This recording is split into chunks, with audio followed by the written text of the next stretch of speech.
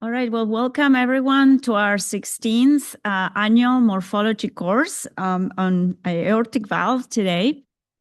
It is a pleasure for me to welcome you all from all over the world to this session. We are very, very grateful to have with us, although through remote in the UK, Professor Bob Anderson, who needs no introduction, as you know, a pioneer in the field of cardiac morphology.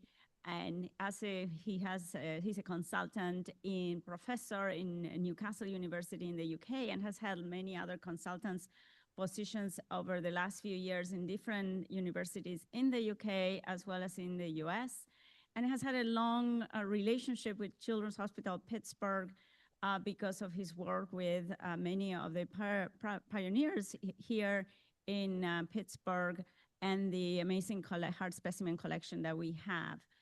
We also have with us Diane Spicer, who has been a curator at the University of Florida Van Mierop collection and is also a cardiac morphologist at All Children's Hospital in Johns Hopkins University, and many wonderful speakers that will be addressing the aortic root. I also wanted to thank UPMC and especially the Department of Pathology for the access to the heart specimen collection. And Bill Devine, who has been for many, many years was curator of our heart specimen collection, is also with us today and will be showing us some hearts. We also wanted to thank Massive Media for their audiovisual support and administrative support to make this course happen. So with no further ado, we're going to get started with Professor Bob Anderson's presentation this morning. So welcome, Bob Anderson. It's a pleasure to have you. Well, good afternoon to you all, ladies and gentlemen. I realize it's morning in Pittsburgh, but it's afternoon here in London. It's a great privilege and pleasure for me to give you this presentation on the development of the aortic root. I have no disclosures to make. Now, very soon, Diane is going to share with you how the aortic root occupies the central part of the short axis of the ventricular mass. And then Bill is going to amplify that with a video demonstration. What I'm going to show you in the next 20 minutes or so is that the aortic root also develops in the middle of the outflow tract. You'll all know in its definitive form, it largely possesses arterial walls. But what I'm going to show you is that as we see the root developing, it is encased in what I'm going to be calling a myocardial turret. So what I am going to be asking you to do is to understand the way, during its development, the arterial root loses myocardial components, but at the same time, it gains new myocardium. So in a way, my tale is going to be one of the gain and loss of myocardium. And I hope I can make that clear to you, because what Diane is going to show you is that in the definitive aortic root, there is myocardium at the base of the two valvar sinuses that give rise to the coronary arteries. But what we are concerned with is development. So I'll share with you this statement. And this comes from quite a long time ago, as you're going to see very shortly, but it retains its pertinence. Because you will all know that as embryologists, we use many different terms, and that is the focus here. But also the author of this statement makes the point that as the heart develops, there are many rapid changes in the shape and the locations of the different developing components. As I say, this is an old statement. It comes from the work of Kramer, and it is now 84 years old. But it retains its pertinence. When Kramer produced that work, he was introducing the notion that the developing outflow tract could be considered in terms of the truncus, the conus. And at the time, that was very important. But does that help us to understand the development of the aortic root? And I take you back to my starting comment. And I'll show you this picture. It's a parasternal long axis section of the normal heart. Diane will be showing you this again, but to remind you, that is the left atrium, there's the left ventricle, and there's the infundibulum. But our focus is going to be on the aortic root. And I would like to emphasize again that the aortic root, in terms of the outflow tract, is sandwiched between the intrapericardial aorta and the left ventricular outflow tract. So once more, the outflow tract is tripartite. It is made up of the intrapericardial aorta, the aortic root itself, on which we are going to focus very shortly. But let's not forget the subaortic outflow tract, and I'll come on to that at the end of my talk. So when we go back to that work of Kramer, we must ask the question, does the aortic root belong to the truncus or to the conus? But we should also ask the question, does it really matter? Because I'm going to suggest to you that we can avoid this problem if, like the definitive outflow tract, we describe the developing aortic outflow tract in tripartite fashion. So how do we set about that? Well, now we have lots of evidence of what happens to the aortic root as it develops in the human heart. For those of you who are interested, you can go to the pictorial essay of human development that was published in Communications Biology by Jill Hixpoors. She's from the University of Maastricht in the Netherlands, and she worked together with Wout Lammers to produce that pictorial account, and they kindly included me as one of the authors. So I'm sharing with you these reconstructions they made of the developing human heart. And we are concerned with the stages that take place from what is known as Carnegie stage 13, 32 days of development, towards about the middle of the 5th week of embryonic development, and we're going to take that up to term and into fetal life. So this is our starting point. And already we can see what is looking like a developing human heart. There you see the atrial chambers. In yellow, Jill and Wout have reconstructed the atrioventricular canal. And that is going to retain its importance, and I will maintain that yellow color to show you what happens to the atrioventricular canal. And then we can see that from the developing ventricular loop, we have the left ventricle giving rise to the right ventricle, and arising from the right ventricle, we have the focus of today's discussion, the outflow tract. Now, what you see in green at this stage is all myocardium. I'm going to reinforce that very shortly, because the key point is that the myocardium at this stage extends all the way to the margins of the pericardial cavity. And there it gives rise to the pharyngeal arch arteries, which themselves take their origin from what we call the aortic sac. But we are concerned with the outflow tract. So I can show you a histological section paralleling that reconstruction, again, at Carnegie stage 13. This is midway through the 5th week of post-conceptual development. And now you can see why Kramer might have considered this to be bipartite rather, because at this early stage, we can see proximal and distal parts of the outflow tract.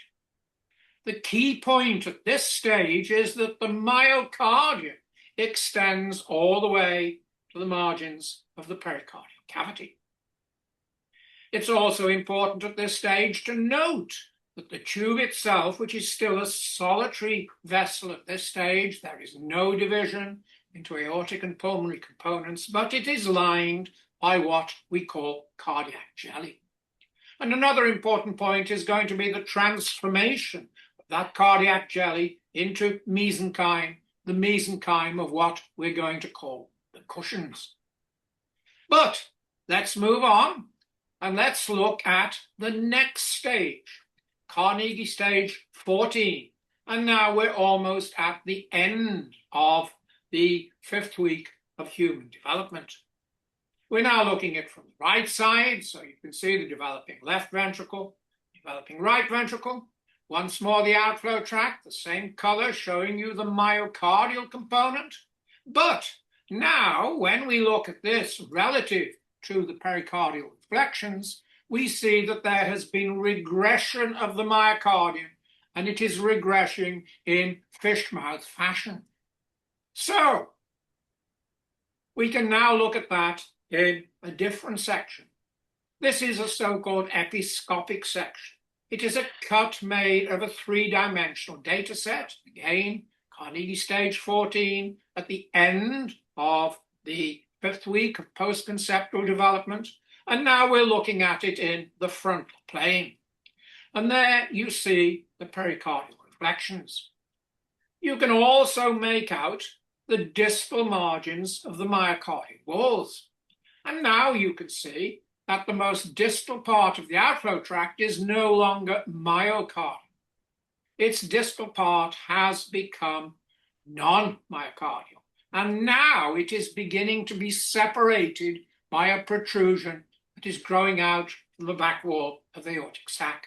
And we can call that the aortopulmonary septum. We can also see how the mechanism I've already suggested to you, the transformation of that cardiac jelly into mesenchymal cushions. You can see, however, that at this stage, the aortopulmonary septum has yet to meet the distal end of those outflow cushions. But we can also see that there are 2 more mesenchymal structures that have been formed within what is now the middle part of the outflow tract.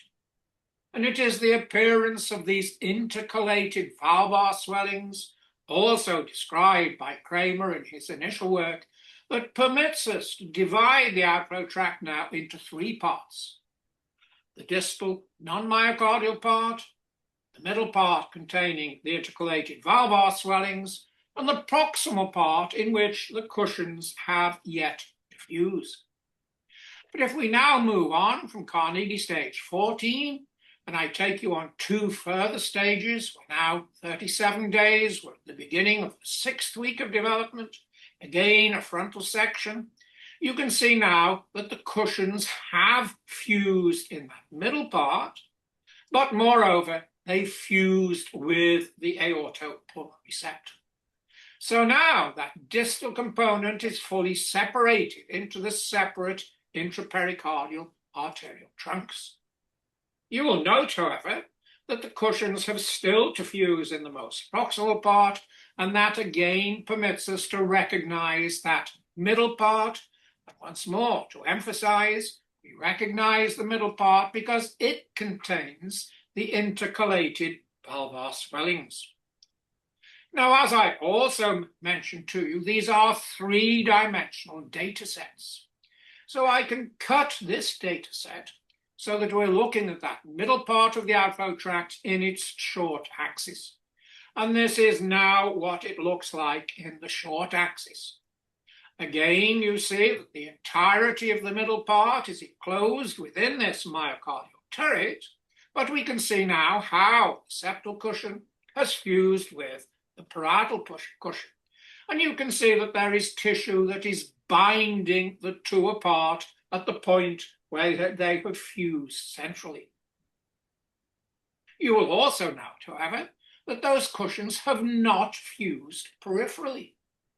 And then if you assess the interaction between these unfused peripheral parts, and on the one hand, the aortic intercalated valvar swelling, on the other hand, with the pulmonary intercalated swelling, you can see how now we are setting the scene for development of the 2 arterial roots.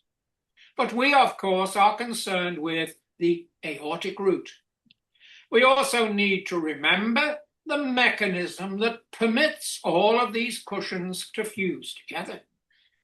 We can parallel with what I'm showing you in terms of the human heart with what happens in the mouse heart. And molecular biologists can now manipulate the mouse heart in various fashions, and they can show you the origin of the different components to the outflow tract. So here they've made what they call a Cree against the Wnt1 gene. And the Wnt1 gene shows neural crest. And so this shows us how that surface of the protrusion from the dorsal wall of the neural crest of the aortic sac is derived from the neural crest. And you can also see that the cushions themselves are filled with cells from the neural crest. So separation of the outflow tract into its aortic and pulmonary components is heavily dependent upon these cells that derive from the neural crest. And I could tell you a whole lot more about the molecular biology of the outflow tract, but today I'm going to concentrate on the anatomy so as to set the scene from what you are subsequently going to hear from Diane and from Bill. So let's get back and let's look at what the heart looks like now at the stage we have reached where the cushions have all fused together. Again, you're looking at it from the right side. We're here now at the beginning of the 7th week of development, and there is the right ventricle. There are the pericardial reflections, and you see now how clearly that distal outflow tract has separated into the intrapericardial pulmonary trunk, the intrapericardial aorta. But still, we have that myocardial turret that is enclosing the middle and proximal parts of the outflow tract. So let's look into that with some more episcopic data sets. This is the equivalent of the oblique subcostal cut as made by echocardiographers. And there you're looking at the developing aortic root. And now almost at right angles to it, you see the developing pulmonary root. Still, they are enclosed within the myocardial walls, but you can now see how the distal extent of these cushions is beginning to excavate. And the cushions are beginning to look like the valvar leaflets when we look at them in their long axis. You can't see that with this particular plane in the aortic root, but you can see it in the pulmonary root. You can also see that the proximal cushions have now fused together, and they are forming what is going to be the surface of the subpulmonary infundibulum that is directly adjacent to the developing aortic root. So this is what it looks like when we see it from the right side, paralleling the oblique costal cut. We can take a heart that is still further developed. So here we are at the end of the 7th week of development, Carnegie stage 20, but now we're looking at it in a parasternal long axis view through the right ventricle, through the left ventricle rather. And now we can see also the developing mitral valve. But I'll call your attention at this stage to what is happening to the walls of the left ventricle, because still at this stage, we have a relatively thin compact layer and a much more extensive trabecular layer. I'm going to come back to that in a moment or two when I mention the importance of the coronary arteries, because it is only when the aortic root hooks up to the coronary arteries that we continue to get proliferation of the compact layer, and this extensive trabecular layer then stops in its growth. Note also that at this stage, we still have the myocardial inner heart curvature that is interposing between the mitral valve and the developing aortic root. Again, you can see that when we look at the aortic root, we compare it to the pulmonary root, the two roots are developing almost at right angles to each other. But let's look at what's happening to the distal end of those cushions. And so we can see that very nicely in this histological section that is paralleling the view I just showed you. Now you can see how the tubercles of the two atrioventricular cushions are beginning to merge with the end of those proximal cushions, and that is closing the interventricular communication so as to put the aortic root into communication with the left ventricle. But now we can see clearly how those distal cushions are beginning to look like valvar leaflets due to that excavation. But if you look carefully, you can see that the aortic swelling is still supported by the myocardial turret, whereas the excavating septal cushion is now supported by the new myocardium I suggested to you was going to be important. Because this new myocardium is forming by muscularization of that distal part of the septal cushion. And when you look at the infundibulum, there is further muscularization of the proximal cushion that is going to form the freestanding subpulmonary infundibulum. So, let me summarize what is happening at this stage, because you can now see that the distal cushions and the intercalated aortic swelling are excavating become the leaflets. They were initially supported by the myocardial turret, but as we get formation of the valvar sinuses, that distal myocardial margin regresses still further. The leaflets of the sinuses adjacent to the pulmonary root, however, as I've just shown you, are supported by the muscularized distal cushions, whereas the muscularizing proximal cushions will become the freestanding subpulmonary infundibulum.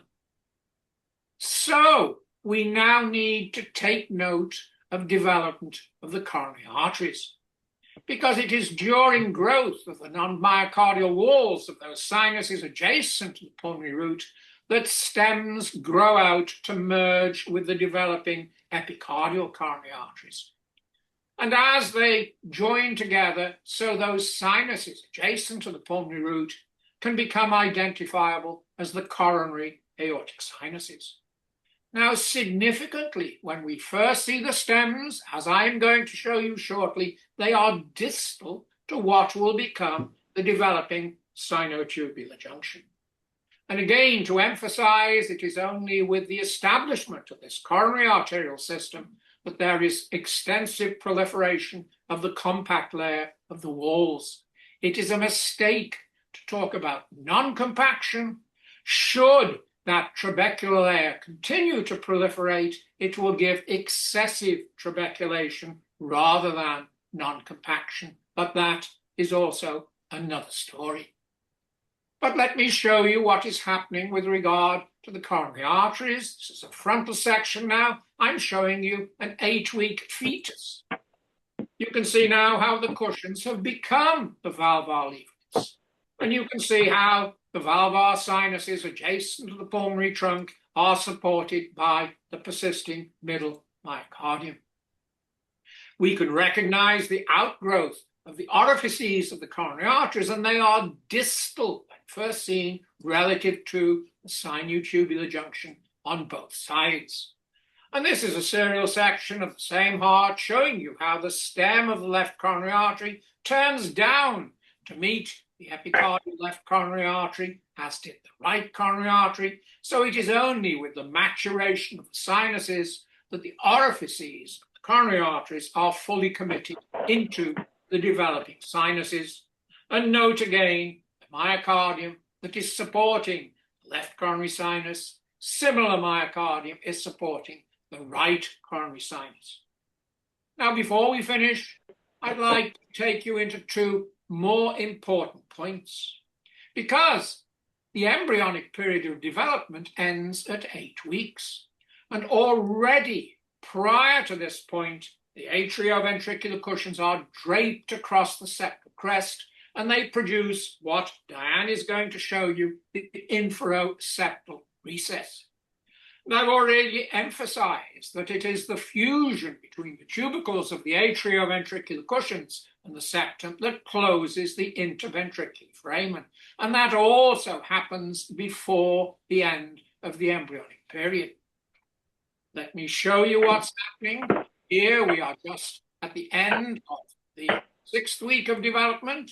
And you can see nicely how the inferior cushion is fused with the superior cushion. They provided the landing stage for primary atrial septum, and beneath them, you can see the inferoseptal recess. And Diane will be showing you the significance of that area of the left ventricle. Here, a little bit later, we're now midway through the 8th week of development, frontal section. You see the pulmonary root, developing mitral valve, and this shows you how the tubercles of the atrioventricular cushions have fused with the crest, the muscular septum, so as to put the aortic root in continuity with the left ventricle. But at the end of the embryonic period, that aortic root is still a long way from the developing mitral valve. So as to produce the definitive situation, a lot more has still to happen, and that involves the attenuation of the myocardial inner heart curvature and shortening of the subaortic outflow tract. Because if we look at it from above, we can see the pulmonary root now separated by the muscularized outflow cushions and the aortic root, and now you can see how that muscularization is supporting those aortic valvar sinuses. Look at the relationship with the fused cushions and between the aortic root and the developing mitral valve at this stage, you still have atrioventricular canal myocardium. And note how at this stage, the end of the embryonic period, still the conduction axis is perforating towards the crux. There is much still to develop before we reach the definitive situation. And we can see that at 8 weeks in this section that is stained for myocardium, the atrioventricular canal myocardium persists. There is still a subaortic infundibulum at this stage. We see the fused aortic cushions forming the roof of the inferoseptal recess.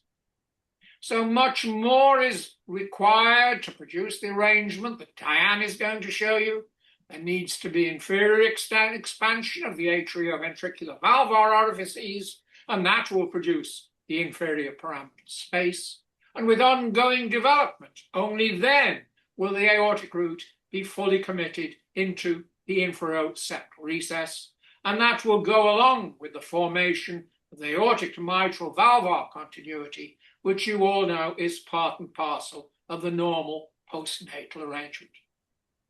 So, ladies and gentlemen, what I hope I've shown you is that the aortic root is formed initially within a myocardial turret, but in the middle part of the outflow tract.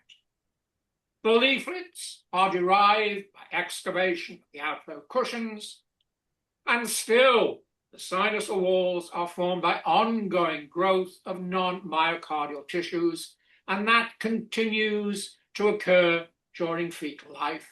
And we are still working on that. So I can't give you a full account, but what I hope I have shown you is enough to understand what Diane is now going to show you, reinforced then by Bill with regard to the anatomy of the aortic root. Thank you all for your attention.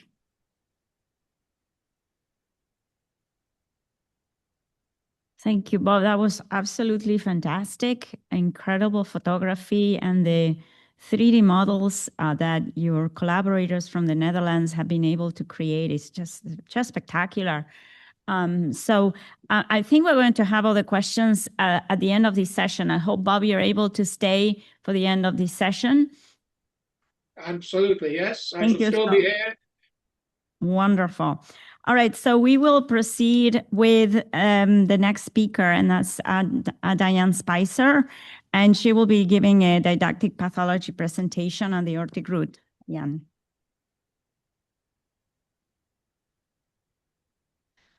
Thanks to Jackie and Victor for inviting me to participate again. Okay, thank you. So I have no disclosures. We're going to talk about the normal anatomy first, because without that, we cannot describe the abnormal anatomy. And we all know that the left ventricular outflow tract obstruction can occur in the subvalvar region, within the root itself, and above the arterial root. And it's important to know that these can occur separately or together.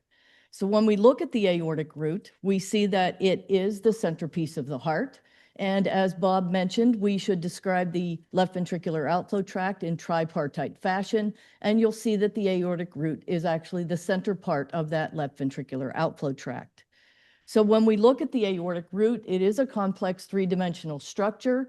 And you can see that it is proximally delineated by the virtual basal ring and distally by the sinutubular junction. It's composed of leaflets, which are supported within their sinuses in semilunar fashion, and the sinuses are supported by those interleaflet triangles. The valvar leaflet attachments are in a crown-like configuration, as you can see I have here, and you can see the aorta to mitral fibrous continuity with the black line. The sinutubular junction is again that distal margin of the root, and the virtual basal ring, the proximal margin. And you can see that those valvar leaflets are suspended at the sinutubular junction at the commissures, and they all meet at the centroid of the valve. When we look at the valve on short axis, we can again see the zones of apposition coming radially from the commissures and meeting at the centroid of the valve. And we can also see where there's muscle incorporated into the left and right coronary valvar sinuses. Looking from the apex up the left ventricular outflow tract, again, you can see the zones of apposition between the valvar leaflets. And we now see that the belly of each of those leaflets forms part of the left ventricular outflow tract during diastole. We can also see that there's partial muscular support and the fibrous support and the area of the membranous septum.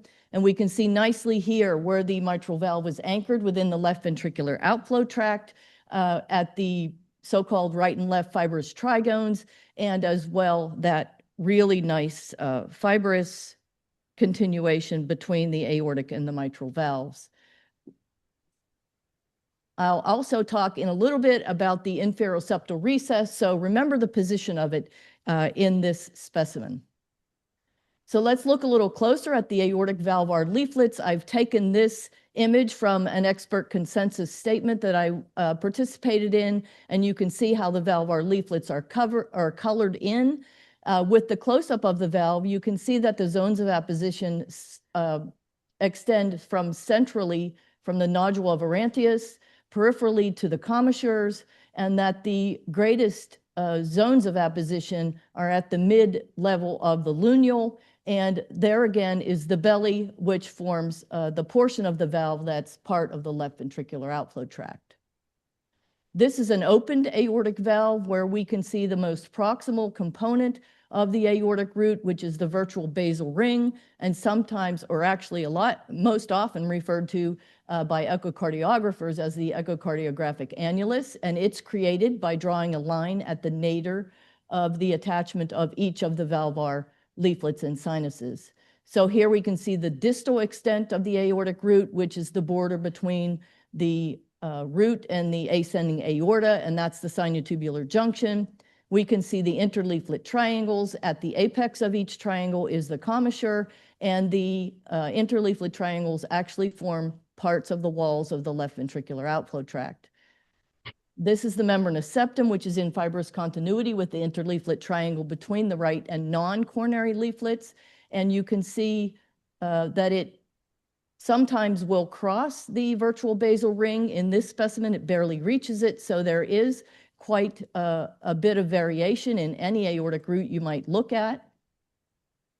And here you can see the area of tricuspid to mitral valve fibrous continuity, which sometimes is referred to as the central fibrous body, where the right fibrous trigone and the membranous septum are in fibrous continuity. And this is actually forming the roof of the inferoseptal recess that we'll talk about in a bit. So this is the same image with all the same markings, but with the aortic valvar leaflets removed. So here we can see where there is a myocardial arterial junction within the aortic root, and this typically occurs at the base of the right and left coronary leaflets and at the base of that intervening interleaflet triangle. And so you can see where I've removed the valvar leaflets and how those crescents of muscle are incorporated into those two sinuses, with the left sinus partly supported by fibrous tissue, as well as the non-coronary sinus supported by that aorta to mitral fibrous curtain. And again, you can see in this specimen that the membranous septum is crossing the virtual basal plane. So this is moving on to talk about the relationship of the inferior pyramidal space or the floor of the triangle of Koch and how it's related to that inferoseptal recess. So here in this dissection, you can see the muscular rim of the oval fossa, and there is the muscular buttress, which actually supports that area of tricuspid to mitral fibrous continuity and is related to the inferoseptal recess. And the muscular buttress is the true second component of the atrial septum. Here you can see the walls of the triangle of Koch, or the borders, which is the tendon of Totaro and the hinge point of the tricuspid valve, and the coronary sinus is at its base. So I've dissected away some of the myocardium from this area. You can see the right coronary artery running in the fibrofatty tissue of the right atrioventricular junction, and that fibrofatty tissue will extend into the floor of that pyramid. And running along the crest of the septum and in that fibrofatty plane is the artery to the atrioventricular node. And as we all know, at the apex of the triangle of Koch is the atrioventricular conduction axis. And some nowadays are referring to the triangle of Koch as the pyramid of Koch. So this was a dissection that Professor Anderson asked me to perform. So I basically sectioned the heart into anterior and posterior sides. And so on the right, we're looking from the spine towards the sternum, on the left from the sternum towards the spine. And you can see the muscular buttress and bordering the rims of the oval fossa. And there is the portion of the mitral valve that I've left attached to the anterior aspect. And there's the intact remainder of the mitral valve. So now you can see where the inferoseptal recess is located and where this is the area where the tricuspid and mitral valve will be in fibrous continuity. You can nicely see how that muscular buttress is supporting this area as well. So there is the fibrofatty tissue extending into the inferior pyramidal space from the atrioventricular grooves. And if you remember that dissection that I did of the triangle of Koch, this next image, well, actually, that red line is reminding us that there is fibrofatty tissue between the aortic root and the pulmonary root because of the subpulmonary infundibulum. And that allows the surgeon to perform the Ross procedure. And we'll talk about that again. So in the next dissection, this is a short axis dissection of that heart I showed you with the apex of the triangle of Koch. So you can see where I've removed part of the aortic wall to show the aorta to mitral fibrous continuity. I've also removed a portion of the mitral valve to show that the roof of the inferoseptal recess is located right in this area. You can see the artery to the AV node running along the crest of the ventricular septum at the floor of the inferior pyramidal space. And you can see how the apices of those triangles overlap. This is the same dissection, but prior to removing some of the tissues to show us the disposition of the conduction tissues. And this also nicely shows us the area of mitral to tricuspid valve fibrous continuity, and you can appreciate how that muscular buttress was supporting this area. So the aortic root has a lot more intricate anatomy related to the muscular and fibrous attachments, as well as related to the disposition of the conduction tissue. So now if we move on to talk a little bit about the substrates for subvalvular obstruction we can see in the left ventricular outflow tract. We all know that this can happen both with an intact septum or deficient ventricular septation. And so I've taken Dr. Anderson's cartoon and I've used it to show some of these things on the actual pathology specimens. So here you can see a nice very thick fibrous ridge or tunnel in the subaortic region, and these can extend onto the mitral valve. Here you can see a heart that has hypertrophic cardiomyopathy with a septal bulge. There is VSD with posterior deviation of the outlet septum, and you can see the significant subaortic stenosis. You can have tissue tags protruding into the left ventricular outflow tract, and this can be either atrioventricular valve tissue or a dilated membranous septum.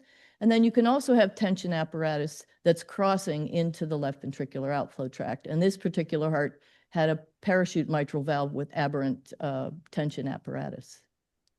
So there are also abnormalities that can occur in the intermediate component or aortic valve abnormalities. So we can have bileaflet aortic valve, a unileaflet aortic valve, or other variations. I've seen cases with absent aortic valve, mostly in the fetal population I look at. And there also have, I've also seen quadrifoliate aortic valves. So you can have sinus of Valsalva aneurysms, many abnormalities that we see with the common arterial trunks. And it's important to note when you have transposition that the pulmonary valve will be the structure involved with these valvar abnormalities. So here we see a bileaflet bisinuate aortic valve where you can see two nicely formed leaflets. There are two sinuses. There's the sinutubular junction, and we can see two nice complete interleaflet triangles lifting those valvar leaflets up to the sinutubular junction. And this could be a normally functioning valve. This is an example of a bileaflet and trisinuate aortic valve. And here we can see the incomplete or rudimentary interleaflet triangle, which gives us this raphe because the valvar leaflets are not lifted up to meet the sinutubular junction. And here nicely, you can see that the valve functions as a bifoliate structure, but has a trisinuate aortic root. This is a unileaflet, but trisinuate aortic valve or aortic root. So there you can see the only intact or complete interleaflet triangle rising up to the sinutubular junction. There are two raphes within this aortic root, so incomplete interleaflet triangles. And there you can see that there are three sinuses.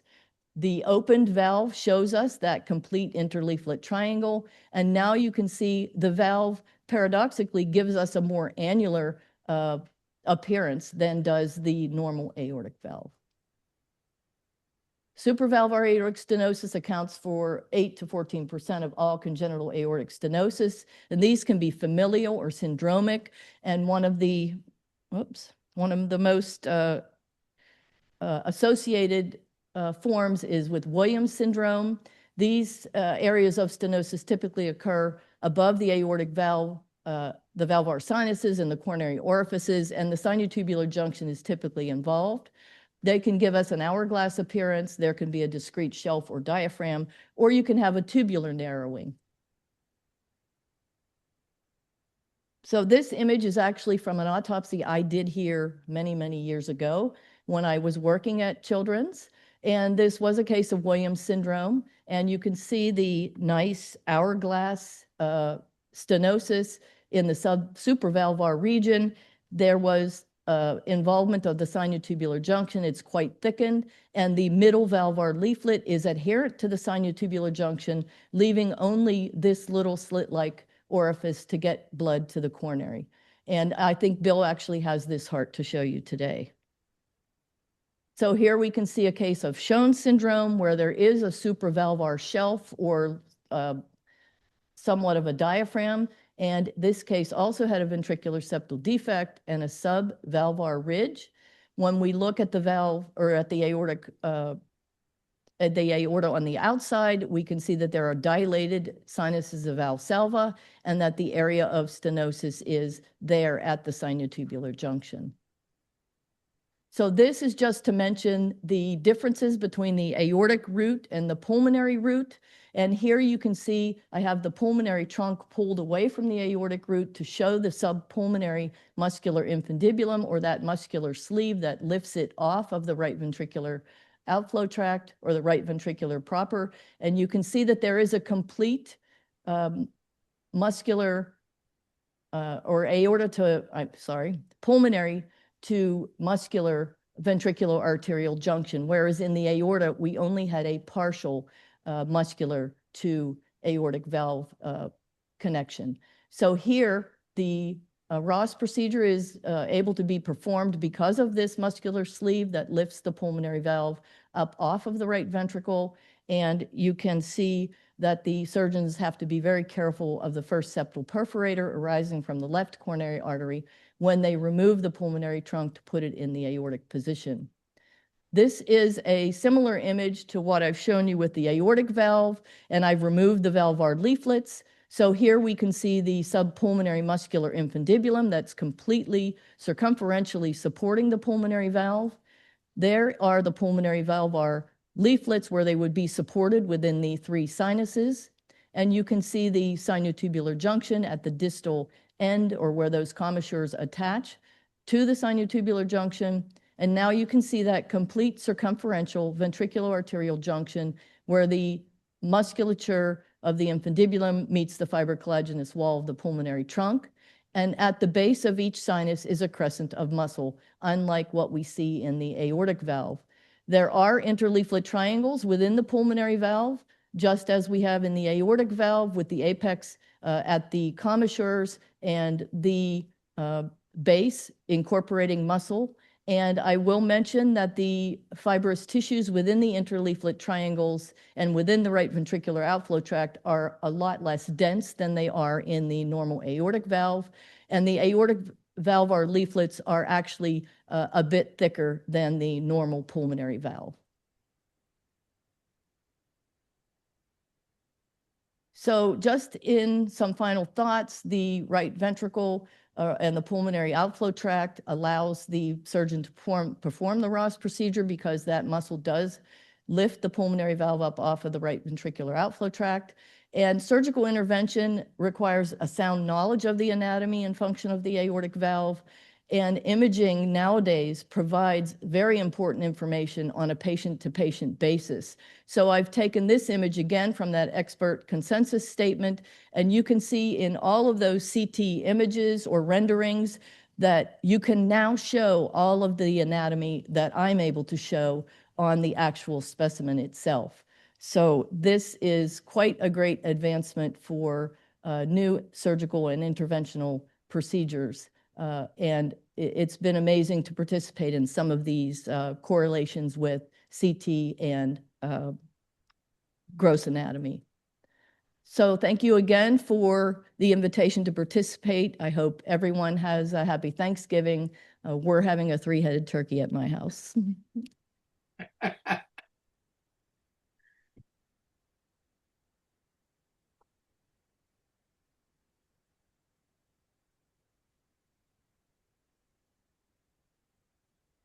Oh, I'm sorry, Jackie. I'm supposed to introduce Bill. I would like to introduce now Bill Devine, who actually trained me when I worked here many, many years ago, and we worked together quite a bit with Professor Anderson and all of the research projects that he gave us to participate in. And Bill will be showing some of the wonderful specimens here from the Frank Sherman and Cora Lennox Heart Museum.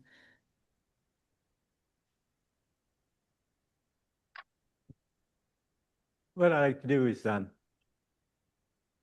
show you some of the malformations of the aortic valve, along with some pathology associated with defects in the aortic valve. This is a base view of the heart. And you can see here is the aorta, here's the pulmonary artery. And the aorta, as you can see, is a central structure in the base of the heart. If we look inside, we get a little bit closer. We can see the delicate leaflets.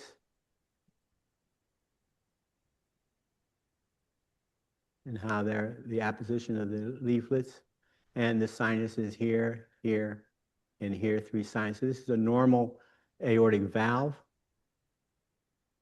This is the non-coronary sinus. This is the right coronary sinus. This is the left coronary sinus. But in this heart, actually, both coronary arteries come off this leftward sinus. In pathology, we usually just open up the aorta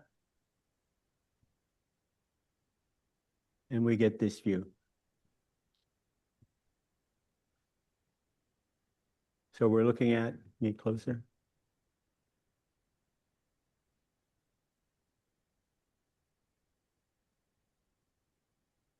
So this is the root of the aorta, ascending aorta. So this is a supravalvar portion, valvar portion, the subaortic area. We have 3 nice, delicate leaflets. Here's the sinutubular ridge. This is the left coronary artery orifice. You can see the nice semilunar valves. This is the membranous septum of the heart.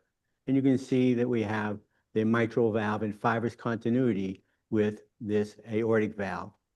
And in this region right here would be the central fibrous body.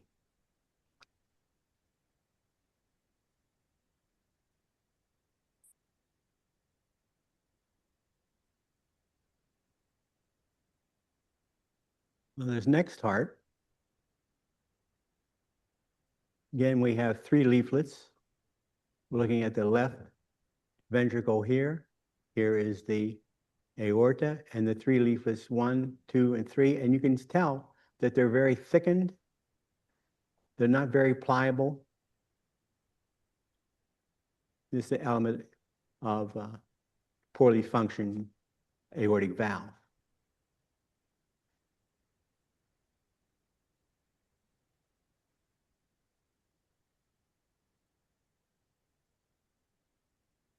You look at this one, again, we'll have to get a little bit closer. This is the septal surface of the left ventricle. And if you look at the valve, it's very abnormal. It's very dysplastic, very irregular. There are 3 leaflets, but they're very poorly formed. And this is an example of aortic valvular stenosis. Again, you can see the mitral valve leaflet in fibrous continuity with the dysplastic aortic valve.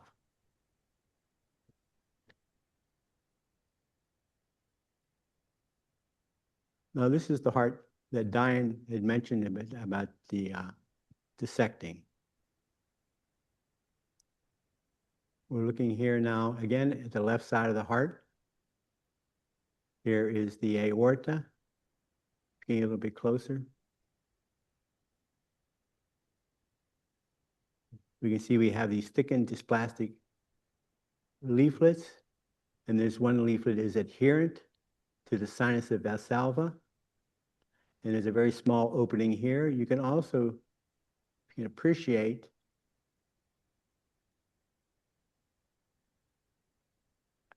an hourglass supravalvular narrowing. Now, if we look again at this dysplastic aortic valve with an adherent cusp, and we rotate the heart around to the other side,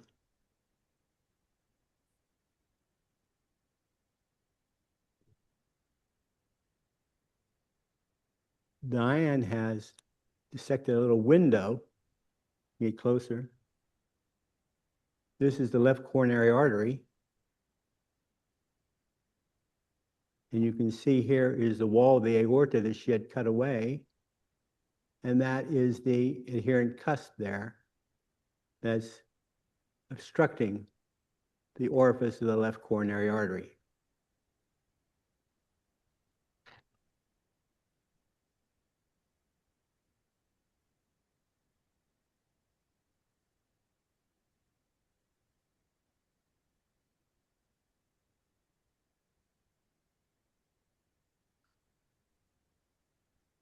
Now, if we look at this one here, we're going to look at the base. We have to get very close on this one, and it's going to be difficult to see because it's so small.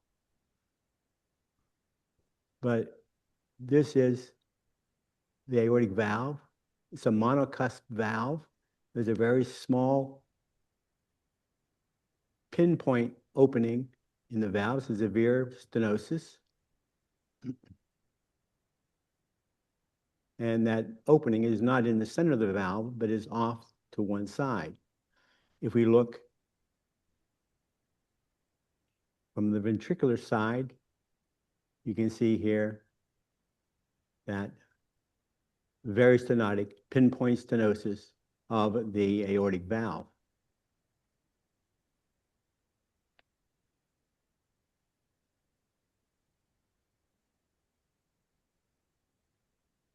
Now, this is an example of aortic atresia. We're talking about atresia of the aortic valve. The free wall has been removed. This heart, I believe, has been dissected by Professor Anderson. This is an example of hypoplastic left heart syndrome. You see the very small hypoplastic left ventricle, which is muscle bound with endocardial fibrolastosis. And what makes this hypoplastic left heart syndrome is that the ventricular septum is intact. This is right ventricle coming around here. You can see that the mitral valve here is small, and right here is the hypoplastic ascending aorta, and right there is a membranous atresia of the aortic valve.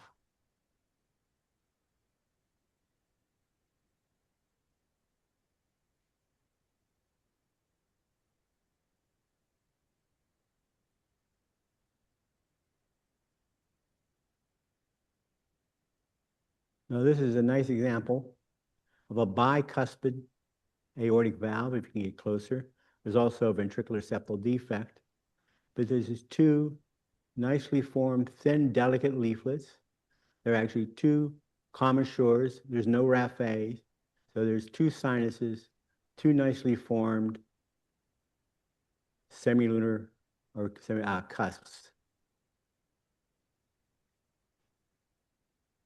But when you have this bicuspid valve, you can also have a dysplastic bicuspid valve. Here we have, again, two leaflets. They're dysplastic. Here's the commissure here, but we have a raphe here and a raphe here. So there's three sinuses, but essentially two dysplastic semilunar cusps.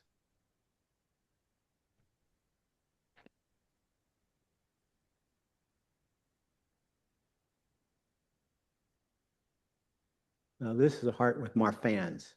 You can see the massively dilated ascending aorta and aortic root. This is artifact here. This is a bicuspid valve. You can see leaflet there and a leaflet there. And there's a very robust raphe here. Right over here, right there, you can see the ragged edge. That's the tear in the aorta.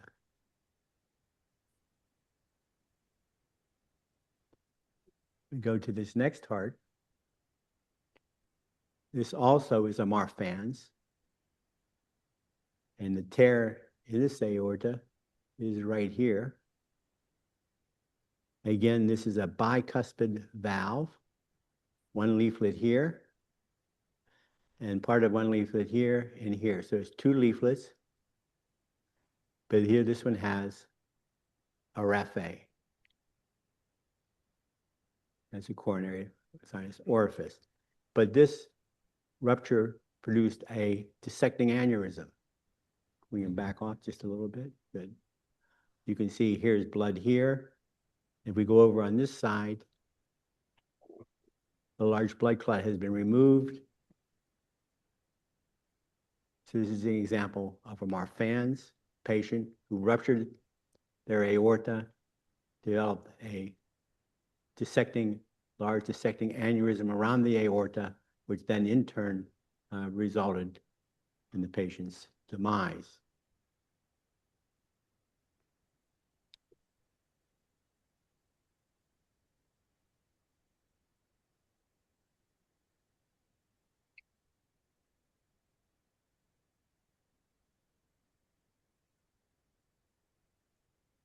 Now, I realize that this is not a congenital malformation, but I couldn't help myself. This is a heart with acute rheumatic fever. If we can come closely into the aortic valve, we can see the vegetation right there. So this is a nice example of acute rheumatic fever affecting the aortic valve.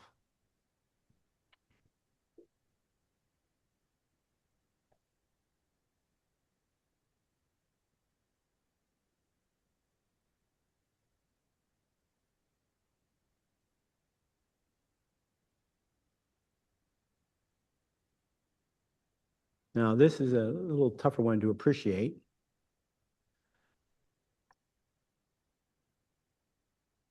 I stuffed some paper towels into an aneurysmal sinus of Valsalva. And we can see how it's bulging into the right atrium. Here's the annulus of the tricuspid valve.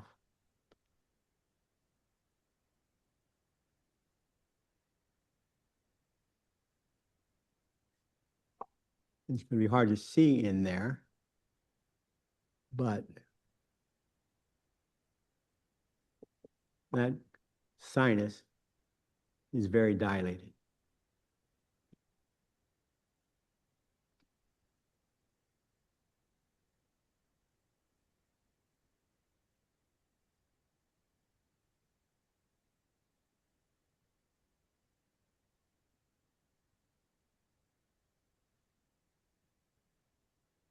Now, this is quite an interesting one. Need to back off a little bit. This is the right side of the heart. There is a, you get a little closer, ventricular septal defect. And that is one of the cusps of the aortic valve. This patient had aortic valve regurgitation, and this cusp here would protrude through or herniate through the ventricular septal defect during the heart cycle. You can see the valve here, they're kind of a little bit abnormally shaped, but this cusp here was herniating through there during the cardiac cycle.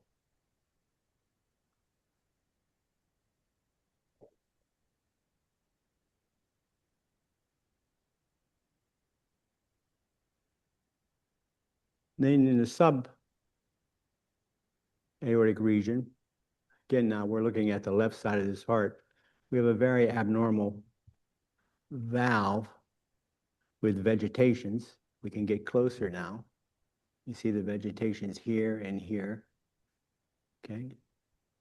Here and here. But there is a fibromuscular sub-aortic ridge here, creating an element of obstruction to the outflow tract.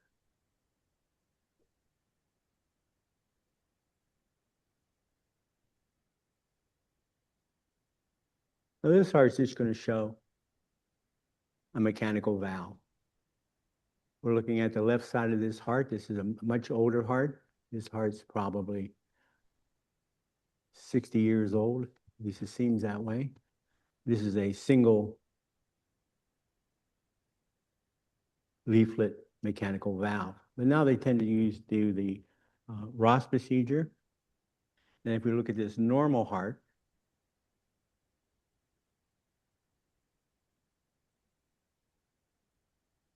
okay, we're going to look at, this is the right ventricle. Find the coarse tuberculation up the septal surface. And we open this up here, we can see that the pulmonary valve,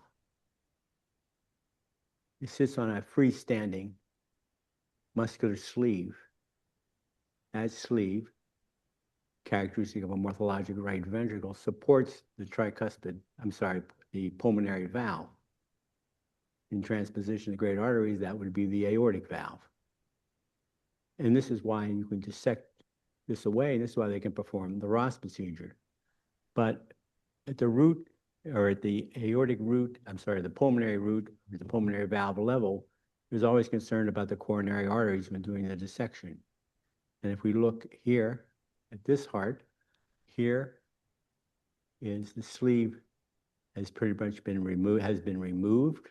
This is a dissection, I believe, by Professor Anderson. And you can see here is the left coronary artery coming down here. And you can see right there the perforating coronary artery coming down here, how close it is associated with that muscular sleeve. And even the right coronary artery also has a close association with that sleeve.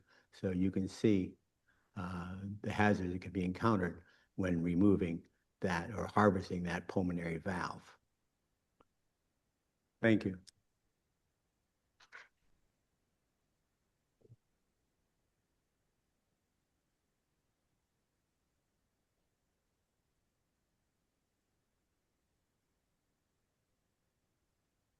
Was a fantastic, Bill. Thank you so much for the amazing specimens.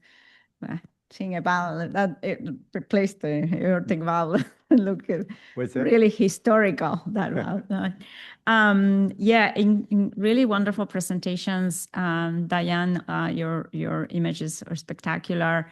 There were a few questions that came through the Zoom, and I wanted to convey those. I have to say, Professor Anderson, the 3D modeling and images from mice is just incredible. I don't know how they managed to get such great reconstructions in these tiny, tiny little hearts developing in the embryo. Is the technique that how to get it must be amazing. I presume some sort of micro scanning. In fact, the ones that I show today are interactive PDF files that are made from AMERA reconstructions of human hearts. And so, in fact, those are all available. Anybody who's interested, if you go to the Communications Biology publication, you can get those PDF files. You can download them to your own computer and you can play with them. So they are amazing. As you say, it's amazing what they did. Yeah, it's really incredible. Thank you for sharing all that and that it's so accessible. One of the questions that came up was about any thoughts on the embryology of an LV to aortic tunnel. This was a very rare condition. It is rare, but we know, in fact, that the aorta to left ventricular tunnel is when those cushions detach themselves basally. And so you get a detachment of the semilunar hinge line from its supporting myocardium. And typically, you get the tunnels at the base of the two leaflets that are supported by myocardium. And rather than the top part excavating, I presume that the bottom part excavates as well. So you get separation between the hinge line and the supporting myocardium. And it's easy, in fact, to explain that. Wonderful. There was another question about commissure versus Rafi. I presume Rafi is like a rich or a closed commissure, but the morphologists, let's see what they have to say about that. Diane can probably take care of that. So the Rafe is actually an incomplete interleaflet triangle. You get that ridge because the valvular leaflets are not lifted up to the commissure. So it's, I guess, basically an incomplete commissure because the interleaflet triangle is incomplete or poorly formed. I don't know, do you have any other comments, Professor? No, I think Jackie and you have said that ideally. It's an incomplete commissure. As you say, it's the leaflets have not extended themselves up to the sinutubular junction. Bill showed it very nicely, and when he presented all those specimens, there was variations in the extent of the raphe, which you could see very nicely. I mean, the specimens were beautiful. The presentation was spectacular. And I well remember dissecting some of those hearts a long time ago now. So it brings it back to me. Very nice, Bill. Yeah, yes, beautiful. I don't know if now that there's now techniques to be able to scan hard specimens and develop the digital copy, what are your thoughts, Professor Anderson, on those approaches that could potentially, obviously hearts, as we know, they get old and damaged over the years. And any thoughts on that, which is becoming more commonly you hear about that? I think that what you say is absolutely true, but it also brings to prominence the importance of retaining the archives that we have. I think that the archive that you have in Pittsburgh is quite spectacular. And it's wonderful how well, in fact, those hearts that I dissected way back in the 1980s, they're still now, and you can show them. They look as good now as when I prepared them all that time ago when Diane was just starting. So, but the point you make, Jackie, the way now you can there's this new technique where you can do 360 degrees of photography, right? I think Diane, what's it called? What's the technique called? I think it's being done a lot by Rohit, cardioscape. Cardioscape, that's it. And you can make absolutely exquisite pictures, and it looks, when you see the pictures now, it's like looking at the specimen itself. You can also now, of course, scan them. We're scanning hearts now with synchrotron scanning, and this is absolutely spectacular because you can reconstruct the hearts and you don't destroy the heart. So you still have the heart itself, and with synchrotron scanning, you can reconstruct it, and you can then go into the heart to 2 microns or 1 micron resolution. And the synchrotron scanning, which is called HIP CT, is transforming but it all depends on retaining the archives. And that's, in many ways, that's the Pittsburgh archive is spectacular. Diane will tell you she has access to her own archive in St. Petersburg, and she also has access, she looks after the Van Meerup archive, wonderful archive in Boston, great archive in Philadelphia. Rohit is looking after an archive in Chicago, and it's so important to retain these archives as well as immortalizing the hearts by scanning them. Absolutely. Yeah, I know we've also used a technique I've learned from Professor Anderson, super glue. And some hearts that are cut in echo plane, we are now putting them back together, and we have a rat CT at Johns Hopkins All Children's that we've been scanning some hearts that are available for 3D printing. That's terrific. Yeah, I know that Adam Christopher has also tried using the cardioscape, I believe, to scan some specimens. So hopefully we'll be doing a lot more of that. So these digital images can be shared, all over the world and teach and be preserved forever. Amazing. There was also a question about aneurysms of the mitral-aortic intervalvular fibrosa, if that's something you've seen, and is it congenital or not? I presume in the setting of endocarditis or something like that, it could be acquired, but I don't know if that's, you have any comments on that question that came through the Zoom? I don't know that I've seen that. Yeah. I think it's a good question. The point you make there about endocarditis, Jackie, because the only ones I've ever seen have been subsequent to endocarditis. And, Bill, have you ever seen that? No, I have not. Okay. But I think that they are acquired rather than congenital. I think they develop after birth. And then there were some questions about the first septal perforator.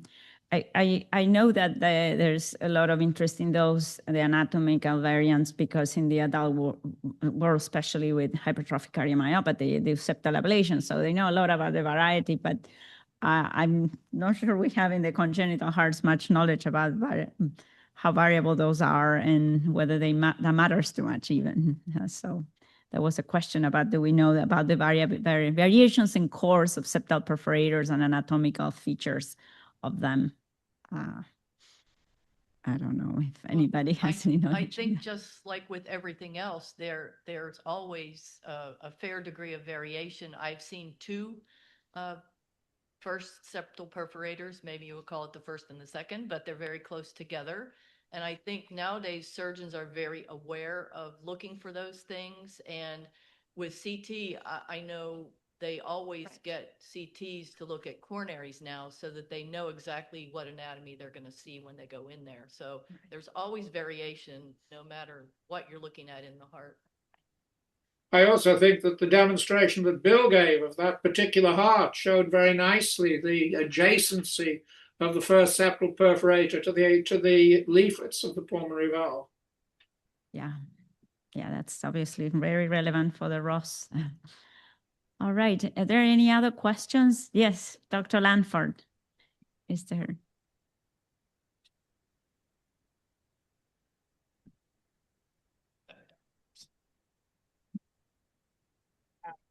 So one of my questions is about the unicuspid aortic valve. And I think you've talked about this before. Embryologically, why does that location, the orifice always ends up at sort of 6 o'clock on an echo? I think that's to do with the aortic to mitral fibrous continuity, because the persisting commissure, the only commissure that goes to the sinutubular junction, is always, in my experience, the one that points back towards the mitral valve. Why that should be, I don't know. But Diane, is that your experience also? Yes, it is. And when you think about the pulmonary valve, it's supported by a complete muscular infundibulum. And when you have pulmonary stenosis, it's always a central opening. So it's equal tension, I think. I have, I think, one heart that has the interleaflet triangle that is not in that position. But that's the only one I have seen in many, many years. Right. Very interesting. Other question with that, if we talk about bicuspid aortic valves, why is the non and left fusion So rare. It's a good question. So rare, right? They say 1 to 6%, but I've never seen it. And No. I think I've looked at many hundreds of aortic valves. That's a very good question. I'm not sure we can answer that. We can tell you where it is. I've only seen one. Yeah.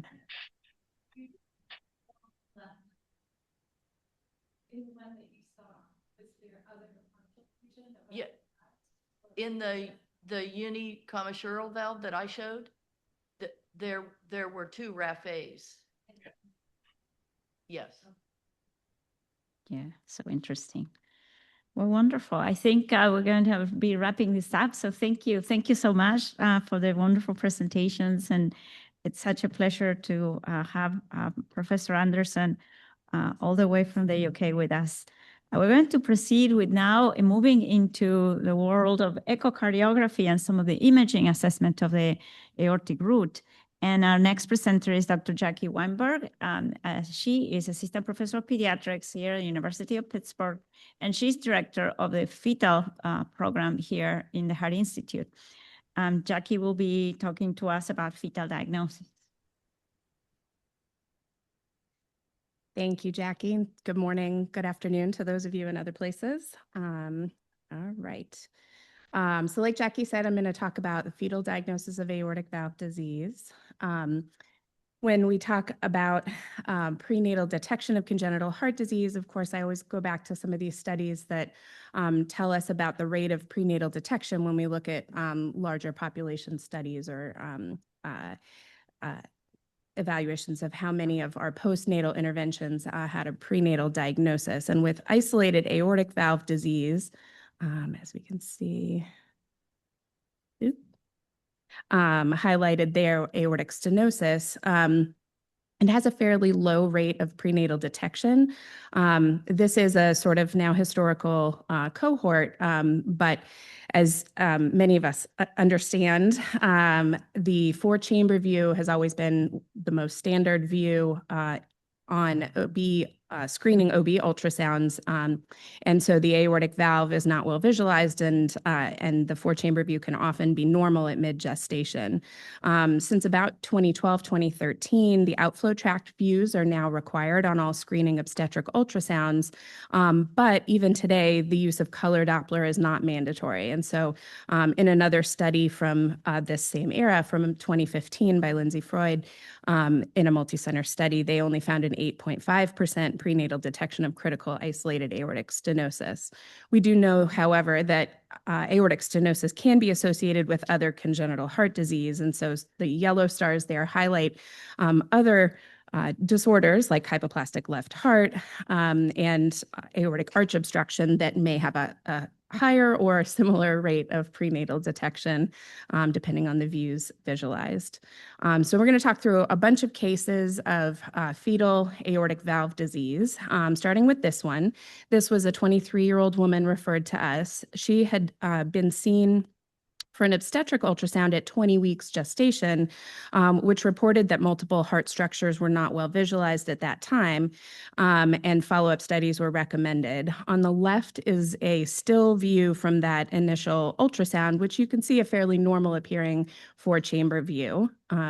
Again, for people who are not familiar with fetal, this is anterior in the fetal chest, posterior the spine, leftward and rightward. And so this is right ventricle and left ventricle, which appear relatively similar in size.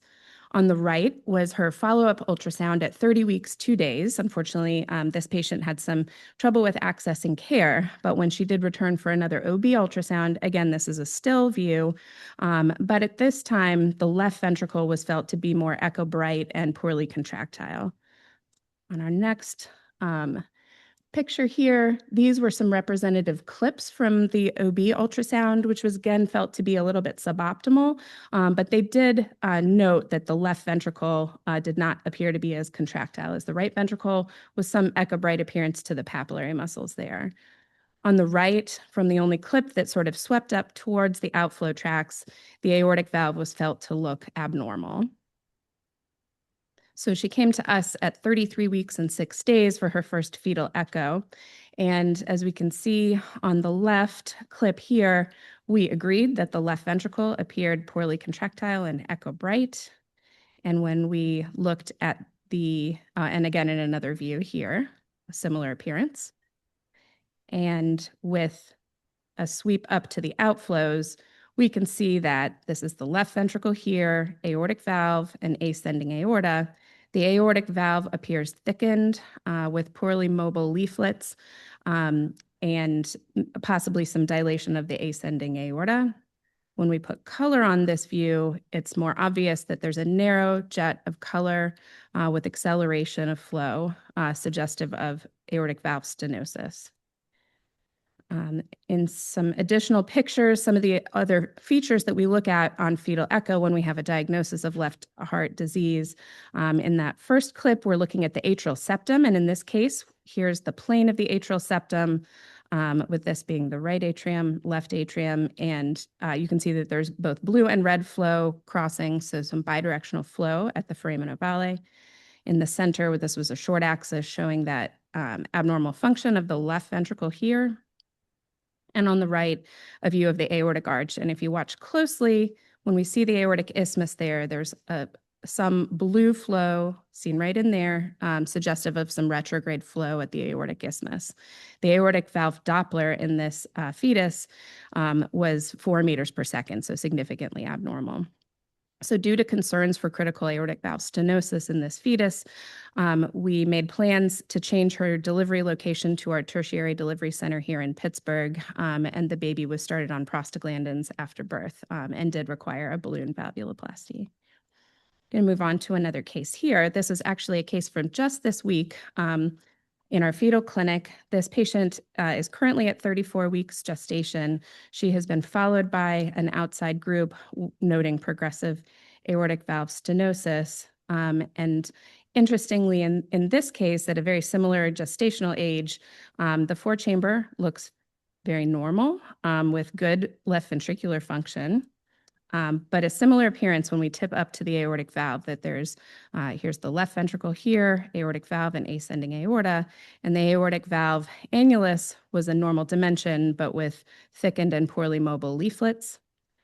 The aortic arch was felt to be on the smaller side, but likely adequate, with some dilation of the ascending aorta.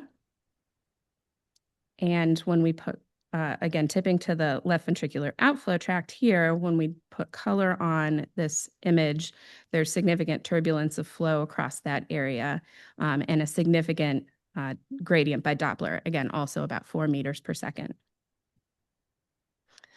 In a third case here, this was a 31-year-old woman in her first pregnancy, referred at 25 weeks gestation due to suspected congenital heart disease on an OB ultrasound. They specifically noted that the aortic valve did not appear to open fully. And when we look again at this four-chamber view, it appears relatively normal. This is the left ventricle here, right ventricle here, with good function of both ventricles. However, when we tip up to the aortic valve, again, while there's a normal annulus dimension here, again, left ventricle aortic valve, ascending aorta. These aortic valve leaflets appear thickened, less mobile than normal, and a similar appearance here, sweeping from that outflow tract to the three vessel view. Also with a little bit of dilation of the ascending aorta. With a color compare image here, this is the left ventricle aortic valve and ascending aorta with similar findings. And with color, we see that turbulent flow starting at the level of the aortic valve. At this point in the pregnancy, again, at about 25 weeks gestation, there was already a moderate gradient of about 3 meters per second across this valve. We saw her back 4 weeks later, and at that point, significantly, as you can see in this clip on the left, there is significant dilation and dysfunction of that left ventricle, which was notably different from 4 weeks prior. In this color compare, we again see that turbulent flow at the level of the aortic valve into the ascending aorta. There was also the development of mitral insufficiency. So again, this is the left ventricle here, mitral valve, and the blue jet of color is mitral insufficiency, which is a significant change from the prior study as well. Switching gears a little bit, this is a case associated with more complex associated congenital heart disease. This was a 32-year-old woman in her second pregnancy. We saw her first at 29 weeks gestation.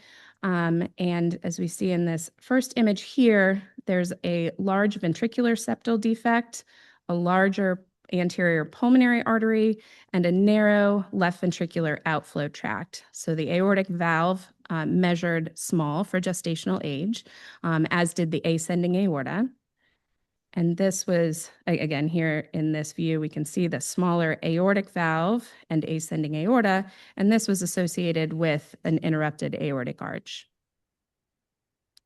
In the last image there, we can see the flow acceleration across the aortic valve and the ascending aorta that does not connect with the ductal arch and thus was felt to be interrupted.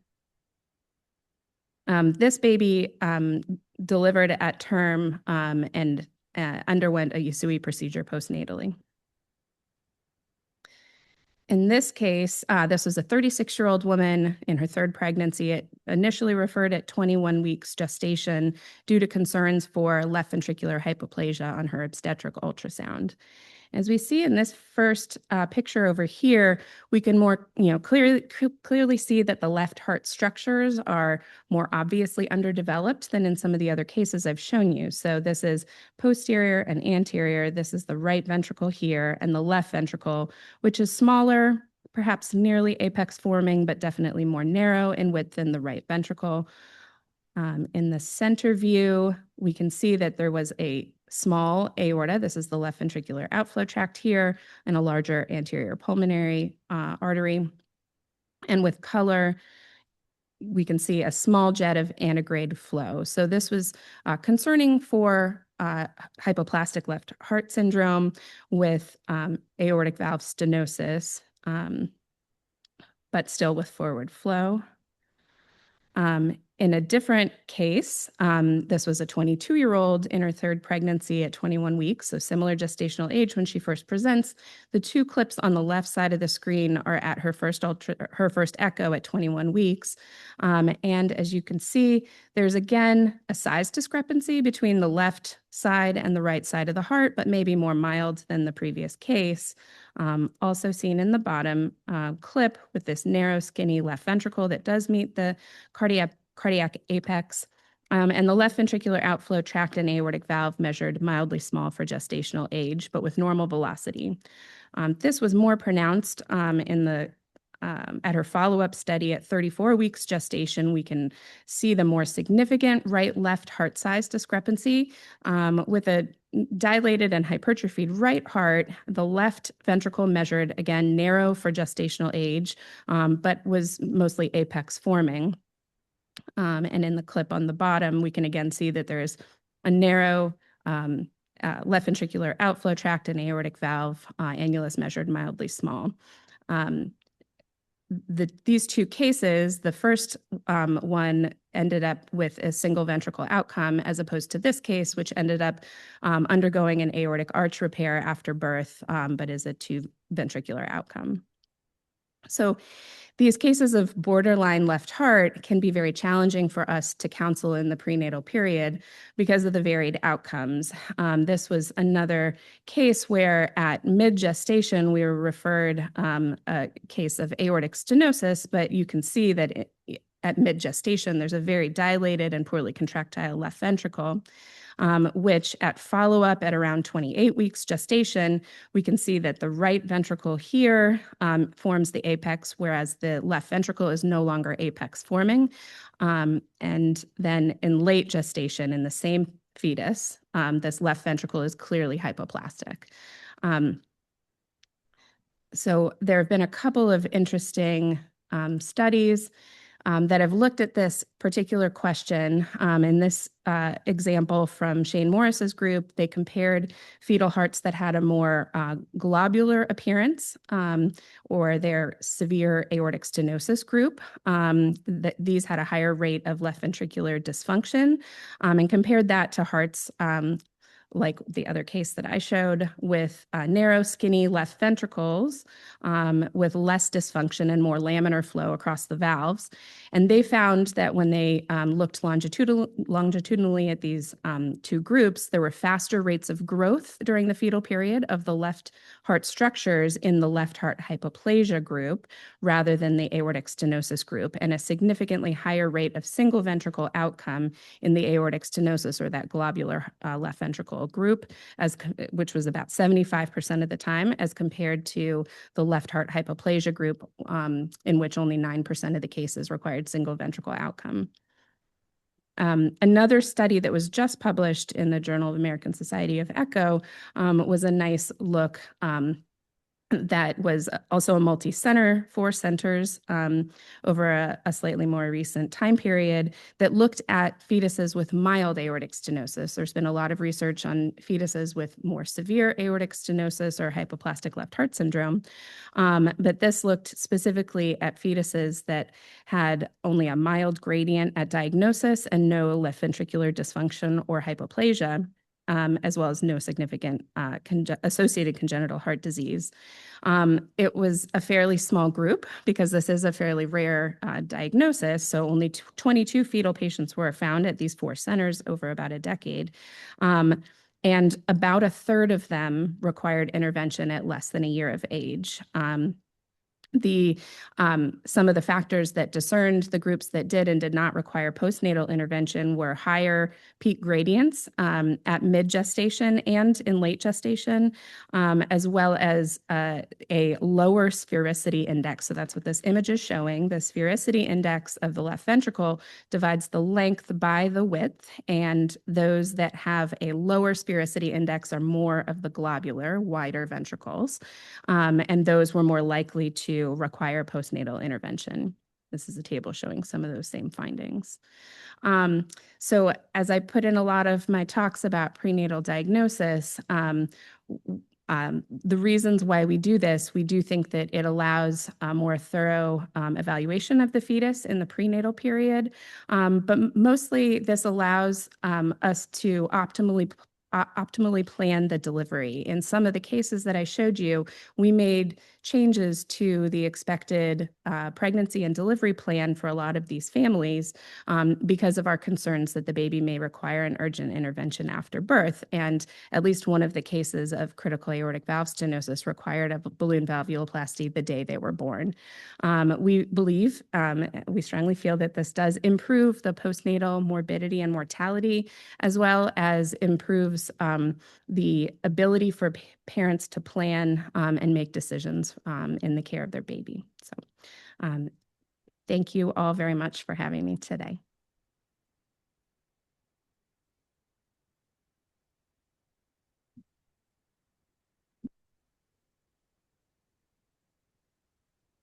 Thank you, Jackie. That was amazing. The so beautiful pictures, so incredibly They look so easy to read. I bet I would never be able to see any of that if you were not presented. It's so great. Our next speaker is Dr.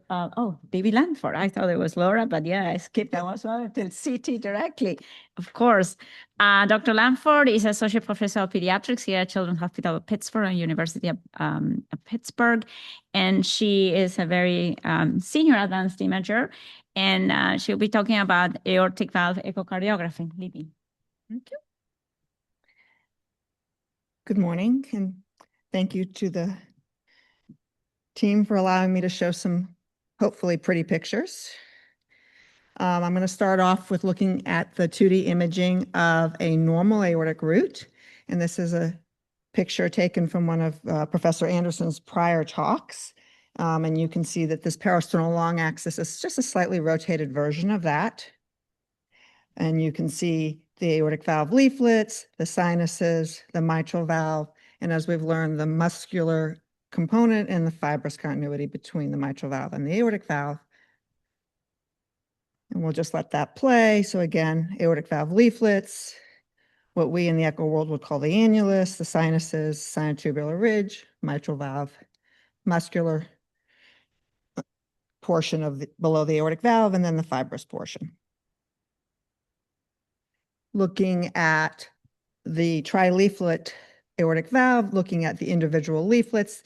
This is an anatomical presentation, and this is the echo presentation, which is a anterior, posterior, right, left. This is a short axis view, and here is your pulmonary valve. And you can see how the commissures line up between the aortic and pulmonary valve. And in echo, we call this the rightward, leftward, and then the non, which faces the atrial septum. And as we watch it play, you see a trileaflet aortic valve. Leaflets move well, no evidence of abnormal thickening. We do look for the coronary. So again, this is the right coronary sinus. This is a parasternal short axis view, and you can see the 2D image of the right coronary. And you can see over here, we've tilted a little bit to see the left coronary coming off the leftward facing sinus, and the last one would be the non-coronary sinus. As Spice discussed, right, we call this an aortic valve annulus. In the echo world, as you can see, there is no fibrous ring there, but this is what we measure at the hinge points of the aortic valve leaflets, the sinuses, and then the sinotubular ridge. So standard measurements that we do on everybody. So now we're going to look at some abnormal ones. This was a patient with critical aortic stenosis in unicuspid, and I'm sorry, this was a very small valve. It's very hard sometimes to actually see the leaflet morphology when the valve is only 2 or 3 millimeters in size.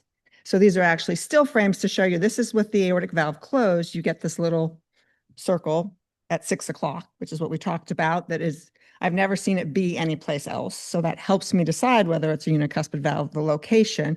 And then as you see it open, it again is this very small opening. To give you a better sense, this was the same infant. It was a critical aortic stenosis. So this is now looking at the arch. So here is your aortic valve and the sinuses. And as you let it play, you'll see that this little tiny red jet is the only flow going across the aortic valve. That is the only antegrade flow across that unicuspid aortic valve. And again, it's also going to be posterior because that is where that orifice will be. And this blue flow in the arch is all coming from the duct. So this was a unicuspid valve with critical aortic stenosis. But not all unicuspid valves have to be stenotic. So here is an example of a unicuspid aortic valve that works really quite well. And again, you can see that that commissure point where it all comes together is down here at around 6 o'clock. But this one opens quite well. So again, leaflet morphology does not always determine the physiology. This is that same patient, looking at it from a parasternal long axis view. One of the things that jumps out to me when I look at this, if I can stop it, not the right place, sorry, is that when we watch it play, made it mad, there's this additional attachment to the sinotubular ridge, which you don't usually see in echo. And that, I mean, the leaflets come up to the sinotubular ridge, but there isn't this extra attachment. And that usually is a sign that the valve is not going to function normally. And again, as you look, you can see that this aortic insufficiency that comes through this unicuspid valve is again in that very posterior location. But again, this is just trivial AI and really not much aortic stenosis, so no intervention has been needed on this patient with unicuspid aortic valve. The much more common things that we see are the bicuspid aortic valves. And as we've already sort of intimated earlier in today's talk, there's really sort of two patterns that we see. We see, again, this is a parasternal short axis view, aortic valve, pulmonary valve. So the sinuses facing the pulmonary valve will be the right and the left, and the other one is the non. So here is a right and non, and when it opens, you can see here is that raphe. So it has wide opening, but it opens vertically. We don't get what we used to refer to as the Mercedes sign in the trileaflet one that opens normally. So here is that same patient, and you can see that the area of insufficiency is right along that area of the commissures. So this would be a right and non. The other common version is the right and left. And when it opens, so here is your opening, you can see that there are two leaflets, but they are fused, and that this opening is angled this direction. And as we watch it play, again, this is the opening from a right and left fusion. We do have one of these two. So here, this is a patient with a quadricuspid aortic valve. This is not a truncal patient. So here's a blow up the still frame of the four cusps. Here is it partially opened, and you can get a hint that there is a pulmonary valve, so I'm not cheating and showing a truncal valve. I think we only have one of these that I know of. And here's the valve fully opened. And as we watch it play, here are your four leaflets of a quadricuspid aortic valve. This patient has mild central AI from this, but again, has not required any intervention. And this is just sort of a nomenclature question. I don't know if, Diane, whether you guys have addressed this, right? So that it's easy to identify the right and the left coronary sinuses are in the proper place. It's sort of like the non has now become two. So sort of like non-1 and non-2 sinus. Anyway, we don't see this very often, so it's not too much of a problem. And then there also can be a trifoliate valve, 3 leaflets, but the leaflets themselves are abnormal. So again, you can see the 3 leaflets opening, but very thickened leaflets, and a suggestion of an orifice in the middle that where there may be some AI. So moving on to other parts of the left ventricular outflow tract and how they interact. Subaortic membranes are fairly common. So we can see it arising from this muscular septum. And things that I notice when I look at this, you certainly see that that membrane, which remember is really going to be a 3D surface. I sort of think of it as like a crescent shaped or a crescent moon going all the way, potentially all the way around the LVOT. But if you look at this anterior leaflet, you can see that it's fluttering. It's being hit by an abnormal jet, and this is probably part of the reason you can develop AI. If you also look at this mitral valve, the continuity, the fibrous continuity between the aortic valve and the anterior leaflet is here. This valve is hinging here, it's bending here, which would make me suspect that that leaflet, that membrane goes all the way around onto the anterior leaflet of the mitral valve. You can't really see it by 2D echo, but you can suspect it. And again, that makes it a little bit harder to resect because you don't want to end up with a hole in the anterior leaflet of the mitral valve.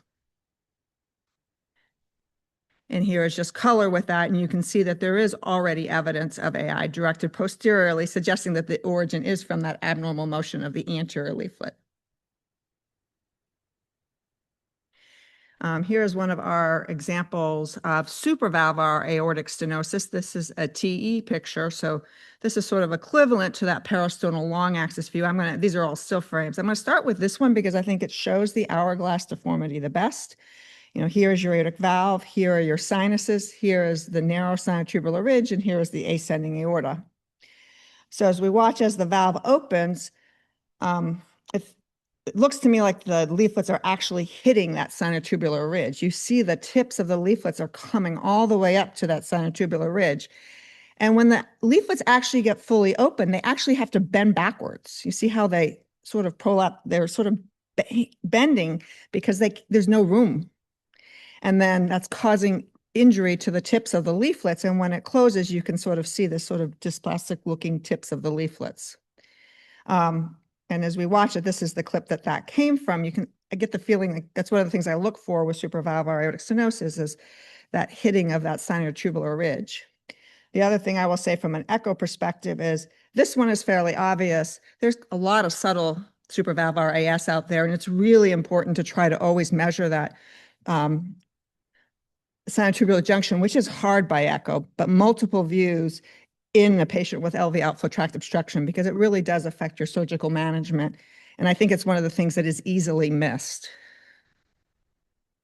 And then this patient, this is a beautiful example with color across that LV outflow tract. You can see the AI, but what's most important was what you can see is that the annulus is here. There isn't flow acceleration at the annulus. The flow acceleration occurs at the sinotubular ridge. So this area is what needs to be enlarged. And again, the coronaries are obviously involved. We cannot diagnose coronary osteostenosis yet by 2D echo in the presence of supravalvular AS.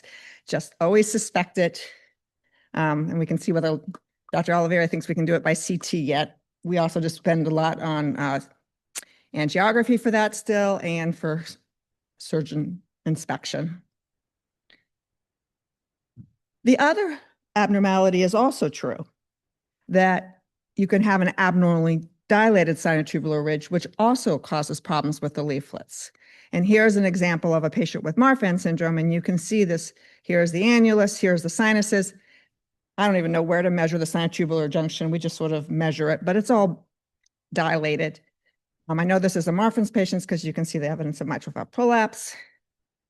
But we also see this in our switches, the neo-aortic root, when the pulmonary root is moved over. And we also can see it a lot, unfortunately, in our hypoplastic left heart syndrome patients who also have a neo-aortic root where things become dilated. So as I said, you can see that we've attempted to measure a sinotubular junction, but really that narrowing is gone. And with this dilation, you start to see aortic insufficiency because the leaflets are beginning to be pulled apart. They don't coapt well. And again, just showing how the aortic valve leaflets aren't the only thing that matters, right? The whole structure below and above the leaflets are important for the functioning of this LV outflow tract. And this is an en face view of the three leaflets. So the leaflets themselves look beautiful, but we're beginning to see central and actually a little bit of eccentric aortic insufficiency. I had to look it up. My grandmother used to make them. People sometimes talk about this as the clover leaf sign, the clover leaf rolls, about how the three sections of the roll as your aortic sinuses become dilated in honor of Thanksgiving. So now I'm going to move on to an example of one of our surgical patients. And this is a 3-day-old who had the concern for coarct, so I think it was probably a suspicion prenatally. This is the apical 4-chamber view. You're going to see that the right side is big, which is what you would expect with coarctation in an infant. The LV looks a little small without measurements. You don't know whether the LV is abnormally small. See an aortic valve. The LV outflow tract looks widely patent, just small. When we put color on, there's no flow disturbance in the LV outflow tract. There's no narrowing of that color jet to suggest narrowing. And then there's a small perimembranous VSD with left to right shunting. Here is the peristernal long axis view. I apologize, it's kind of a little jumpy, the playback, but you can see here is the aortic valve, the sinuses, the sinotubular junction, all of that looks well formed. You can see there's no focal narrowing in the LV outflow tract. So we did measure, and in this case, the aortic valve annulus was 5 millimeters, which was a z-score of -3.2 for this baby. The root was -2, and the sinotubular junction was -3.2. Ultimately, this infant went on to have a coarctation repair as a neonate. Unfortunately, then had recoarctation that was ballooned. But once the arch obstruction was relieved, there really was no LV outflow tract gradient or obstruction.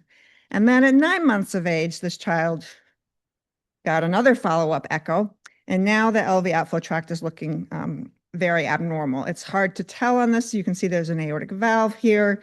You get a hint of some muscle going in and out, and there's also a tiny membrane. We look with color. The color can help you because the AI here is coming from the aortic valve annulus, so I know the annulus is here. So this is subaortic stenosis, and the sinotubular ridge does not look very large in this picture either. So just that, these are actually hard to see. So I took still frames from that prior clip. So when you angle your probe, you can see that there is this muscle that protrudes into the LVOT. This is a 9-month-old. In this frame, this measured about 4 millimeters. So very narrow from that muscular protrusion into the LVOT. And then if you tilted the probe just a little bit differently, so remember it's a tube of LV outflow tract, it's a 3D surface, and we're showing it in 2D. So here you can see that there is also a membrane in a slightly different plane. And we did our Z-scores again. And what was interesting to me about this child is the aortic valve grew a little bit, but it never had catch-up growth. The Z here was still minus 2.5.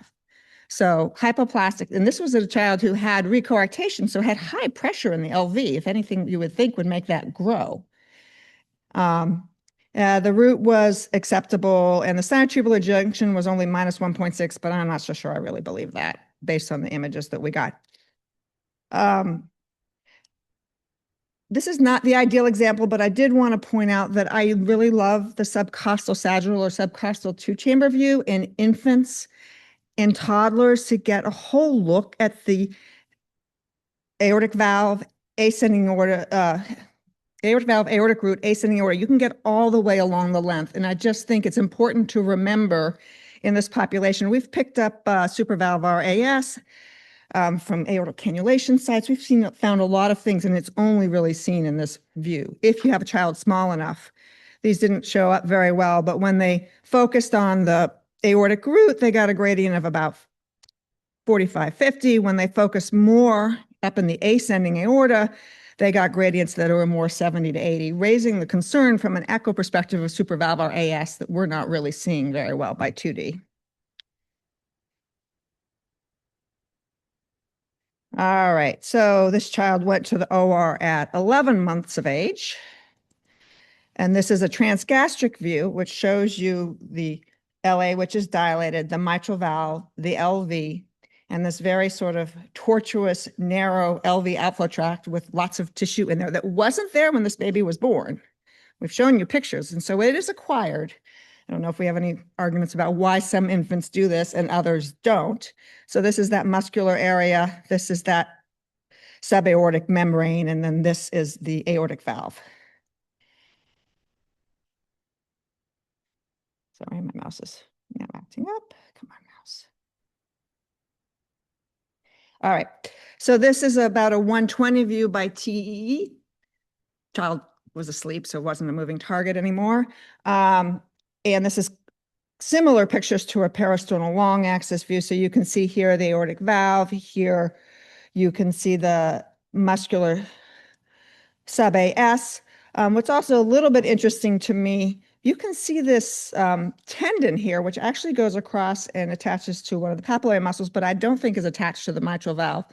And I just don't know how common this is because we earlier this week did a complex LV alpha tract obstruction, and the child had exactly that same tendon. So it's not really contributing to the obstruction, but it's not a normal structure. When we put color on this outflow tract, you can see that here is the annulus. You can see that there's flow acceleration proximal to that. You can see how narrow the color jet is, showing you that there's multiple levels of left ventricular outflow tract obstruction. Just to verify, we actually had suspected this on the newborn echo, but this child actually has a trileaflet aortic valve. And the leaflets themselves look okay. Again, the annular size is hypoplastic. And despite all of this that's been going on, there was just trivial central aortic insufficiency.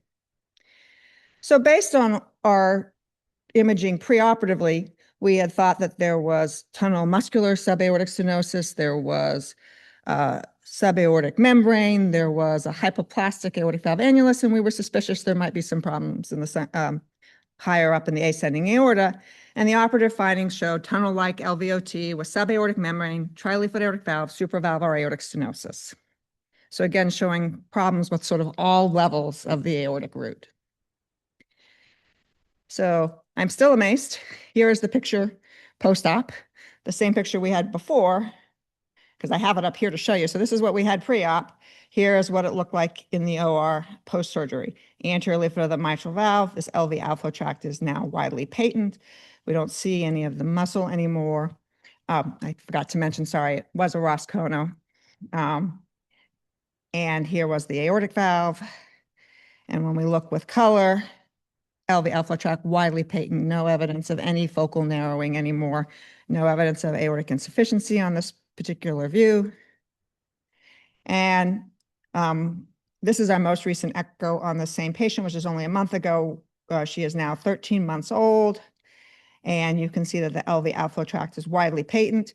You can see it's subtle, but here is the hinge point of the anterior leaf of the mitral valve. And because this is a ROS, there is some infundibular tissue underneath here. And so the aortic valve, the neo-aortic valve does sit a little bit higher, which makes measuring those roots a little bit hard sometimes. And then here, they were trying to sweep in, but you can sort of get a hint that the aortic root now is quite large and there's no residual supravalvular aortic narrowing. And now all of her Z-scores are well above -2. They're dilated and the sinotubal junction measured about a Z-score of 1+2. Thank you.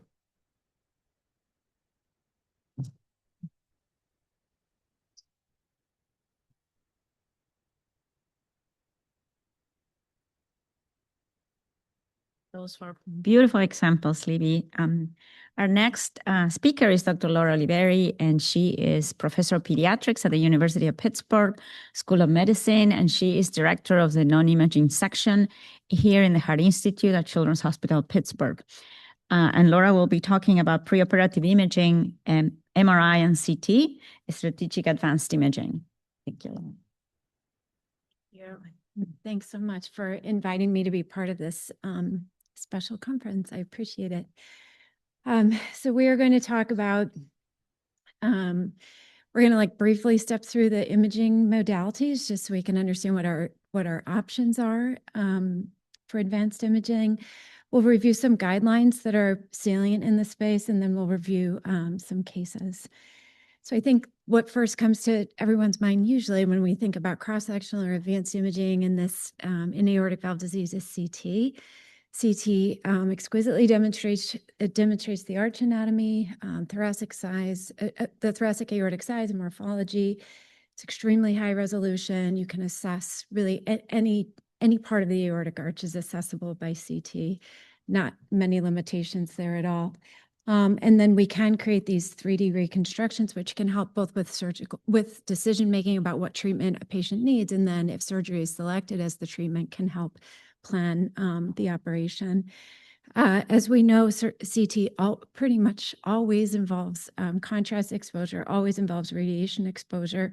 And then for smaller children, if CT is selected as your cross-sectional modality, you may need sedation and may actually need a sedation strategy that involves cessation of respiration. So potentially general anesthesia.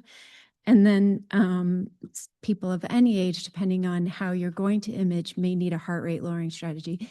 And this, I'm going to spend a couple minutes on this slide. This is part of the strategy here, I think, is understanding the risk and benefit of how you're going to image, what you need about what information you need beyond echo for your patient, and then how you're going to pay for that. I'm not talking about dollars pay. I'm talking about exposures to your patient. And it's hard to summarize this all in one slide or a few bullet points, because the fact of the matter is now there has been kind of a, for lack of a better phrase, disruptive technology change in CT with the advent of photon counting CT scanners, which have greatly reduced CT dose and given us incredible capability to get these like really exquisite pictures and not really cost a lot of radiation at all. And so now out for all of us listening to this, there's like a wide range of CT scanners that are available.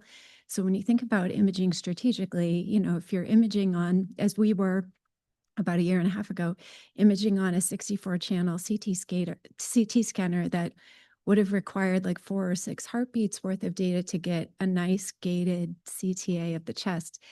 You know, that's the kind of this radiation exposure and the anesthesia sedation route for that kind of imaging is totally different than a newer generation scanner or photon counting scanner, where those images happen so quickly, can really minimize cardiac motion, even without gating, but I would always recommend gating.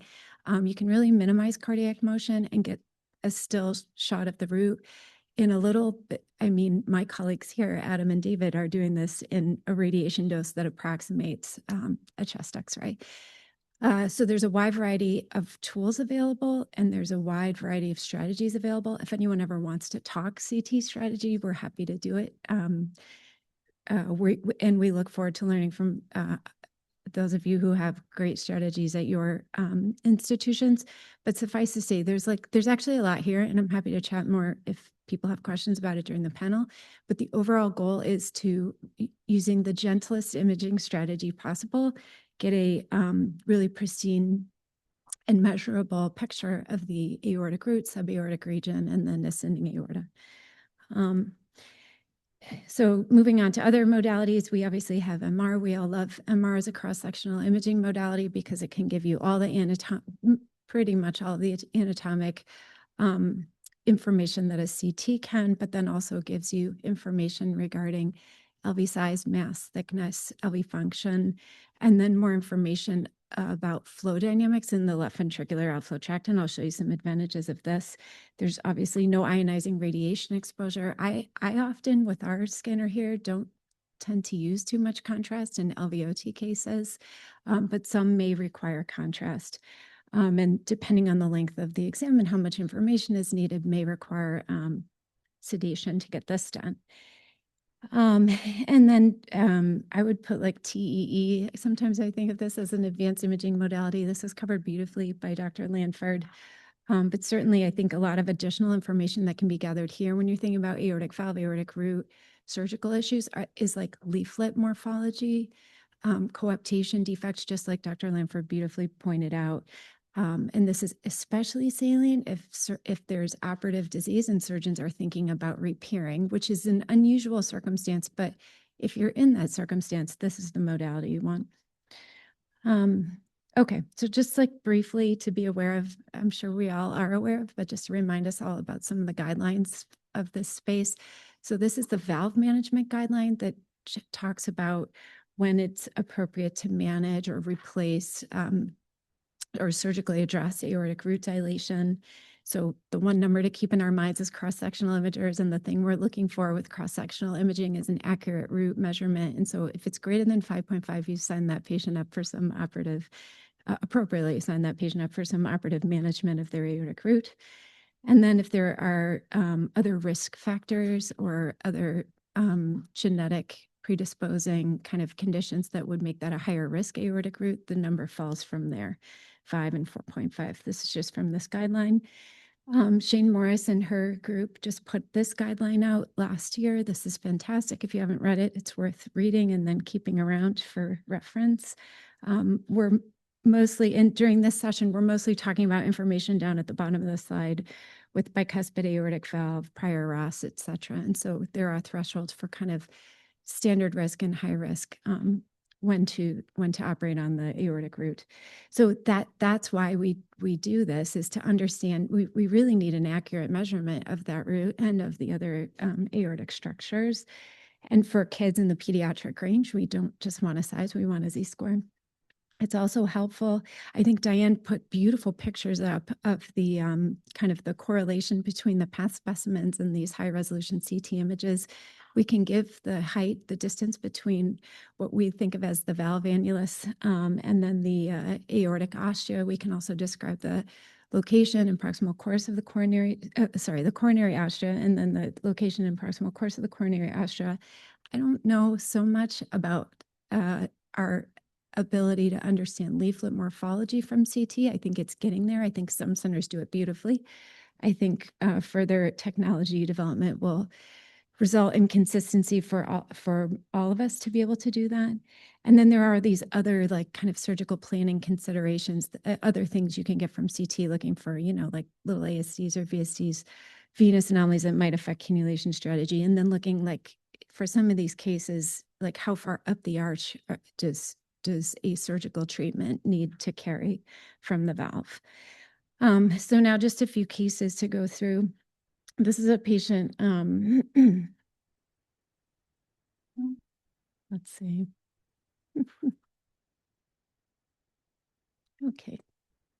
So this is an old patient, relatively old 20-year-old patient who was born with a bicuspid aortic valve, had several balloon valvuloplasties as an infant and as a young child, had actually had an aortic valve repair in mid-adolescence that was accompanied by an ascending aortic replacement.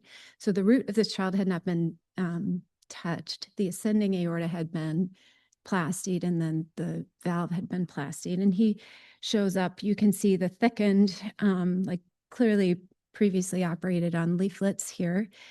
And you don't get quite a sense, but you're starting to get a little bit of a sense of significant aortic insufficiency by the transthoracic echo, which ended up being actually moderate to severe insufficiency. This is this young man's CTA, where you can see kind of that thickened wall appearance where the previous ascending aortic the material to treat the previous ascending aortic pathology had been seen. But then you can also see there's normal coronary origins and a normal aortic root. This is a TEE from his preoperative study where you can really see a wide swath of aortic insufficiency coming through that previously operated on aortic valve.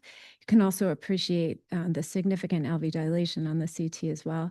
He underwent a RAS procedure with a really nice result. So here you can start to see what's now we refer to as the neo-aortic valve with no flow acceleration and no aortic valve insufficiency. And then here's the picture of the conduit that again shows normal velocity and no pulmonary insufficiency, neopulmonary insufficiency. A second case is that of a 4-year-old, similar to a lot of the other cases that have been presented, has kind of a history of LVOT issues. He had a coarctation with arch augmentation closer to the neonatal period and had been followed pretty closely and now presents with at least moderate subaortic stenosis. And it's interesting, similar to the case Dr. Lamford presented, this child had like a totally clear LVOT as a neonate, an infant, and then this is more recently acquired in kind of toddlerhood in the preschool age group, this fibromuscular stenosis that can be seen here. It's interesting. I totally agree with the point Dr. Lamford completely made beautifully that this subaortic transthoracic image tipped up, like dot at 6 tipped up to the LVOT really is the best place to elucidate this because this isn't so easy to see from parasternal views. Because of the complexity of the child's heart disease, they underwent a cardiac MRI so we could help parse out some of the complexity of the LVOT, aortic valve, supravalvular region, and then get 3D data of the entire thoracic aorta. So you can see these are just regular cines of the LV where you can see a mildly hypertrophied left ventricle. You can see flow acceleration, that little flame of phase dispersion that starts clearly below the aortic valve. You can see it in short axis and you can see it in long axis here. And then this is with some 40 flow kind of superimposed upon the cine where you can see this red flow acceleration starting below the aortic valve. Not a lot of AI, in fact, almost no AI, which is nice, but definitely fibromuscular subaortic stenosis with LVH.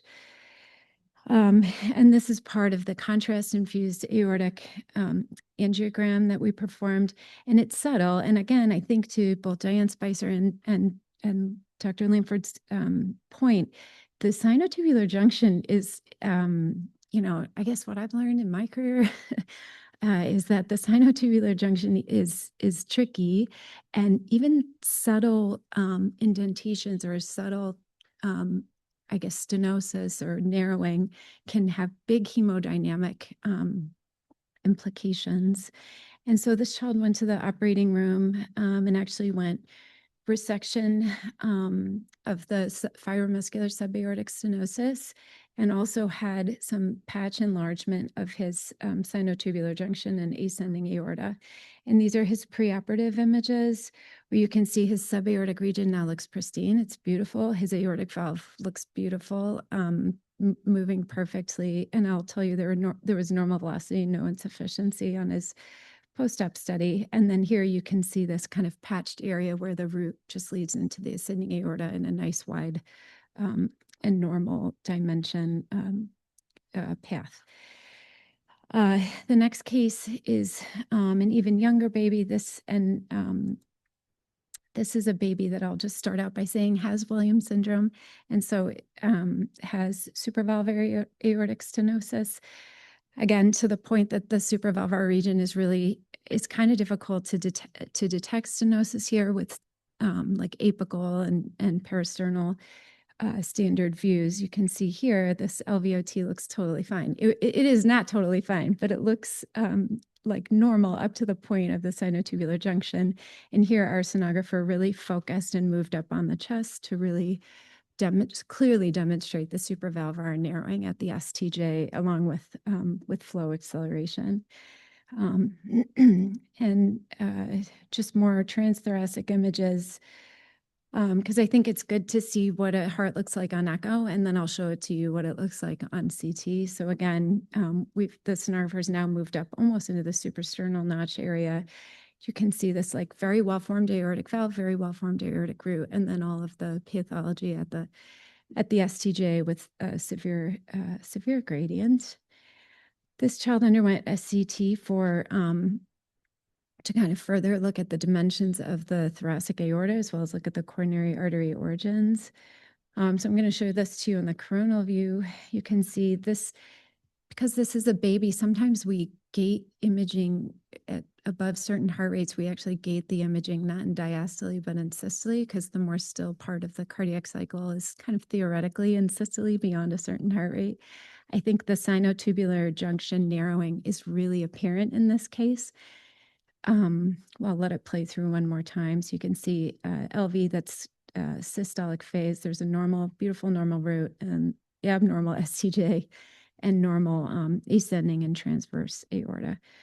So this child, the child also, you probably noticed, also had significant RPA stenosis as well. So this child underwent aortic augmentation at the STJ, at the right non-coronary cusp, and then also had the branch PAs addressed with some aortic valve repair as well. So this is his post-operative imaging. This is not the same, but a similar view, kind of a high arch view where you can actually, it's an interesting view where you can see almost the entire aorta all the way down to the aortic valve. You can see the patch, some of the patch material here. Some of this patch material belongs to the RPA, but there's also some patch material that belongs more to the STJ and ascending aorta. You can see there's no flow acceleration. This is a really nice repair.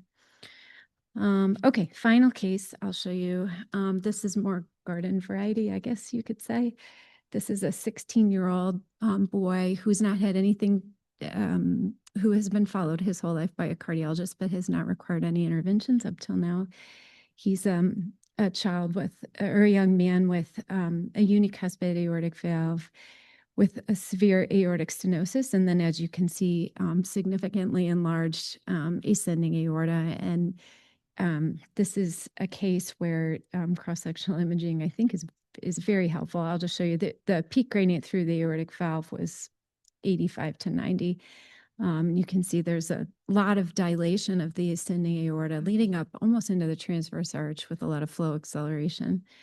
no coarctation or anything like that. All the pathology was more focused towards the valve. So he underwent a cardiac MRI, again, to evaluate his LV mass, LV size, LV function, and then the thoracic aortic dimension. So here is just a cine image where you can see, I mean, similar to what we see in echo, we see the same thing in MR when there's a bicuspid aortic valve, or in this case, a unicuspid aortic valve. You can see like eccentric opening when you slice the heart and lung axis. And then we have a kind of an angiogram or a 3D reformat of this child. This child actually did not get contrast. This is non-contrast angiogram, which demonstrates the severely dilated ascending aorta. And actually the dilation carries up into almost into the proximal transverse arch as well. And the normal distal arch, no coarctation, and normal descending thoracic aorta. So this child has not yet made it to intervention, but I imagine intervention will be happening soon.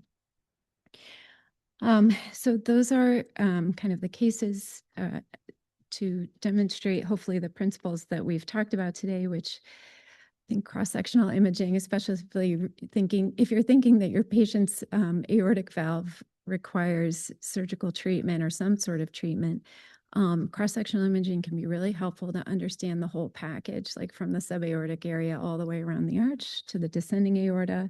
And it can help determine the surgical indications, especially around those guidelines that I shared with you.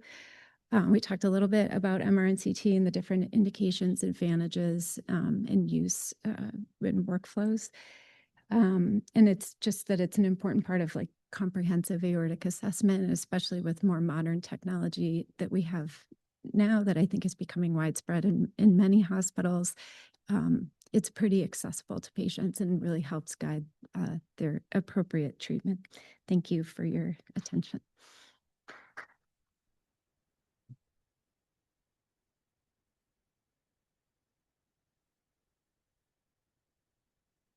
So I think we're doing the panel now. Yeah.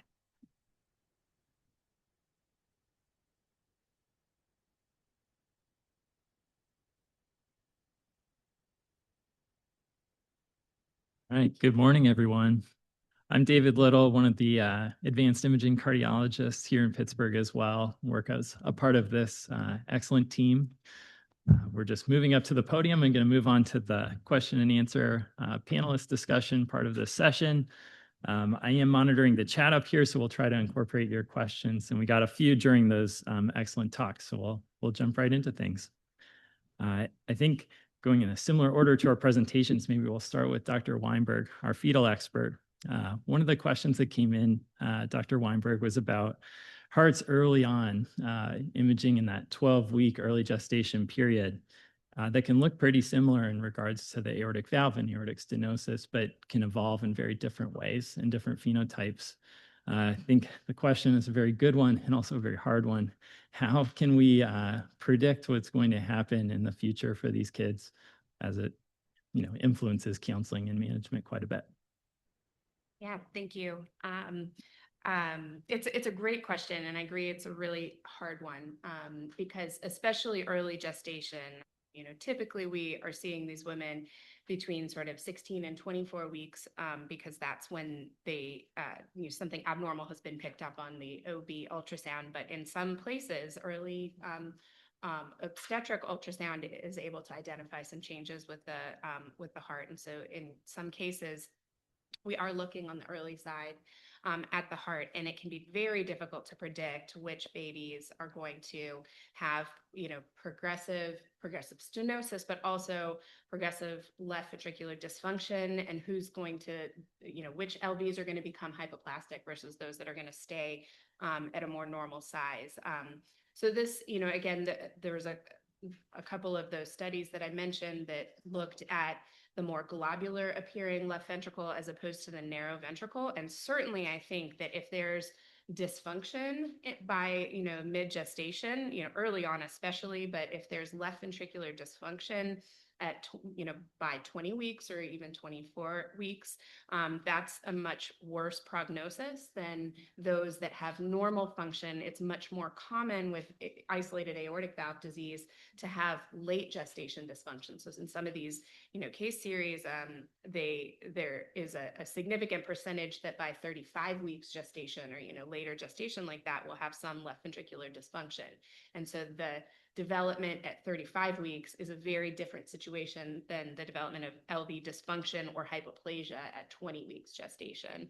So I think the earlier that those things are seen, of course, the severity of aortic stenosis by gradient, by Doppler gradients, that there is a correlation with the higher gradients earlier in gestation being related to worse growth of those left ventricular structures, but not always. Like we all have seen those cases where there's a significant gradient, even at 20, 24 weeks, that end up still preserving the left ventricular size and function. So it can be challenging. I think those fetuses also that show interval growth of the left heart structures from a fetal at 16 weeks or even earlier to 20 weeks to 28 and 34 weeks, whatever it is, those that show that the aortic valve annulus, the mitral valve annulus, the left ventricular dimensions are continuing to grow during that time period, whereas those that have worse growth were more likely to be single ventricle outcomes. It's a tough.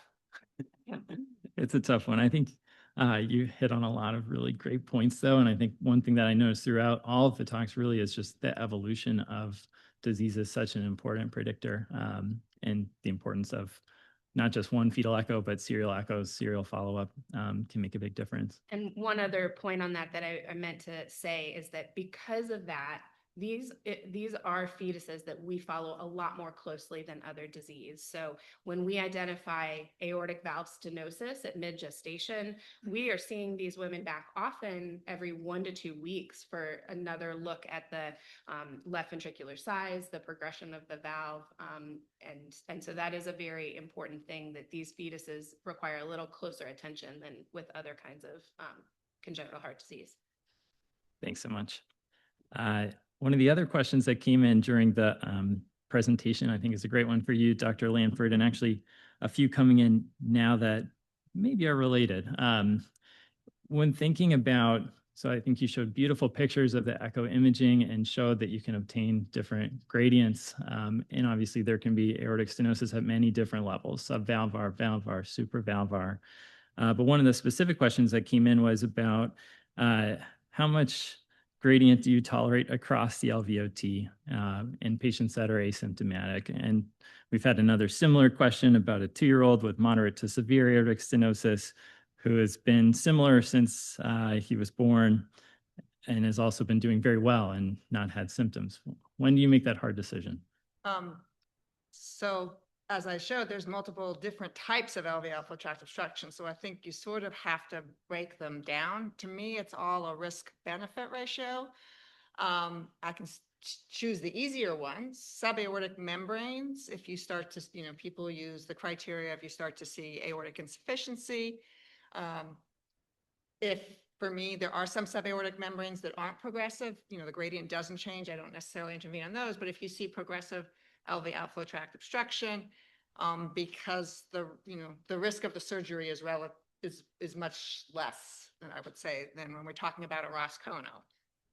I will say that some of these, the example that I showed, there was clearly left ventricular hypertrophy, there was severe outflow tract obstruction. That was not going to get better. It was progressive. I think that child had a peak gradient in the 80s, systolic and means in the 50s. So I think that certainly met criteria. Also, a lot of the ones we're showing you, they're 2 or 3 years old. So it's really hard to tell about symptoms. The other one, so subaortic membranes were relatively early aggressive on. I think the other one is supravalvar aortic stenosis, because as I've shown, the aortic valve leaflets progressively get damaged. And so you can take what is just supravalvar AS and make it an aortic valve leaflet disease.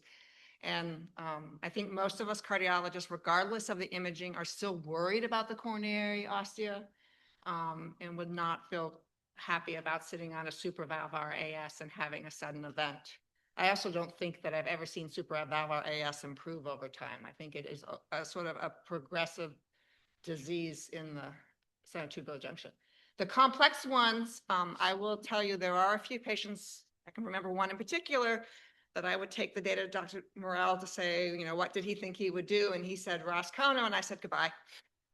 We're going to sit a little bit longer because, I mean, that is a much bigger surgery with the issues of an RV to PA conduit and the issue of heart block when you're throwing in the Roscono.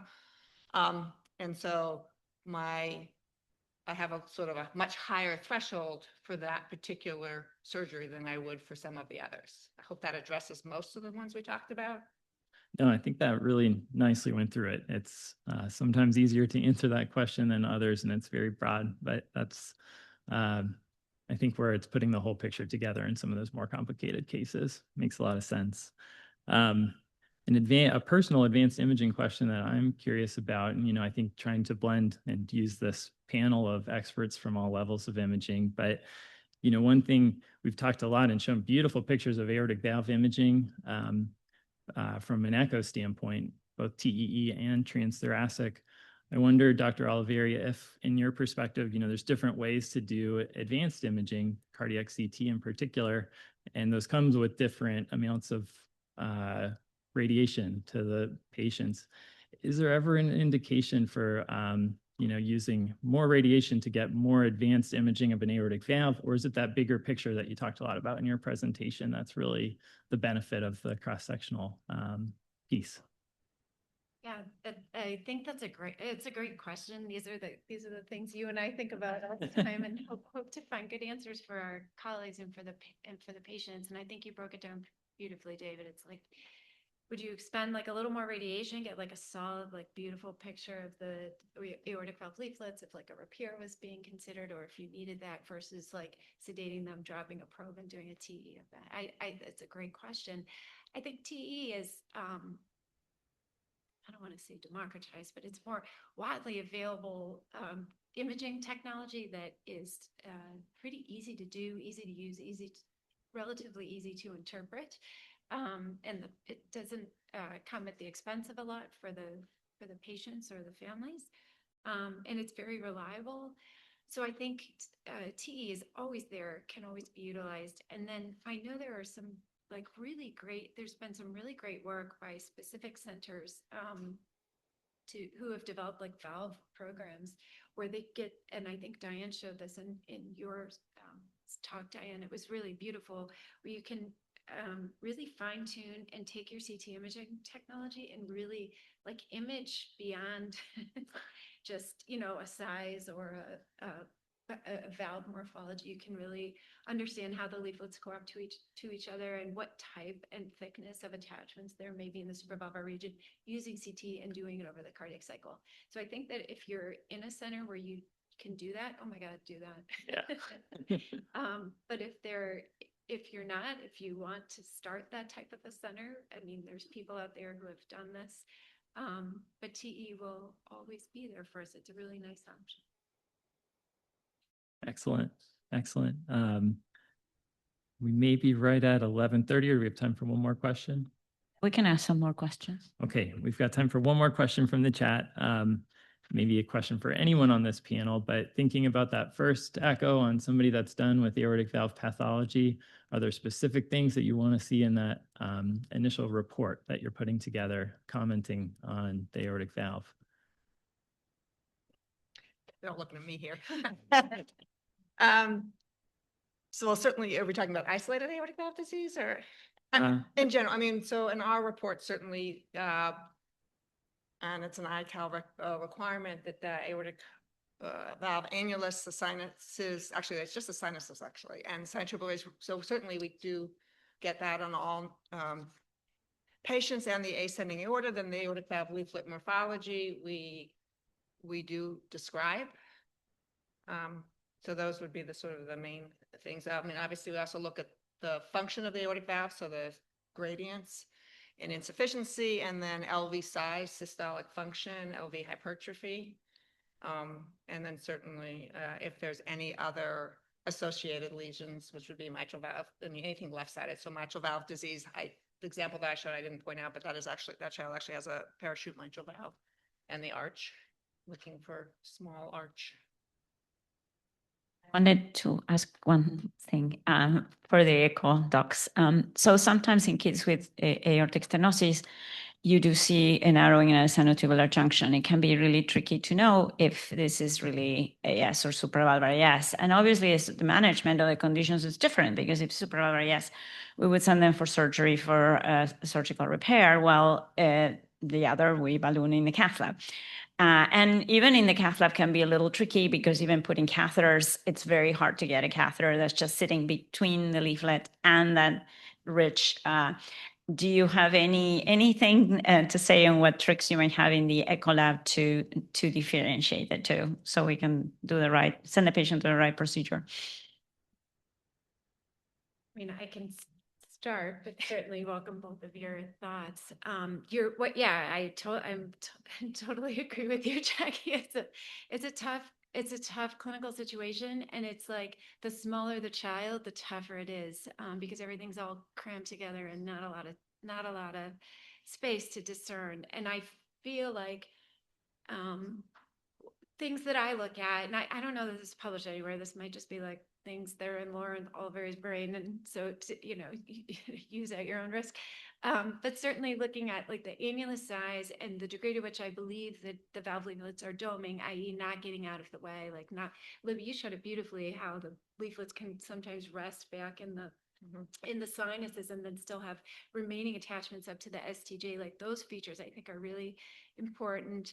And then looking at the STJ, I think the point I try to make in the talk, and I really do believe, like just even subtle narrowing in the STJ is important, usually is important. And so I think that having a size and Z-score of the STJ, a size and Z-score of the annulus, looking at how the leaflets like behave within the root and the degree to which they're getting out of the way versus getting forced to stay in the way is important.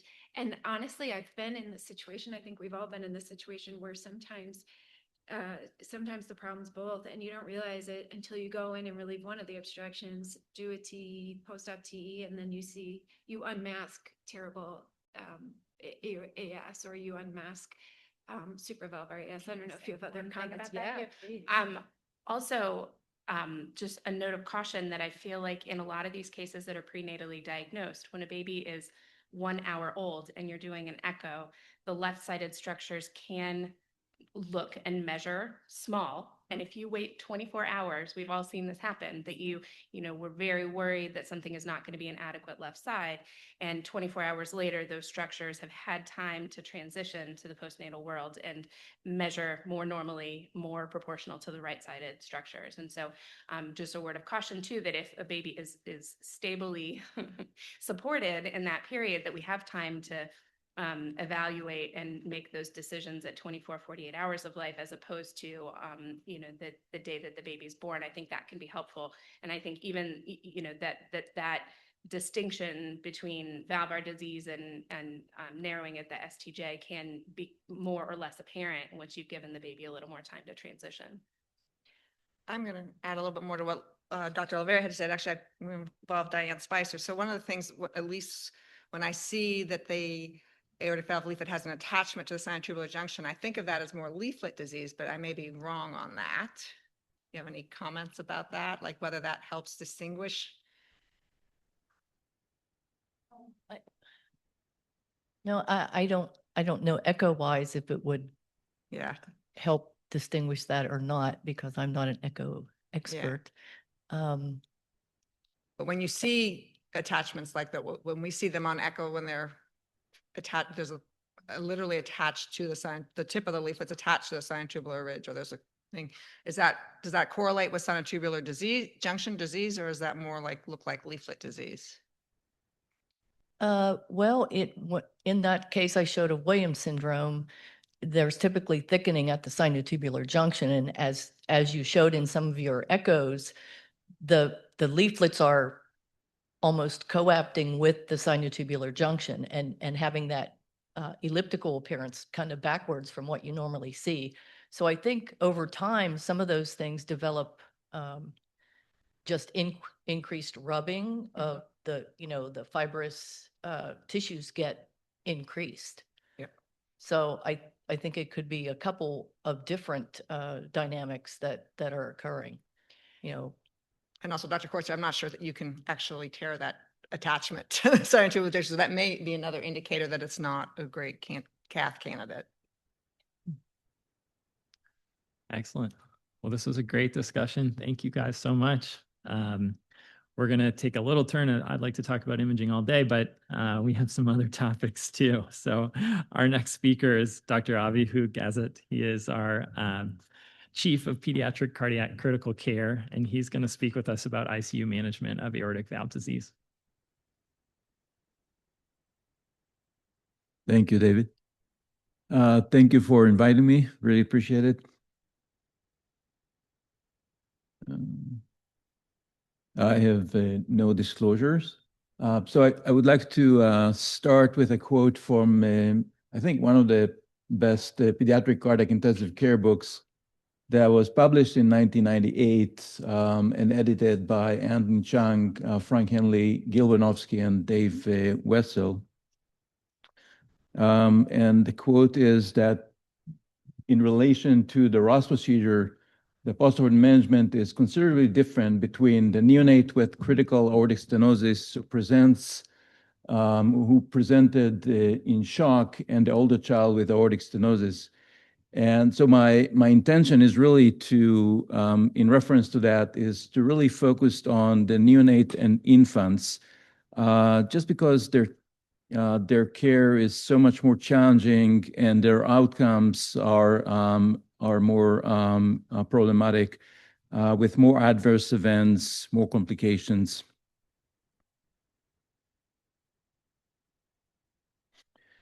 So if you indulge me, I just wanted to touch on my first encounter with a patient who required the Ross procedure. That was about 29 years ago. As a second-year resident in the ER in the middle of the night, was a 6-month-old infant who had a history of 2 days of fever and just general malaise. And I still remember as if it was yesterday. It was very, very ill-appearing child, very pale, febrile, and on exam had a very hyperdynamic precordium, had warm periphery and bounding pulses, was tachycardic, and had the borderline blood pressure. As a second-year resident, I actually had no clue.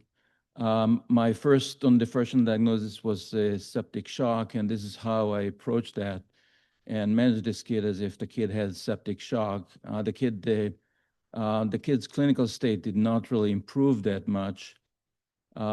And my senior resident came in, and she was concerned that the bounding pulses are actually a reflection of aortic insufficiency rather than just a reflection of the clinical septic shock that I was envisioning.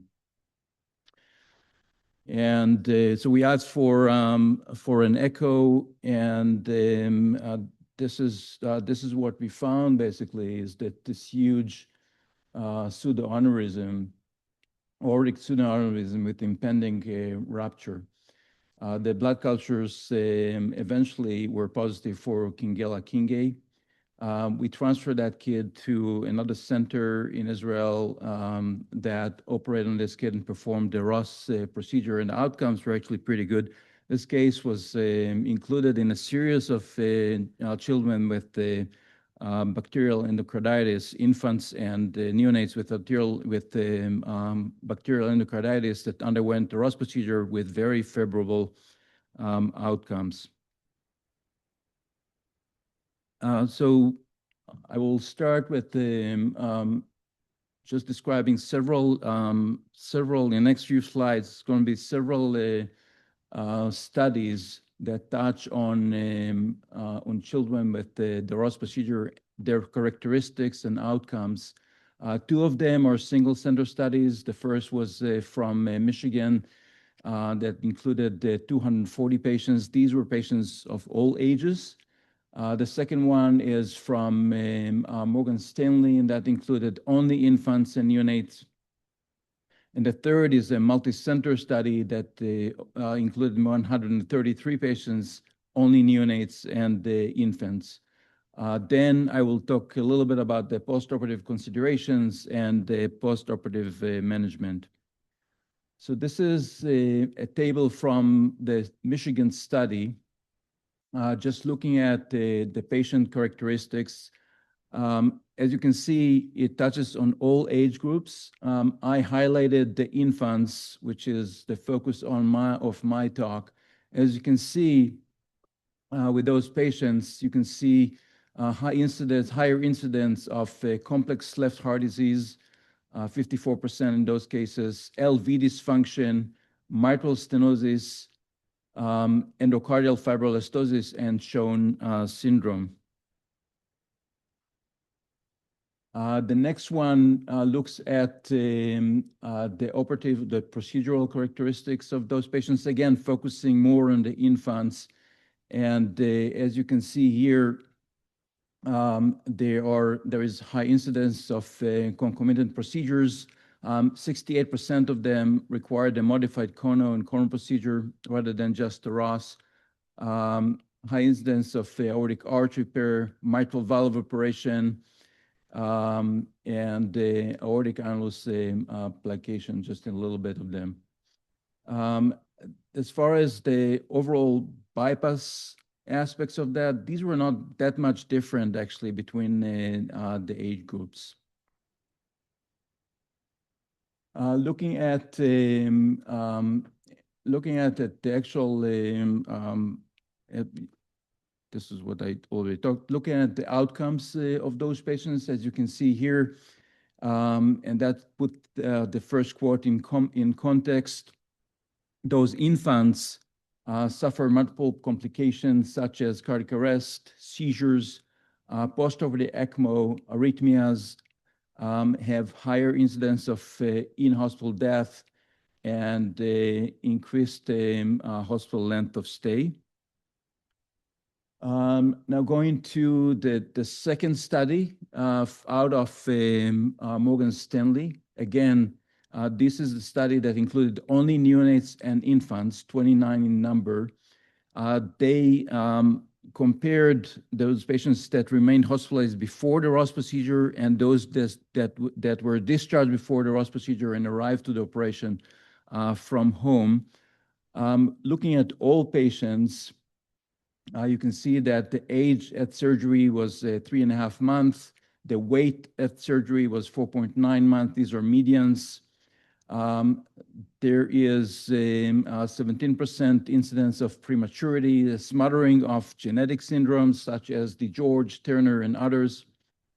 You can see here that 27% of those patients required preoperative mechanical ventilation. 24% required preoperative inotropic support, and 10% required the preoperative prostaglandins. And when comparing the ones that underwent the procedure while still in the hospital and those that were discharged and came from home, what is highlighted here is the difference between the age at surgery, the weight at surgery, and the preoperative inotropic support. Again, looking at other defects for those patients, as you can see here, looking at all patients, they had, those neonates and infants had 86% incidence of prior aortic or aortic valve interventions. You can see here the other complex left-sided lesions that these patients had, like coarctation, interrupted arch hyperplasia, subaortic stenosis, Schoen complex, mitral stenosis, and fibroelastosis. And as you can see here, there's actually no statistical difference between those two subgroups that they were comparing. Looking at the aspects of the operations, again, you can see that 34% of those, 82% of those patients required a Ross coronary procedures, and 34% had concomitant aortic arch reconstruction. 24% had concomitant mitral valve repair. 17% had concomitant EFE resection. And again, there was no significant statistical difference between the subgroups that they were comparing. Looking at the postoperative outcomes, that's more related to my area. So you can see that for all patients, they had about 3% mortality, 3% in-hospital transplant. 17% of those patients required the ECMO, 17% suffered the cardiac arrest, 20% had the prolonged mechanical ventilation, 3% permanent pacemaker. Some of them suffered from strokes, sternal wound infection, branch PA stenting requirement, and overall prolonged length of stay. And if you compare those subgroups, you can see that only the hospital length of stay was statistically significant between those two subgroups. Now moving ahead with the multi-center study that again included only neonates and infants, and there were 133 patients in that study. You can see here that 70% of those patients had extra operations other than the Ross procedure, such as aortic arch reconstruction for interrupted aortic arch or coarctation. Those patients had mitral disease, VSDs that required addressing. 72% of those patients had prior arch surgery, and 64% had prior balloon angioplasty. As you can see down there, in 38% of those patients, there was moderate or severe AR after the ballonoplasty. Looking at the actual characteristics of the operations, 23% had neonatal ROS. You can see that at the time of the ROS, 24% of those patients were on inotropes, 25% of them were on the ventilator, and there were even a couple of patients that were on ECMO going into the ROS procedure. And then you can see that the concomitant procedures, such as mainly the cono operations, 83%, arch surgery, mitral surgery, EFE, resection, VSD closure, and the intraoperative ECMO requirement in 5% of those patients. Just kind of highlighting the complexity of this subgroup of patient. Okay, looking a little bit more at the postoperative outcomes of both those patients, and here comparing those that survived and those that died. And as you can see here, the postoperative course was complicated by prolonged ventilation, reintubations, prolonged ICU length of stay, and cardiac reinterventions. And when comparing those two subgroups, you can see that what came as statistically significant was the need for reintubations, those patients following planned intubation, and cardiac reinterventions. Okay, changing gears now and talking a little bit about the postoperative considerations. As per every neonate or infant that undergoes a complex cardiopulmonary bypass operations, the first 12 to 24 hours are the highest risk. I'm not saying anything new here. This 12 to 24 hours is a high risk for severe adverse events such as cardiac arrest, ECPR, need for ECMO. Definitely during that phase, you would see the low cardiac output state. The physiology of those specific patients is that of a restrictive left ventricle, combined LV and systolic and diastolic dysfunction, and reactive pulmonary vascular bed because of pulmonary venous congestion, left atrial hypertension that those kids suffer prior to the operation. Other common manifestations and expected problems after this operation is definitely bleeding, the low cardiac output syndrome. That's not unique to this type of patients, but definitely should be expected. Arrhythmias, atrioventricular block, left atrial hypertension, and pulmonary edema. This is more for that specific subtype of patient. AKI and all that's related to that, fluid overload, seizures, and strokes. As intensivists, our main focus is really on oxygen delivery to those patients, systemic oxygen delivery, and identifying the progression of that or the decline in that postoperatively, and trying to avoid the point of critical oxygen delivery, where the patient becomes dysauxic, or when oxygen uptake becomes delivery dependent. Ways to differentiate and ways to identify that is with biochemical markers of perfusion that we obtain with blood draws from central lines and arterial lines, as well as the multi-site near-infrared spectroscopy that we use in all of those patients. Provide some surrogate for oxygen extraction. Having a platform that allows for acquisition of high definition, high resolution data, aligning all data streams together is important, as well as using analytical, predictive analytics platforms such as the IDO2 in this platform may also help us to understand the clinical state of the patients and the changes in the clinical state of those patients. Lines, again, it's pretty common. The central venous lines, usually the right IJ, but those patients may have lines that were there prior to the operation, such as a PICC line or a UVC. Right atrial line, can use intracardial Broviac or temporary right atrial lines, depending on where you are. Left atrial line or more case specific may be very important in those patients with LV disease, and would allow us to really understand their clinical state in the post-bypass bypass phase. Peripheral central arterial lines, and that again is patient specific. Some of the patients would have a UAC that they came in into the operation with, and obviously peripheral IVs.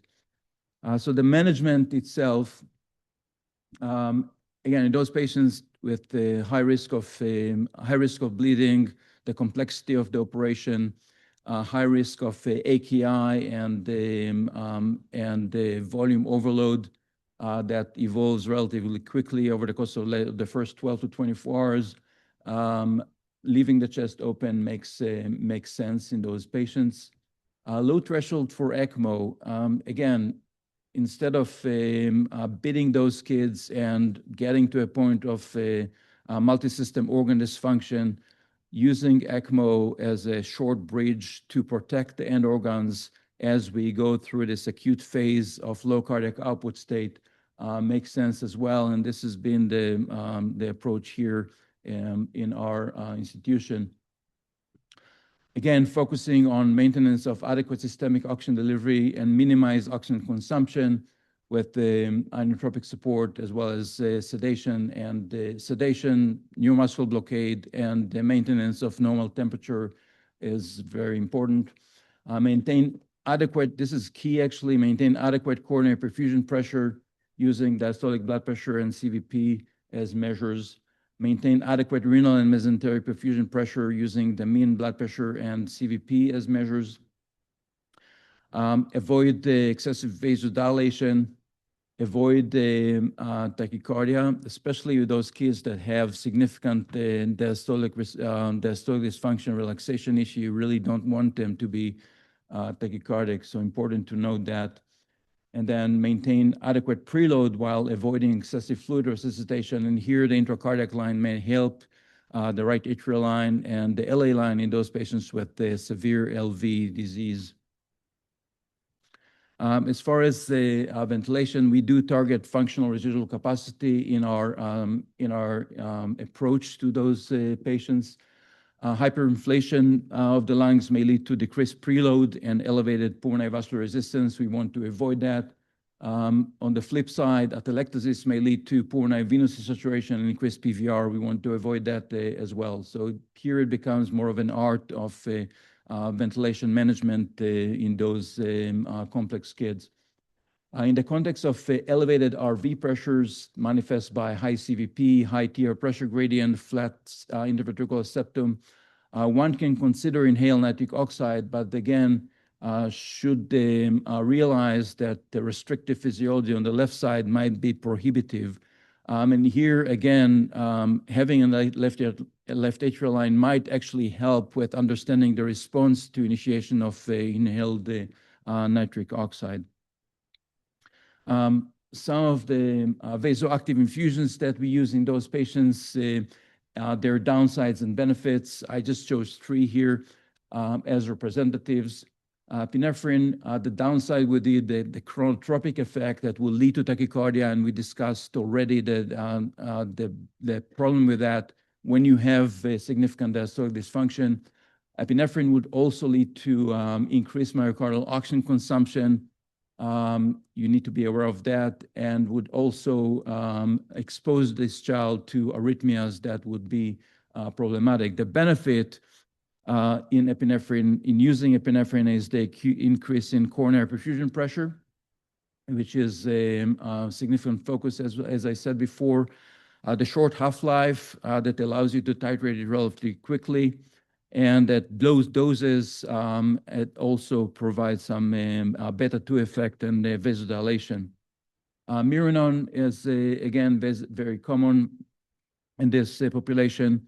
The downsides are its vasodilatory effect that may actually lead to decreased coronary perfusion and other end organ perfusion.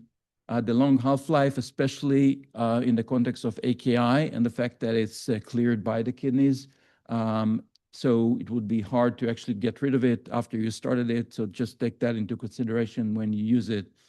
The benefits are that it's less arrhythmogenic when you compare it to medications such as epinephrine or dobutamine.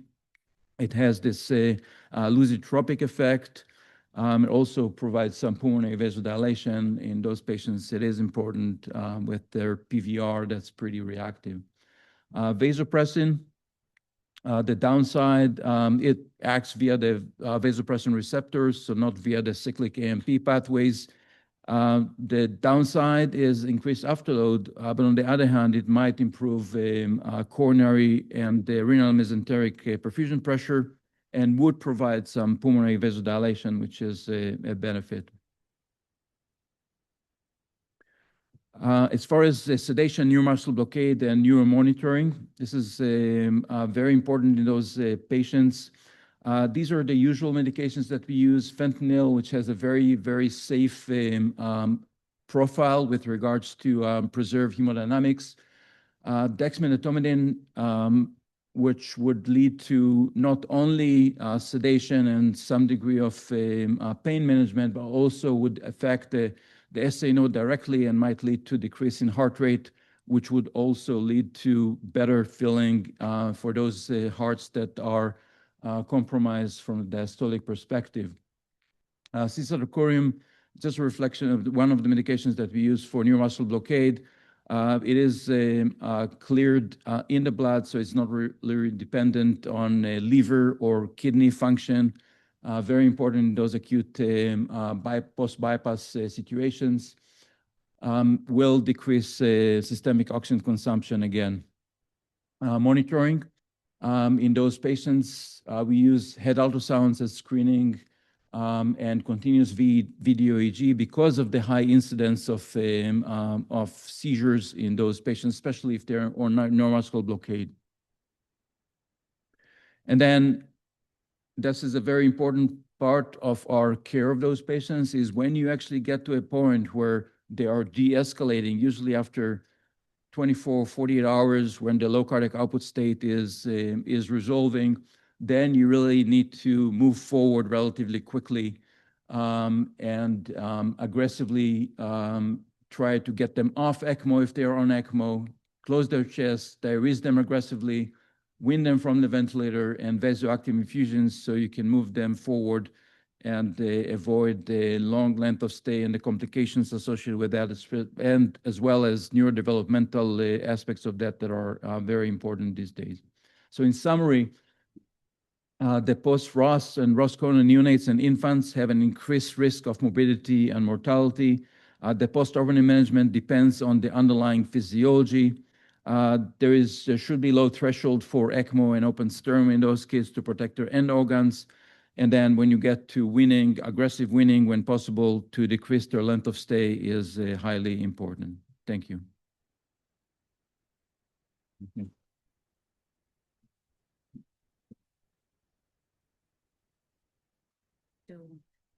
We will do the questions at the end of this section. So our next speaker is Dr. Lauren Carlozzi, and she is Assistant Professor of Pediatrics at the University of Pittsburgh School of Medicine. And she is one of our interventional cardiologists here at UPMC Children's Hospital Pittsburgh. And Lauren will be talking about the role of interventional cardiology in these diseases of the aortic root. Lauren. Thank you, Dr. Kreitzer. So today I'll be focusing on the role of interventional cardiology, but with a primary focus on balloon aortic valvuloplasty. And Dr. Kreitzer later will talk about our role post-ROS procedure. Arrow.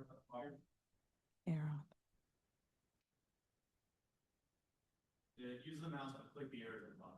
Gotcha, thank you. I have nothing to disclose. So we'll review the relevant anatomy and pathophysiology, understand indications and patient selection, describe the technique, and then review procedural and overall outcomes data, and then compare that with surgical options. So I just wanted to start with a case. This is a 2-month-old. She weighs 4.3 kilos. She has Turner syndrome. She has a known bicuspid aortic valve. You can see the first echo image that shows the aortic valve on FOSS. There's fusion of the right and non-coronary cusps in the annulus, and the parasternal long axis measures about 7.3 to 7.6 millimeters. There's severe AS with a peak of 150 and a mean of 95 millimeters of mercury, and trivial AI. There's mildly reduced LV function with some echobright papillary muscles.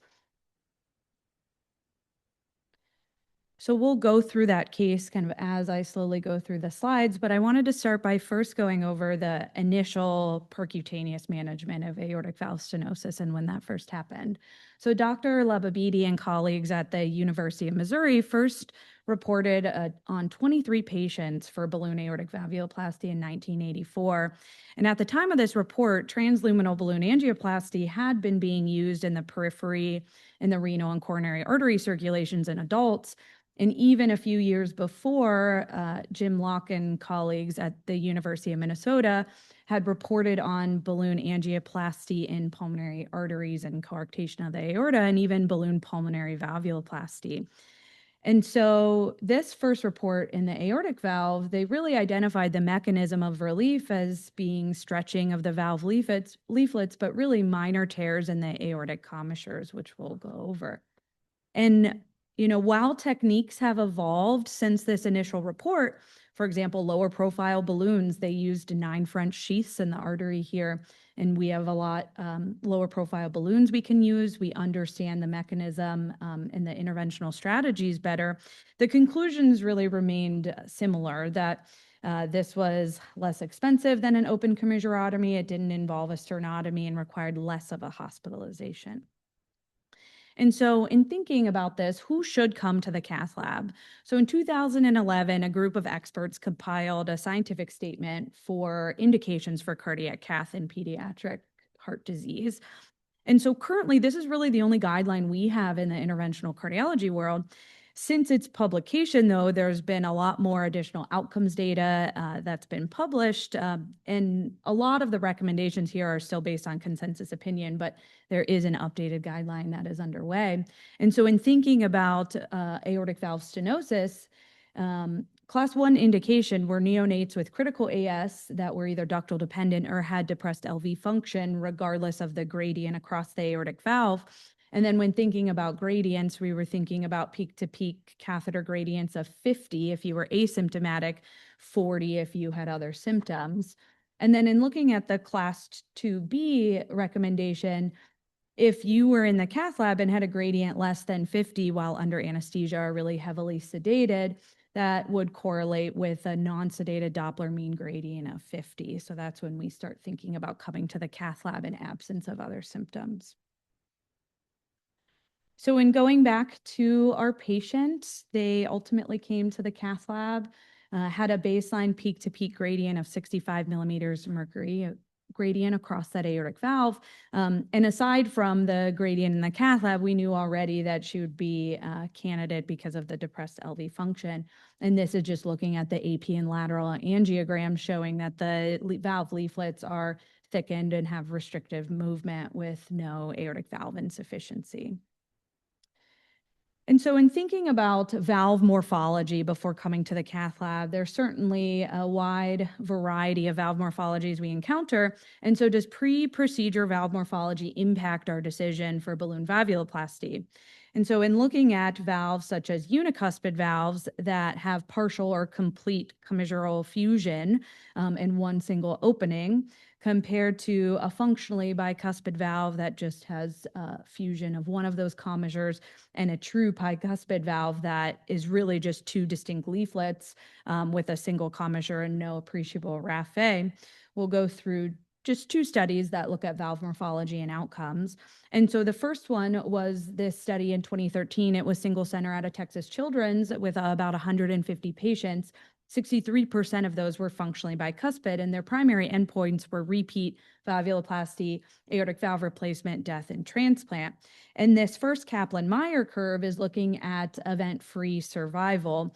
The top line are the patients with a functionally bicuspid valve. Below, you see a true bicuspid valve, and the other two to three lines on there are either truly unicuspid or functionally unicuspid valves or dysplastic valves. And those patients with a functionally bicuspid valves enjoyed longer freedom from all these primary outpoints, including repeat valvuloplasty, aortic valve replacement, and a composite outcome. Despite that previous study showing that there were superior outcomes in the functionally bicuspid valves, this study in 2016 was looking at two different centers, and there was a higher proportion of patients with unicuspid valves in this cohort. But aside from this study looking at the standard morphology of the aortic valves, it really also looked at leaflet fusion length, the excursion angle of the valves, and the aortic valve opening area. And it found that the unicuspid valves, as expected, had greater valve fusion, so the raphe length was longer, and there was smaller aortic valve opening areas compared to the functionally bicuspid valves. In this study, their primary endpoint was a twofold increase in aortic valve insufficiency, which was seen in 18% of patients. And so the patients with the unicuspid valves, they had that smaller aortic valve annulus opening. And if you look at this graph here, they would fall on this side of the x-axis, which means that their estimated risk of AI was lower than the patients who had higher aortic valve or greater aortic valve area opening at baseline, which is seen more in the bicuspid aortic valves. And leaflet tears were certainly more associated with the patients who had truly bicuspid valves because there was no commissural fusion to open up. So some of the important interprocedural considerations that will focus on our access site balloon selection and hemodynamic goals, but anticoagulation and balloon stabilization are other important factors that we consider as well. And so from an access standpoint, there are three different ways we can balloon these aortic valves. The most common is to go retrograde up the femoral artery, but you can also go retrograde from the carotid artery, whether it's a surgical cut down or percutaneous. There have been multiple studies that have been published that showed a favorable safety profile for percutaneous carotid access compared to surgical cut down. And that access point can be reserved for patients who are certainly smaller.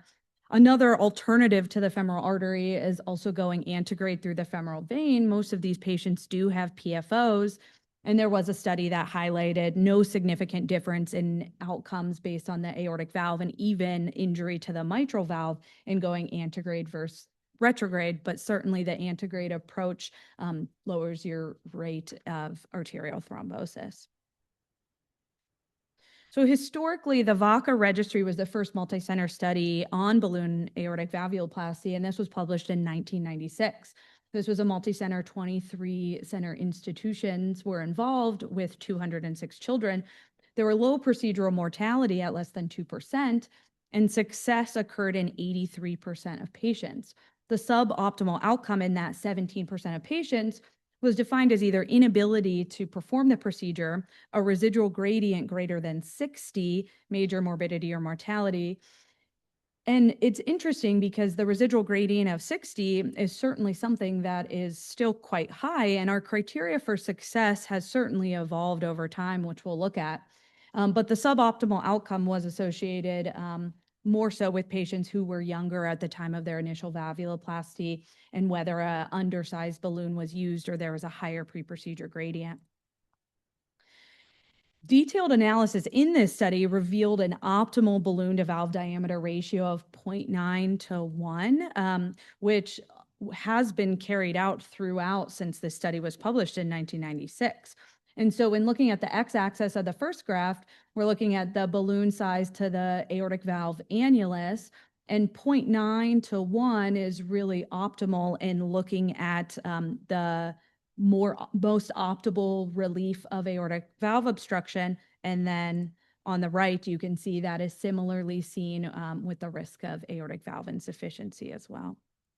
And so when we go back to our case, the aortic valve annulus measured about 8 millimeters. This patient did not have a PFO and they were a little over 4 kilos, so went through the femoral artery and used 6 and 7 millimeter balloons for this patient. But certainly, how do we decide when we are done ballooning this aortic valve and what goals are we shooting for? There were certainly smaller center studies that continued to demonstrate success with low procedure morbidity and mortality as interest surrounding balloon valvuloplasty grew. But how did we get from the optimal outcome of a gradient to just under 60 to where we are now? And so this study was really instrumental in us understanding that. And so this was a single center study in 2010 that was published in JACC that had 500 patients out of Boston Children's. There was median follow-up of almost 10 years with 5,000 patient years of clinical follow-up here. And in looking at this competing risk outcomes curve, you can see that the curve for survival was 95% at 5 years and 88% at 20 years, which is certainly great. In focusing on freedom from any aortic valve reintervention, it certainly slowly goes down over time. At 10 years, at this point in time, freedom from aortic valve reintervention was at 54%. But freedom from repeat balloon aortic valvuloplasty, we can see was less common if you were older and more common if you had a higher residual gradient afterwards. So again, what gradient are we shooting for? And so this Kaplan-Meier curve is really important. It can be a little challenging to understand, so I'll slowly go through it. But in focusing on this solid blue line up here, that is a cutoff of a peak to peak of 35 millimeters of mercury or under in the cath lab, and none or trivial aortic valve insufficiency angiographically at the end of the case. And you can see that that group of patients had the longest freedom from aortic valve replacement in the future once getting out to 20 years. And then two other important things on this graph are this other blue dashed line here is that optimal gradient, but more aortic valve insufficiency, which is mild in this group. And then focusing on this solid red line is a suboptimal gradient, greater than 35, but none to trivial aortic valve insufficiency.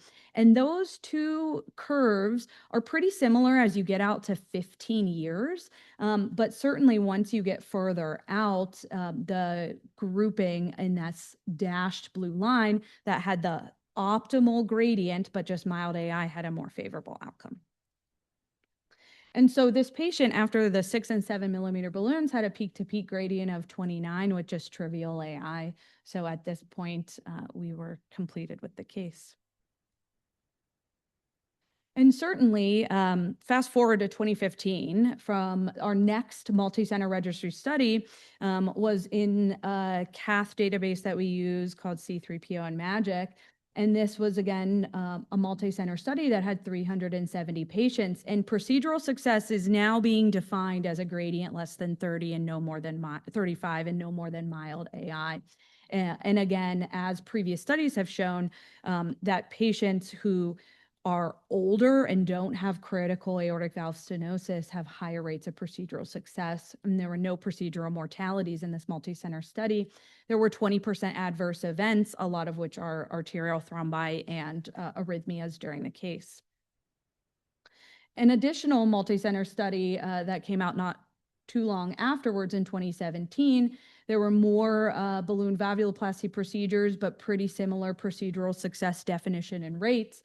A little bit lower for the critical AS patients, which they teased out in this study. And again, no procedural mortality, but 16% adverse events, which again were more frequent in the critical AS group, 10% of which were vascular related.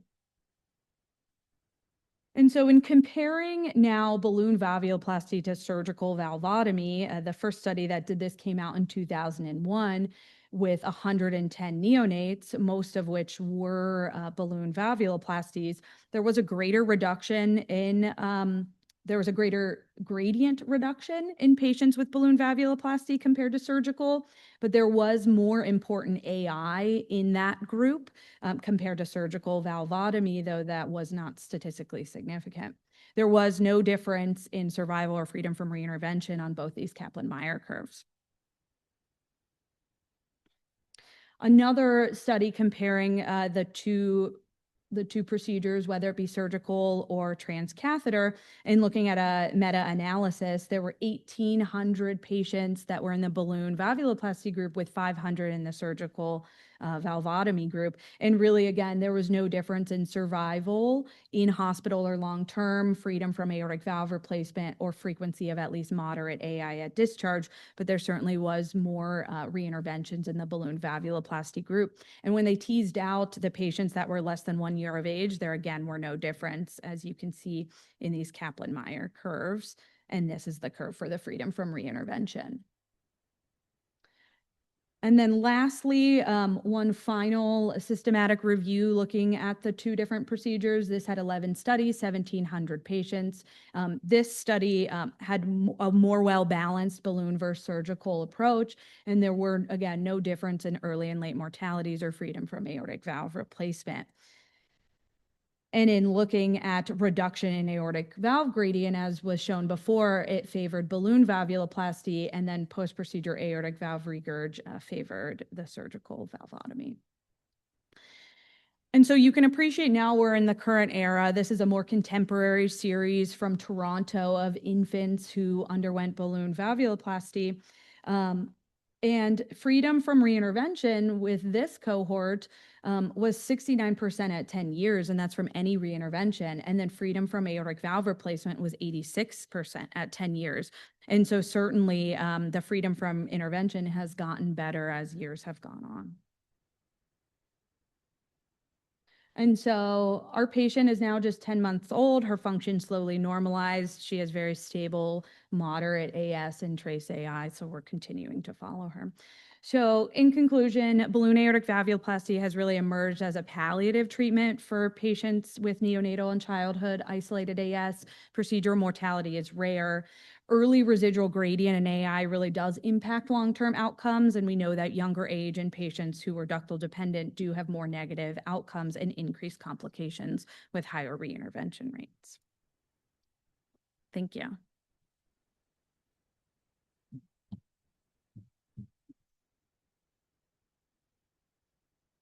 That was wonderful, Lauren. Now we're going to move into surgical options for management. And the next presenter will be Dr. Mario Castro Medina.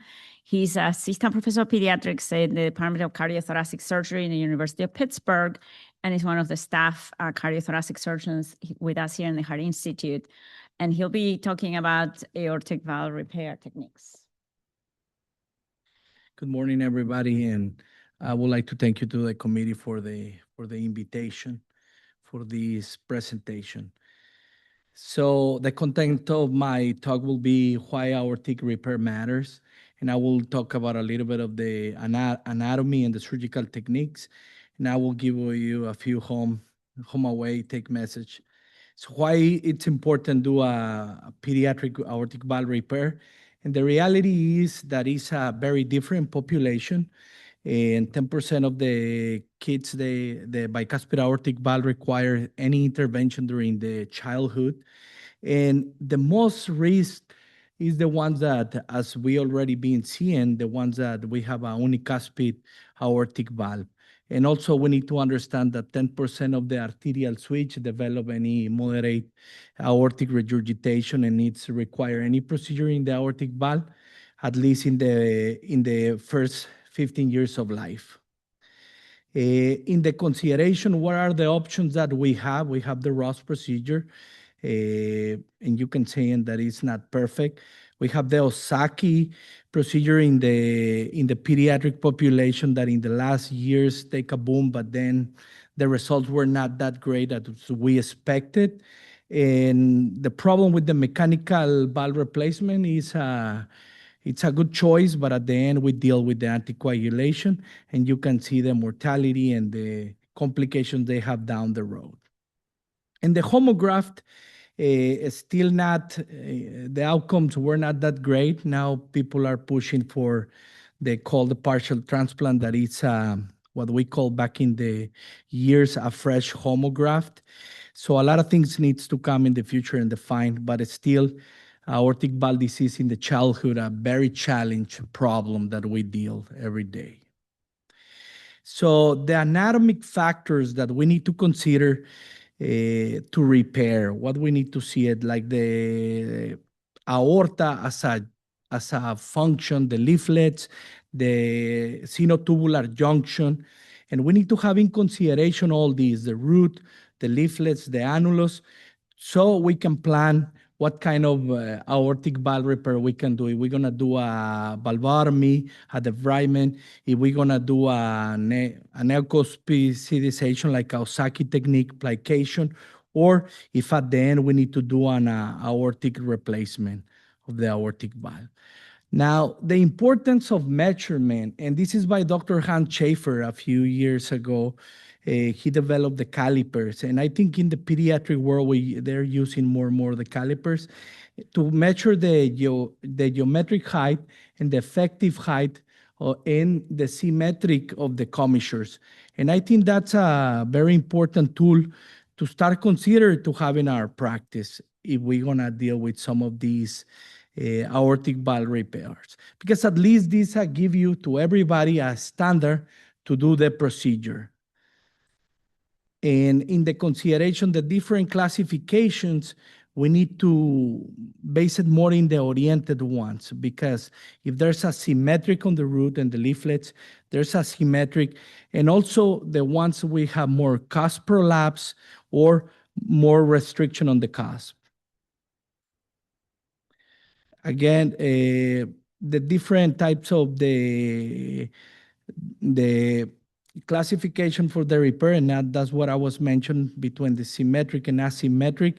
So that way we can see it, what we're gonna do on the leaflets. And this is a very nice diagram that you guys can see it when we have a dilatation of the sinotubular junction, but the valves are in a good shape. Those are that we can do a valve sparing technique, but the ones that we don't have like dilatation, is more like cusp prolapse or cusp restriction. Those are the ones that require any other different procedures that we need to do on these patients. So it's for us to understand what are the mechanisms or the aortic regurgitation so we can see exactly what we're going to do and plan for the operation. It requires always try to be reproducible and should be a durable repair.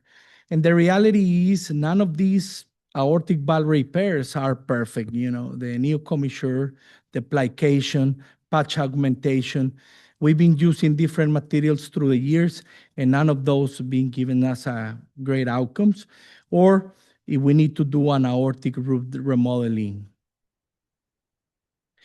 So what are the techniques that we have? As we already says, the surgical valvotomy, it's a precise and control made by the knife, and basically just separate the leaflets, and that can give you a better effective orifice of the aortic valve.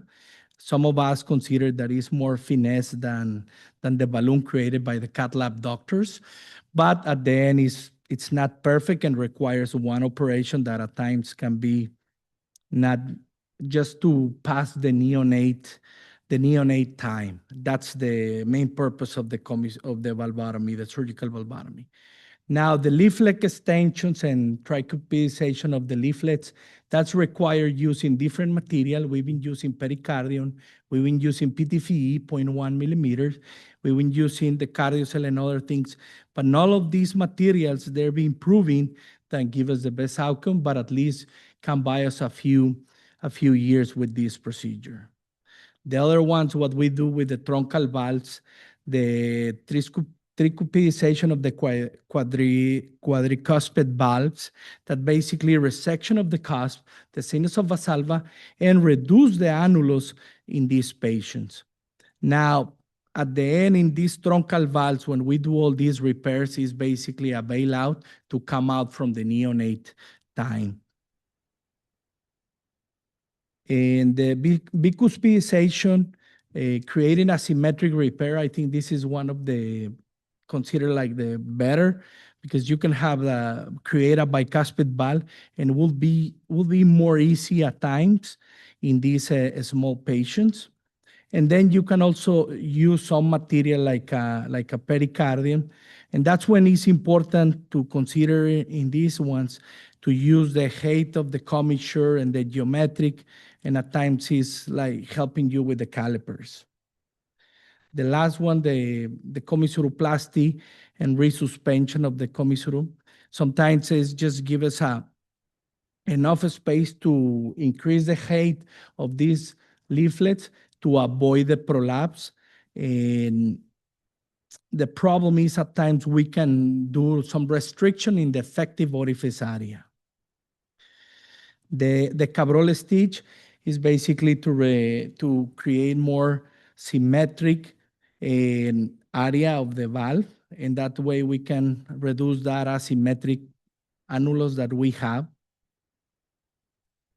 And the other technique is the interleaflet triangle repair. Basically, is resection of the triangle to decrease the annulus and increase the coaptation of the cusp. And the free margin shortening using a Prolene suture, Gore-Tex suture to resuspend those. And the excessive tissue of the leaflets can have less prolapse. And for the newborns, the cast debridement basically is remove the calcium lesions, the stenosis, some of the fibroelastosis tissue. The reality is the outcomes are not that great. You can see freedom from reoperation at 5 years, 80%, 33 at 10 years. And the problem is at times we can leave more AI than the stenosis.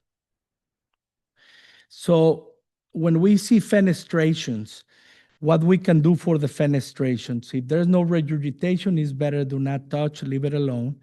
We can reinforce the leaflet using a Gore-Tex suture, like a 5060, or we can use Prolene. People prefer some Gore-Tex, give you better thickness of the leaflet. And at times, if the fenestration was created by endocarditis or we can use a patch for these.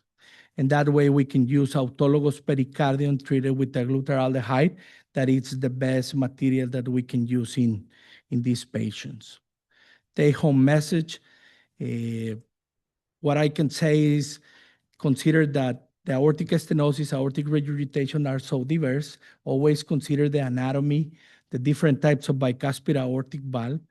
Consider the commissural height and the geometry of the leaflets, and also take in mind the prolapse. At times we want to reduce the annulus, but we may create so much decrease in the coaptation of the leaflets that they are so together, the leaflets that create a lot of tension on the leaflets. And that's when if you overdo the annuloplasty, create more friction in those leaflets that the long term will not give you a successful repair.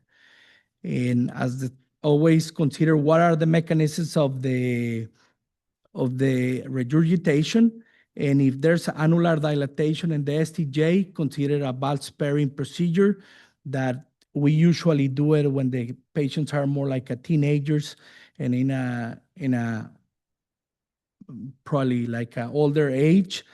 And don't forget about the Cabrol stitch that sometimes help you in the interleafed triangles in these small babies. To consider this successful repair, a time needs experience to have a good outcomes in this.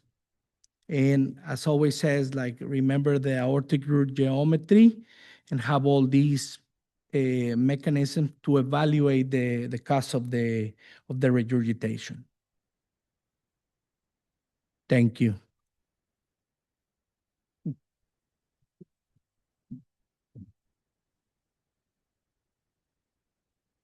Thank you. Thank you, Mario. And our next speaker is Dr. Victor Morel. He's the Eugene Wiener Chair of Cardiothoracic Surgery here at the University of Pittsburgh, and also chairman of the Department of Cardiothoracic Surgery, as well as Surgeon-in-Chief in cardiology and in many other titles. And he'll be talking about the Ross procedure. Thank you, Jackie. Thank you. Thanks for everybody for attending. Those online, welcome. Let's see. I have none to disclose, except I have to disclose that I do like the Ross procedure. Okay, so I'm biased. I think the Ross procedure is a very good procedure. So, and I know that there's a lot of surgeons out there who don't believe that. My goals are to describe just a quick history, surgical technique modifications, outcomes, and just a few thoughts at the end. The Ross procedure was developed by Dr. Donald Ross in the late 60s, and it has evolved. You know, there's a basic way to do the Ross, which is basically here. You can see you're gonna harvest the pulmonary autograft from the right ventricle, okay? And this takes some experience. I have to say the Ross procedure clearly is the most complex operation for an aortic valve replacement. It's much easier to put a mechanical valve or a bioprosthesis than do a Ross, okay? But as we will discuss, the Ross is a tremendous procedure, and I think it has to be in the armamentarium of a congenital surgeon. You harvest it, you put it, you have to remove basically the aorta, the aortic root. You harvest the coronaries, you move the pulmonary into the aortic position, you reimplant the coronary buttons, and you have to put an RV2PA conduit.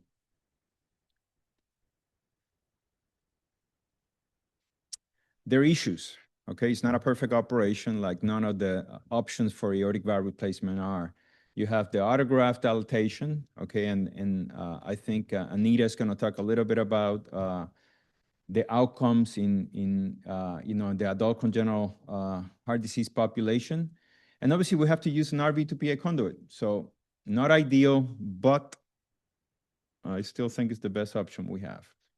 There have been a couple of recent papers that have looked at the outcomes. This is basically a meta-analysis looking in the pediatric population. And it compared patients with the Ross procedure, mechanical AVR, and homographs.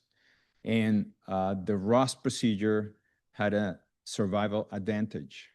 in the pediatric population compared to the other options, okay? So that is significant. I understand that the Ross procedure creates a two-valve issue out of a single valve issue, but you know there is a survival advantage. From the adult population, a recent paper also looking at this and found that patients with the Ross procedure had the same survival as the just normal population compared to the AVR or bioprosthesis. Okay, another, so you can argue that for pediatrics and young adults, the Ross procedure gives you a survival advantage despite the fact that you come back for reoperations, okay? And I mean, I think it's a tremendous advantage when you can say, well, you might have to come back, but you know, you have a more likelihood of being alive 20, 30, 40 years down the road if you have this operation, so. And they concluded that the Ross procedure should be considered the option of choice for young adults. There's a reality about the Ross procedure, though. You know, it takes experience to do a nice Ross. And I think that if, you know, for surgeons who might just do one Ross a year, it's really hard. It's a big operation. And if you don't do enough, it's really hard to get great outcomes with the Ross. So I think that that is a real fact, that to provide great outcomes, the surgeon has to have experience with the Ross. We've taken the approach of in patients that we can, usually 10 years and above, we reinforce the Ross in order to mitigate the effects of root dilatation, you know, long-term root dilatation. So Ross Ungerleider published this, I want to say it was 2010. And this is basically the technique, somewhat, you know, similar, and you're going to see it here. We basically, with a beating heart, and this is some I learned from John Brown from Indianapolis, you can harvest the pulmonary autograft and avoid ischemia. So you don't have to cross-clamp the aorta until you're about to replace the aortic root. So here we are mobilizing the pulmonary autograft from the right ventricle in between the aorta and the PA here. The vessel loop, the blue vessel loops around the main pulmonary artery.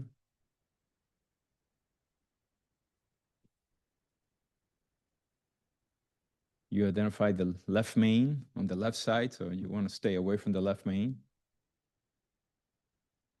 You kind of dissect that tissue between the left main and the pulmonary root. Then you're going to transect the main pulmonary artery distally. You want to make sure you don't injure the pulmonary valve when you open, so just at the bifurcation. You inspect the pulmonary valve and you make sure that it's not too fenestrated or you know, truly abnormal. It rarely happens. I think in almost 30 years of my career, I've seen it once, that I didn't do the Ross because the pulmonary valve just didn't look good. You do a ventriculotomy, you harvest the pulmonary root from the right ventricle. You have to be careful not to injure the RCA or the left main. You don't have to do it with a beating heart. You could cross-clamp and do it without a beating heart and bleeding, you know. So again, it takes a little bit of experience to do it with a beating heart. But it saves ischemic time, especially when you're going to reinforce the pulmonary autograft, and that takes a little bit of time. So the ischemic time can be a little bit prolonged if you cross-clamp. We usually reconstruct the right ventricular outflow tract at this time. We use PTFE valve conduits, hand-sewn. Do the distal anastomosis first. You can see there's a 24-millimeter conduit. Usually suture with a 5-0 to the central PAs. Then we transect it proximally to match the amount, the distance between the PA and the right ventriculotomy. And usually with a 4-0, a running 4-0, we do the proximal anastomosis. It has either a bicuspid or a tricuspid Gore-Tex valve that has been sewn in.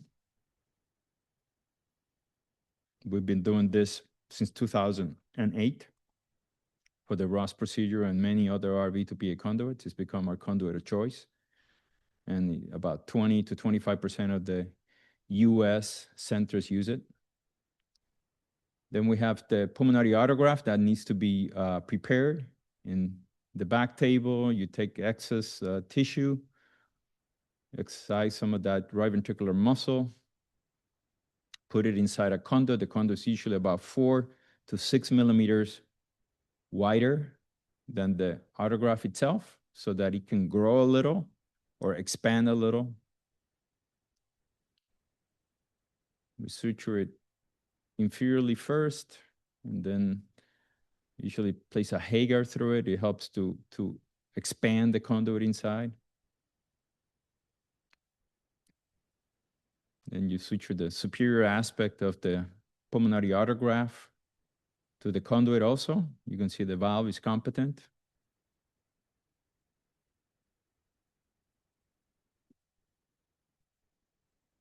We place some plated sutures at the commissural post to make sure that that valve doesn't fall back, so it stays,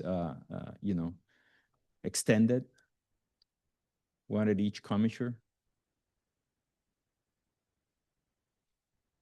It's a very reproducible procedure.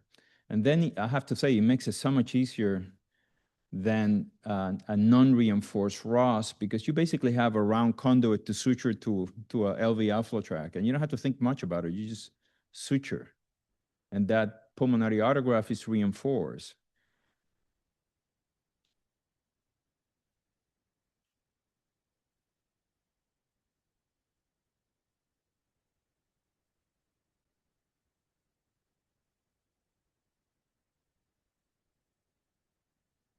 Then the distal anastomosis to the distal ascending aorta. After suturing, that's a left main.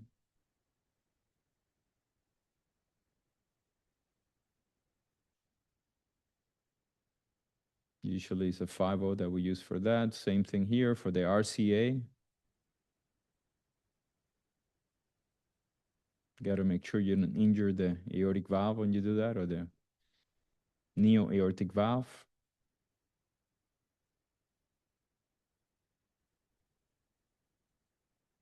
And that's basically the reinforced Ross. This is our experience up to 2023. It's not updated, but we compared in patients over the age of 10, which are the patients we would do a reinforced Ross. We had 19 non-reinforced Rosses and 35 reinforced Rosses up to that time. And we did notice a difference in aortic reinterventions. There were 4 in the group of 19 that were non-reinforced, and only 1 out of 35. The most common indication for a reintervention was aortic root dilatation, and that's exactly what reinforcing the Ross is going to help you prevent. Okay? Other centers have shown also that reinforcement helps reduce the incidence of reoperations. So final thoughts, the imperfect Ross procedure is the best surgical option for pediatric and young adults needing aortic valve replacement, and has a survival advantage. Thank you.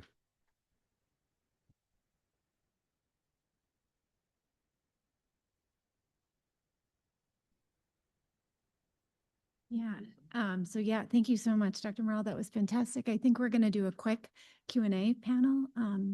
So if I could invite Dr. Castro, Dr. Carlozzi, Dr. Gazet, and Dr. Morel up to ask a few questions. We actually had a bunch of questions from the chat. And Dr. Morel, since you're here and prepared, I'll start with the questions that were directed towards you about the Ross. So there was a question about your technique specifically to perform, when you perform Ross with like severe or significant aortic dilation, if there was any change in your technique there. If we're talking about a dilated ascending aorta, okay. So it's simple. Obviously, as you saw in the movie, you suture the pulmonary autograft inside the conduit, and you have excess conduit. So you excise the dilated aorta, and you use the excess conduit to repair that. So it's really a a very simple procedure, even with the dilated ascending aorta. You have to make sure is that how far into the arch that the dilatation occurs, and if you need to do anything else about the arch. But if it's just a ascending aorta, it's quite simple. Yeah, that's And great. in a younger kid, if it was not a reinforced Ross? I'm sorry? In a younger kid, if it was not a reinforced Ross? Yeah. So usually you don't have significant dilatation in younger kids, so that's usually not a big deal. It's usually for older patients. No, thank you. And this is a question to you and the panel, particularly you and Dr. Kalotzi. When we encounter infants with severe aortic stenosis here in Pittsburgh, what is our decision-making about surgery versus balloon treatment of that child? And how much does the specific morphology of the aortic valve weigh in on that decision? So obviously, I think nationwide, probably worldwide, balloon dilatation is it's become the standard. So I think usually, if I would say 99% of the time, the patients are going to go to the cath lab and get a balloon dilatation, and that's sort of the standard treatment, for aortic stenosis nowadays. On occasion, we might have a patient that might require something else. For example, you might have AS with a hypoplastic arch or something like that. Then we would just go ahead and go to the OR, deal with the arch, and also do a valvotomy. But I think, realistically speaking, balloon dilatation is sort of the standard for AS. Yeah. Did you have any? Yeah. I don't think I have much to add other than having a good relationship with your surgical team, knowing what your backup options are, especially if you are either less experienced with balloon valvuloplasty and don't do as much, or concerned that there might be a leaflet tear depending on the valve morphology. But most commonly, it's either the unicuspid or the functionally bicuspid valves that you're ballooning in the neonatal period. And the true bicuspid valves that don't have commissures that you're trying to open up are usually not encountered in that time frame. Oh, that's a really great insight. And Dr. Kalotzi presented a beautiful, I don't know that I've ever seen it so beautifully kind of presented the timeline of the evolution since 2011 or even before that, of balloon aortic valvuloplasty. Given all of the information you shared about reintervention rates and LV growth, when you sit down to talk to a family and get consent of a baby to balloon their aortic valve, what do you tell them? What expectations do you set about your treatment? Certainly if they're a patient that has critical AS, or we're doing it in that neonatal period for non-critical AS, I certainly talk about a high rate of reintervention, especially in that first year of life, primarily it being a repeat balloon valvuloplasty. And I do focus too on the size of the balloon that I'm able to use in that period. I tell families that I would rather bring them back for a repeat valvuloplasty than try to go above one size of the annulus. And most families usually respond pretty well to that, given the fact that the other options are surgical. Yeah. Oh, that's great. Thanks for sharing that. While we're on the subject of Ross, Dr. Morell, there's one more question. Any tips and tricks for the reinforced Ross to young surgeons who may be early in their experience? Any kind of success, keys to success? Yeah. I think using Hager dilator inside. So if I usually have in mind, if I know on echo, I always ask what's the size of the pulmonary valve, and so they tell me 17 or say it's 19.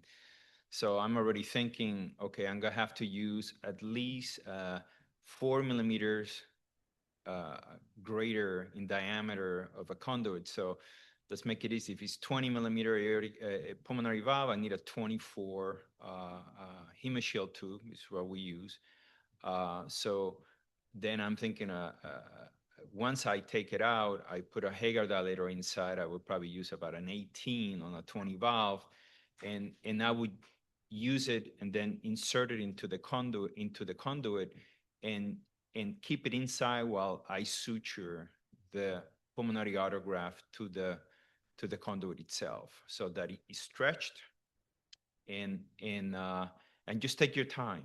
And, you know, just have to make sure that, for me, it's crucial to make sure that the aortic valve is not twisted inside, or that pulmonary valve is not twisted inside the conduit. So everything has to match in that inferior end of the conduit. The edges of the valve, they all have to be symmetrically sutured to that circle, so that there's no distortion of the pulmonary valve. And I think resuspending, putting those 4-0 prolings pledgeted at the commissural post is helpful to prevent that pulmonary autograft from sagging. Okay, so I think it's really important to keep it kind of tidy and tense inside that conduit so that it won't fall back. The only failure I've seen with one of these is that the pulmonary autograft kind of came back inside the conduit. That specific patient, even though I put sutures in the distal end of the pulmonary autograft, I had not suspended the commissural post. I haven't seen it since we started doing that. Oh, that's such valuable information. And I have to say the video that you showed was so, at least for me, was like, it was so helpful to understand what is involved in the reinforced ROS. That was great. I want to switch gears. There are a couple questions for Dr. Castro about aortic valve repair. Actually, in particular, I really like that table that you shared about, you know, the mechanism of the dysfunction and then the type of technique you would apply to that valve. Are there other, like, in addition to the valve morphology factors that you went through really nicely, are there other patient factors that would make you want to repair versus replace an aortic valve? Well, basically, the ones I try to repair is when the pulmonary valve are not in good quality, Yeah. and there's a small babies and we don't have a bailout. As you see it here, we're pretty ROS program. So most of our patients will go to a ROS. But we have, for example, we have valve sparings in a teenager that we do like those dilation of the root, but the leaflets are in good shape. We do a valve sparing technique. But those will be the main consideration, like small babies, to give it a time. And at times we do a commissurotomy, we did enlarge with the pericardium, and at times 6 months later, 2 years later, they come back for a ROS. Yeah, no, that's great. And your point about buying time is so salient and important. It's what an important feature of it. Dr. Gazet, we have a few questions for you as well. So the first one's an easy question. In the first 48 hours after ROS, do you have a particular blood pressure threshold that you try to stay around? Yeah, so that depends on the age of the patient, and definitely the blood pressure is critical in the older patients, where we definitely try to maintain it normal. So that the goal is really to maintain a normal blood pressure in those patients. And with the older patients, they really are hypertensive postoperatively. So not only during the initial phase of 24 to 48 hours, but after that, it's also extremely important to maintain that. So normal is what I would, normal for age is what I would target for those patients. For the neonates and infants, it's a completely different story where they actually hypotensive with low cardiac output, and it's a completely different approach for that. And that would be more focused on supporting blood pressure. Right, that would be more important. The focus is really on maintaining cardiac output and oxygen delivery rather than maintaining lower blood pressure goal. No, thank you.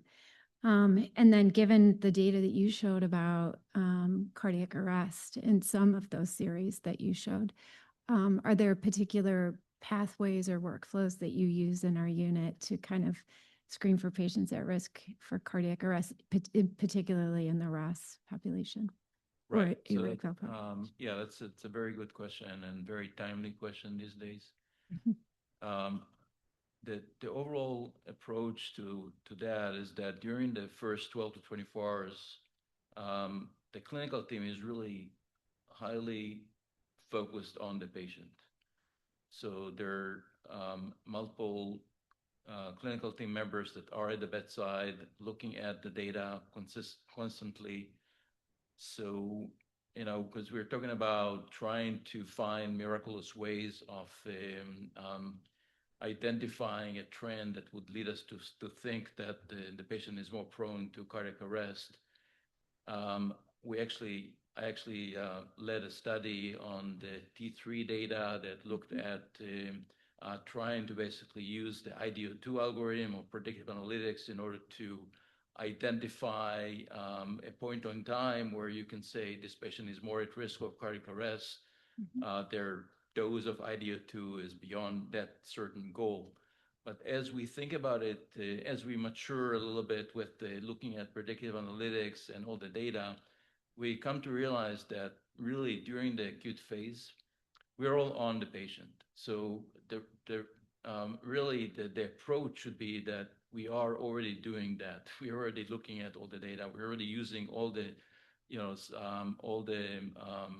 imaging, all the monitoring techniques that allow us to really identify any changes in the clinical state.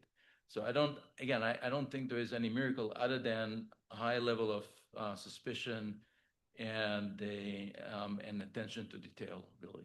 Yeah, I love attention to detail. Yeah. It fits for all of our fields, right? Are there things that you prepare your bedside team to kind of, okay, we know this patient is at high risk, so, and you're on it, but are there even more things like what are you on it with? What are we reaching for? What are we considering? Right. So in a way, it's a final common pathway in those patients. So whether it's a patient who underwent a neonatal ROS or infant ROS, or a patient who underwent a different type of neonatal cardiopulmonary bypass operation, really, I mean, there's nothing unique about that. It's just maintaining. And again, the things that I touched on the talk, I think, are really important to remember. So maintaining adequate coronary perfusion pressure, understanding what it actually means, what you actually look at in order to understand what your coronary perfusion pressure is. Maintaining adequate mesenteric and renal perfusion pressure, maintaining adequate cerebral perfusion pressure. I mean, those are the things that that we focus on in the first 12 to 24 hours. And then with any type of change, and again, everyone is on those patients. Everyone is aware. It's not the patient that has a nurse for every two patients. We have all attention is focused on those. So the nurses know that with any change, they would just reach out to us and grab us, and we can address those things in real time. So again, I don't think there's like a miraculous way of that. I know that people are talking about preparing the team, and there's actually the cardiac arrest prevention protocols that people use. I think it is helpful to just increase kind of attention to the possible things that can happen. It's kind of a simulation, if you will, just looking at that patient and say, well, if the blood pressure decreases, if the oxygen saturation decreases, what do you do in real time? So you can actually use the CAPS or the cardiac arrest prevention approach with simulating those events at the bedside to kind of prepare folks for it. Yeah, no, that's really helpful to understand like how you get the great results that you do from our unit. Unless there were other questions from the audience? Just one quick one, Yeah. maybe not so quick. For when you're dealing with annular hypoplasia, which is often one of the problems that we fail in the cath lab when you have annular hypoplasia, we can't achieve that gradient that Lauren nicely demonstrated is a necessary goal of less than 35, and we end up oversizing to achieve that goal and then end up with AI. So in terms of the surgical approaches, any comments of annular hypoplasia from our surgical team? I mean, I think annular hypoplasia, we have several techniques via modified Kono to Ross-Kono to Manugi and to a Nix. There are different techniques that are described that we utilize at the time of surgery to deal with it. Usually, if we do a Ross, we'll do a Ross-Kono to enlarge the left ventricular alpha tract. Awesome. Thank you. Thanks to our panel. I think now we're taking a brief break for, oh, actually, no, we'll continue the presentation. So thank you so much. That was fantastic.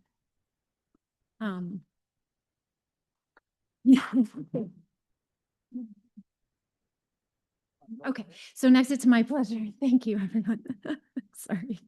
So next it's my great pleasure to introduce Dr. Adam Christopher, who directs our cardiac cross-sectional imaging program here, cardiac MR and cardiac CT, who will be talking to us about 3D advanced visualization in the postoperative aortic valve assessment.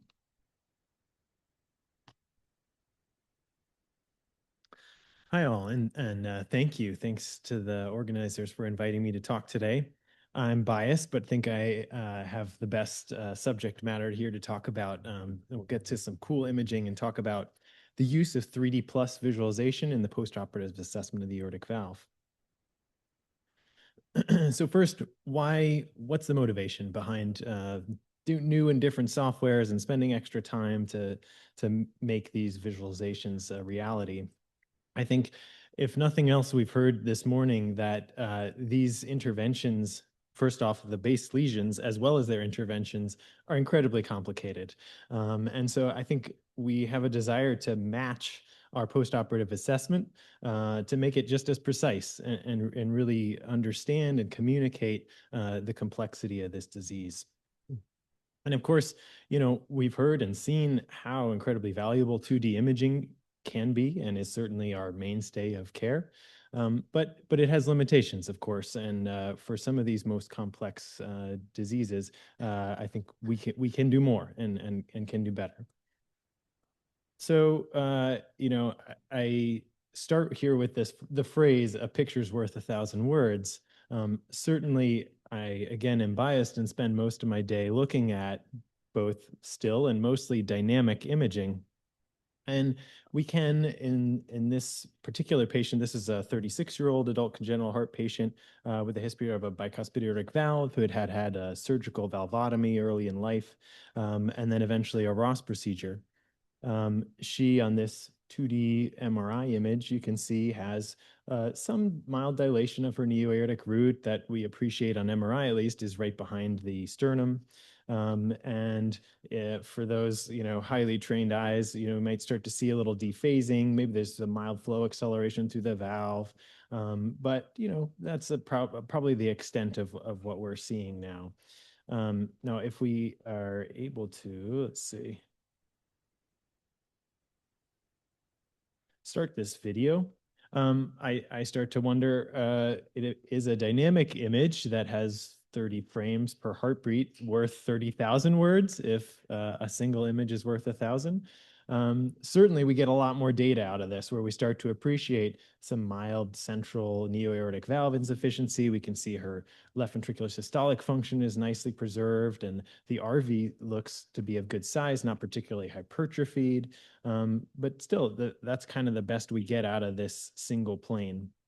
And so then I posit, you know, if we now have a four-dimensional image where we get dynamic across the cardiac cycle flow data from all three planes, and then we can scale and crop this in innumerable ways.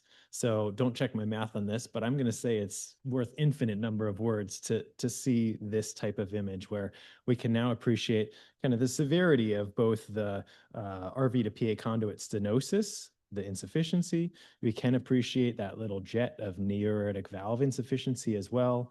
In the meantime, we're able to see flow acceleration extending into the branch pulmonary arteries. We can see an unobstructed aortic arch with nice laminar flow. And I could go on and on. But at the end of the day, it's not just about the number of words we can get out of these images, but really conveying the complexity of the disease. And that's where I'd argue it's actually worth everyone seeing the images and not just me providing a summarized paragraph to folks as well, because that's really the benefit of these 3D plus types of imaging to convey complex physiologies across people.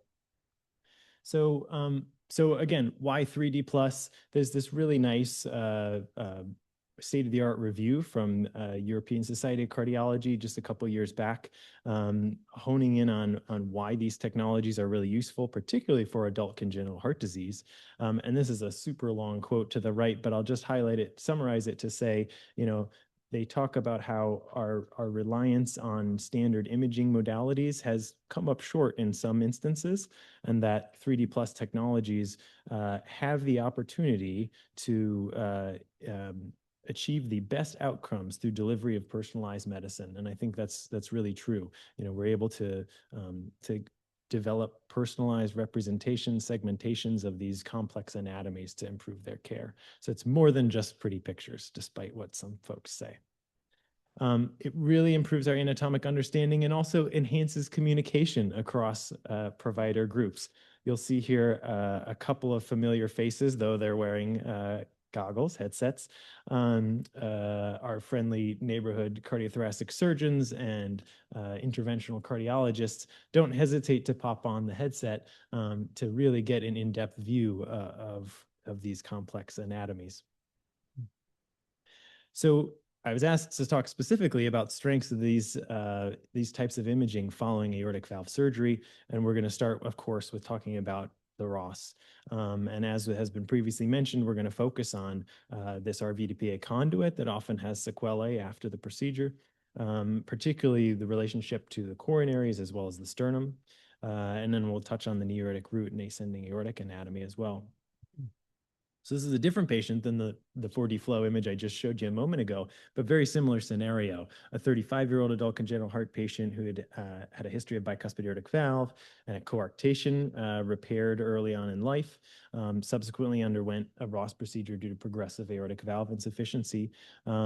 Subsequently, had a Mulledy valve in the RV-to-PA conduit that unfortunately he had endocarditis in, and now the RV-to-PA conduit has been replaced. Again, on our 2D cine imaging here from MRI, we can see his biventricular function is actually quite good. On the 3-chamber view here, you can appreciate some mild neo-aortic valve insufficiency, just like in the prior patient. But when we start to look at the 4D flow image to the right, we can certainly appreciate some stenosis of his RV-to-PA conduit and see that flow acceleration extending into the branch PAs. We can see that his arch looks quite good following the prior coarct repair. I'll point out that this study on cardiac MR is all done without contrast, without an IV. He's just laying on the table for 30 to 40 minutes to get all this data. And included in that is a non-contrast MRA. So from this 3D SSFP data set, you can see the volume of this heart emerging from the MR data set, where we can again represent the coronary arteries relative to this stenotic RV-to-PA conduit. We can measure distances from the front of the RV wall into the PA bifurcation and start to get our cath friends some estimates as to how they might intervene on this RV-to-PA conduit. Even further, we can now introduce a stent into this stenotic RV-to-PA conduit. You can see here we're dilating it, and of course it nicely shortens as we dilate the stent diameter. So you can really get an appreciation for the type of intervention you can do in this particular patient-specific anatomy. You can see here kind of coming around to the sagittal side, repositioning it a bit. Again, you can redilate it more to kind of understand how we can best match the surrounding structures. Switching it up a little bit, this is a more complex patient, 16-year-old girl who had come to us from an outside center with a history of dextrocardia, double outlet right ventricle. And on this MRI, you can appreciate L-malpose grade vessels with an aorta anterior and leftward to the PA. And as we come up to the aortic root here, you can see there's this communication exiting that most anterior coronary sinus, or non-coronary sinus, I should say in this case, that communicates down to the left ventricular outflow tract. So concerning for a ruptured sinus of Valsalva aneurysm, communicating with this kind of LVOT pseudoaneurysm. On the CT here, you can start to appreciate this communication that, again, here's posterior, the 2 coronary sinuses, and then this non-coronary sinus anterior. You can see that communication that's crossing the annulus and extending down to the LVOT. When we take that same CT and pull it up in VR, you can see it was a dynamic CT. We got gated data throughout the cardiac cycle. We can represent it relative to the sternal wires here, which helps maybe argue this may not be the best one to approach from a surgical perspective, given that this complex communication is right under these wires. And then also we can start to kind of dive in, cut through this complex communication from that anterior non-coronary sinus down, and appreciate that there's some narrowing as we kind of course anterior and leftward. And so again, I went to my friendly neighborhood interventional cardiologist, and Dr. Kreutzer took this patient to the cath lab, and you can see placed a device successfully in that communication. This is the follow-up CT from the same patient, and you can again appreciate that device here on this follow-up CT. There was an improvement in the left ventricular volume. So we've talked about ROS and some complex LVOT. Let's also touch on those folks that do have mechanical aortic valve replacements. This is an 11-year-old patient with Schoen's complex who had had multiple prior interventions, now status post-Acono with mechanical, both aortic and mitral valve replacement. He actually has decent echo acoustic windows, but of course with those two big mechanical valves in there, we really struggle to see structures beyond those valves. In this case, particularly the ascending aorta, which had previously been intervened upon. So you can see his CT on the right. Certainly there's still a little bit of metallic susceptibility artifact from the valves, but we're able to assess his ascending aorta and other surrounding structures nicely. But then we can also, within 15, 20 minutes, have this CT pulled up in VR and dive into the various surrounding structures. We can pull off certain structures to really focus, hone down in on the valves and aorta that we want to. You can start to appreciate in the distance there is some significant narrowing of this arch, which had previously been intervened upon and now seems to be the most prominent issue for this patient. If we just focus on the arch and the left ventricle here, we can see this is a diastolic gated scan. We can actually see through the open mitral valve leaflets in that phase, and really gives you, I think, a further understanding of this patient's current anatomy. So let's just talk a little bit more about, kind of the potentials of 3D plus technologies, in particular, how they relate to communication across care teams and families. There's been a lot of recent work, and I'll just highlight this paper from Jenny Zabla in Denver, talking about remote collaboration. So certainly some of the more recent softwares allow folks to pull on a headset, say in their office on opposite sides of the hospital or state or country, and you can have dynamic conversations while viewing the same complex lesion together. In this case, they were placing transcatheter pulmonary valves and comparing a few different options in this dynamic CT rendering. There's been work looking at how these types of renderings can enhance trainee education. And this work from the Seattle group a few years back showed that when offered 3D printed physical models in their hand versus pulling on a headset, trainees across the pediatric program as well as nurse practitioners preferred a virtual reality type method and felt that their training was enhanced with that modality. And then just highlighting one work from our own Dr. Little during his time down in DC, did this study, and it was nicely timed during the height of the pandemic, teaching teenagers with complex congenital heart disease virtually about their disease. So showing them normal versus, models of transposition or tetralogy to try to help them have better understanding of where they've come from, and also why it was important to transition their care and continue their care as they grew into adulthood.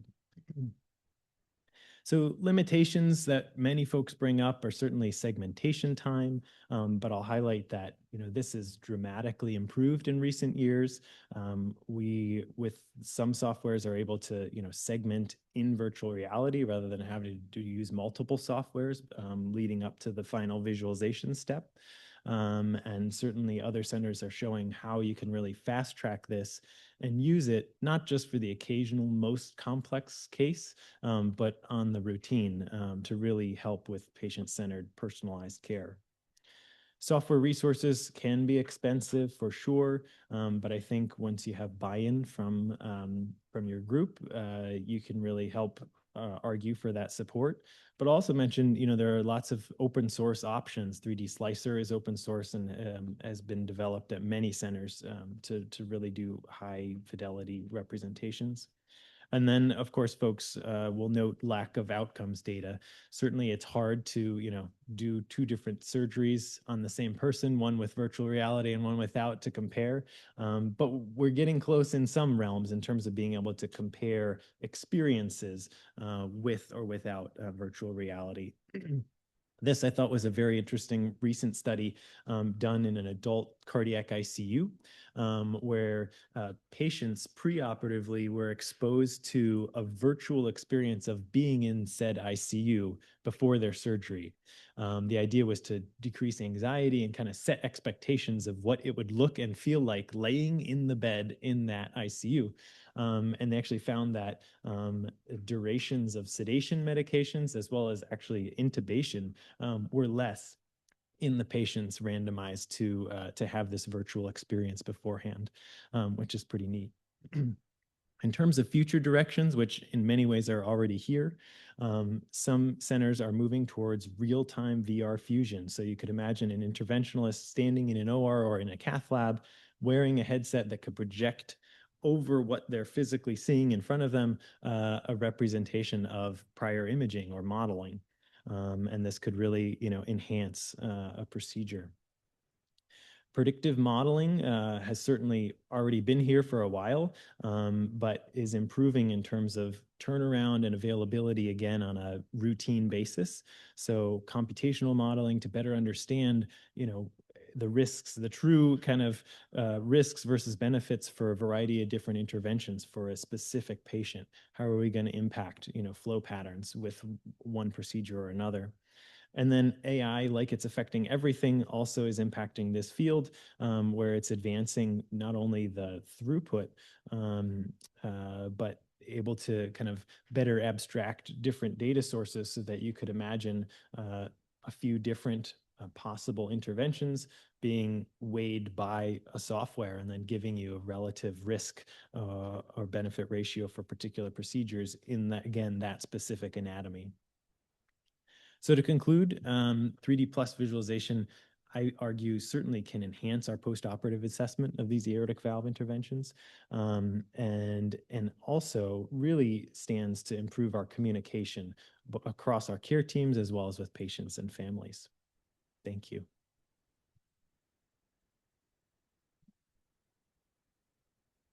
And then it is my pleasure to introduce our next speaker, Dr. Anita Saraf, who's assistant professor in the Department of Medicine and one of my esteemed colleagues in adult congenital heart disease. Thanks.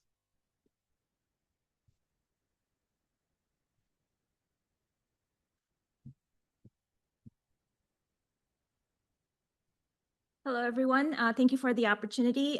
It's my task here to give you a perspective of what happens to our patients as they progress into adulthood and come over to the adult congenital side where we take care of them.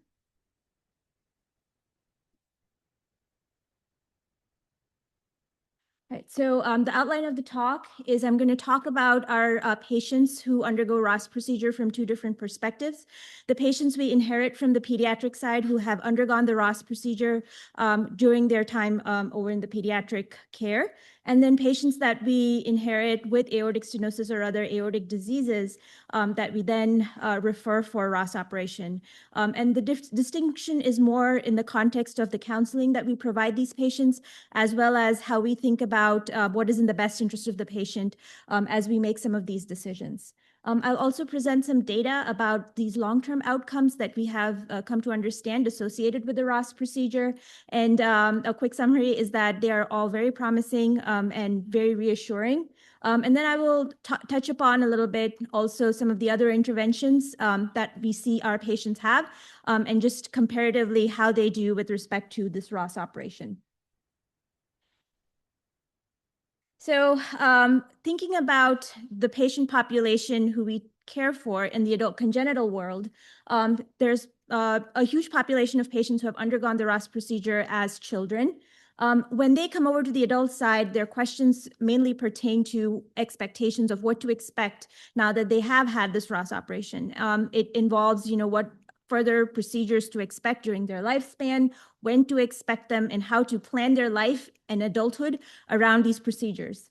And then the other side of it are the adult patients that we see who have aortic stenosis, aortic regurgitation, and as their disease progresses, mainly in their 20s and 30s, need some sort of an intervention.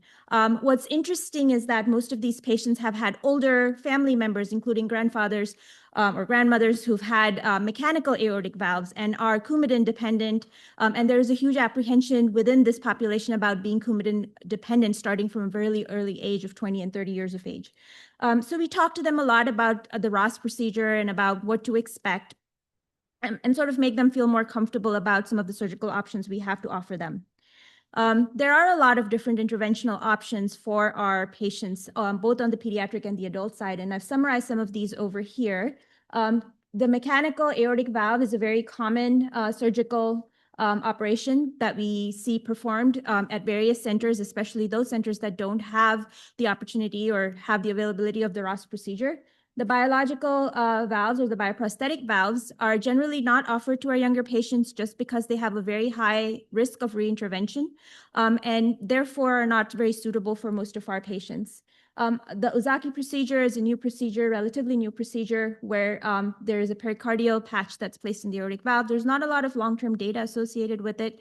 And then obviously there's the aortic valve repair, and there too we are limited because not all valves are amenable to surgical repair. There's this nice little table here that summarizes some of these procedures and sort of the feasibility and outcomes that we see.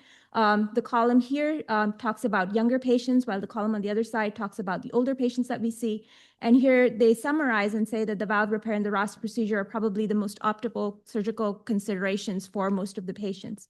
However, as Dr. Morel pointed out, Ross procedure does have a higher amount of technical complexity associated with it, and that has to be accounted for in the context of the expertise of the center where you're referring the patient or where the procedure is going to be performed.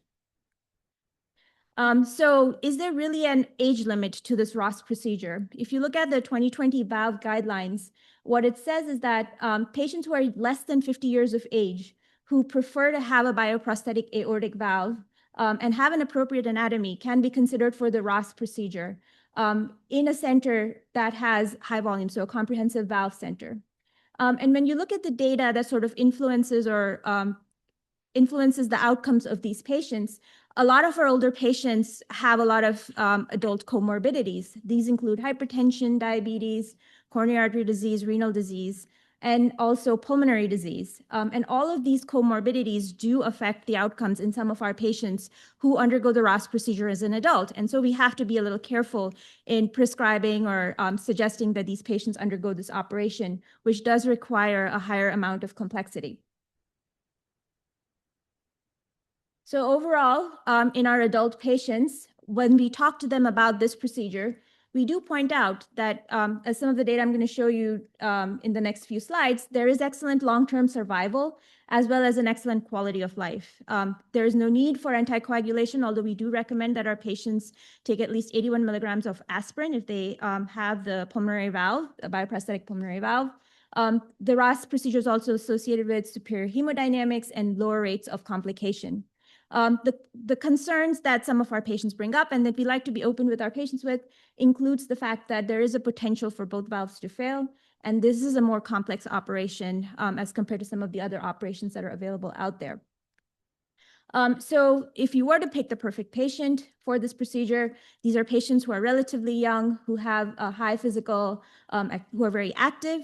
Women who are undergoing or thinking of undergoing pregnancy are, again, a really great population for the Ross operation because it takes away the confounding and the complicating factors associated with anticoagulation in this population. But we do not recommend that patients with familial aortopathy, connective tissue diseases, autoimmune disorders, and patients who have a life expectancy of less than 15 years undergo this procedure. The ideal substrate are patients who have aortic stenosis and have a small or normal-sized aortic annulus. Patients with aortic insufficiency or mixed lesions, as you will see in some of the data I'm going to present, have less than optimal outcomes, as patients who have a dilated aortic annulus greater than 27 millimeters. There's also, and so there's, this option of having either a modified Ross procedure or Ross procedure. And I think Dr. Morel and some of the other presenters went through some of the nuances associated with the differences associated with them. After the procedure, we do regulate their blood pressures, not only during the first 6 to 12 months, but throughout the life of the patient to make sure that these aortic diseases that have had surgical reintervention have minimal risk of postoperative complications. So what are some of the long-term outcomes that we talk about with our patients? Mainly, I will refer to 2 big studies that have been done.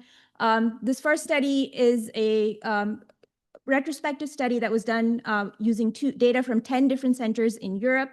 The data was collected since 1988 and focused on patients who had the Ross operation after 16 years of age. There were about 2,400 patients, and at follow-up, these patients had a mean age of 44 years. What is important to understand and note here is that in most of these centers, greater than 2 surgeons were performing the Ross operation, so anywhere from 2 to 15 patients. And again, this sort of alludes to the fact that you need to have a center that has high volume and a great level of expertise associated with performing this procedure. When you look at this population, there was an overall increased risk of aortic autograft reintervention as well as the RVOT homograft intervention associated with this population of patients at 25 years of follow-up. The larger aortic annulus diameter, as well as the presence of aortic insufficiency prior to the presence of the Ross procedure, were both associated with an increased risk for reintervention. The use of a biological valve, again, was increasingly also associated with the need for replacing that pulmonary valve during this procedure. And as Dr. Kreutzer will talk to you about this, this is something that is now routinely done in the cath lab. And then counseling the patient about how feasible this operation is an important part of what we tell the patient when we talk about the Ross operation.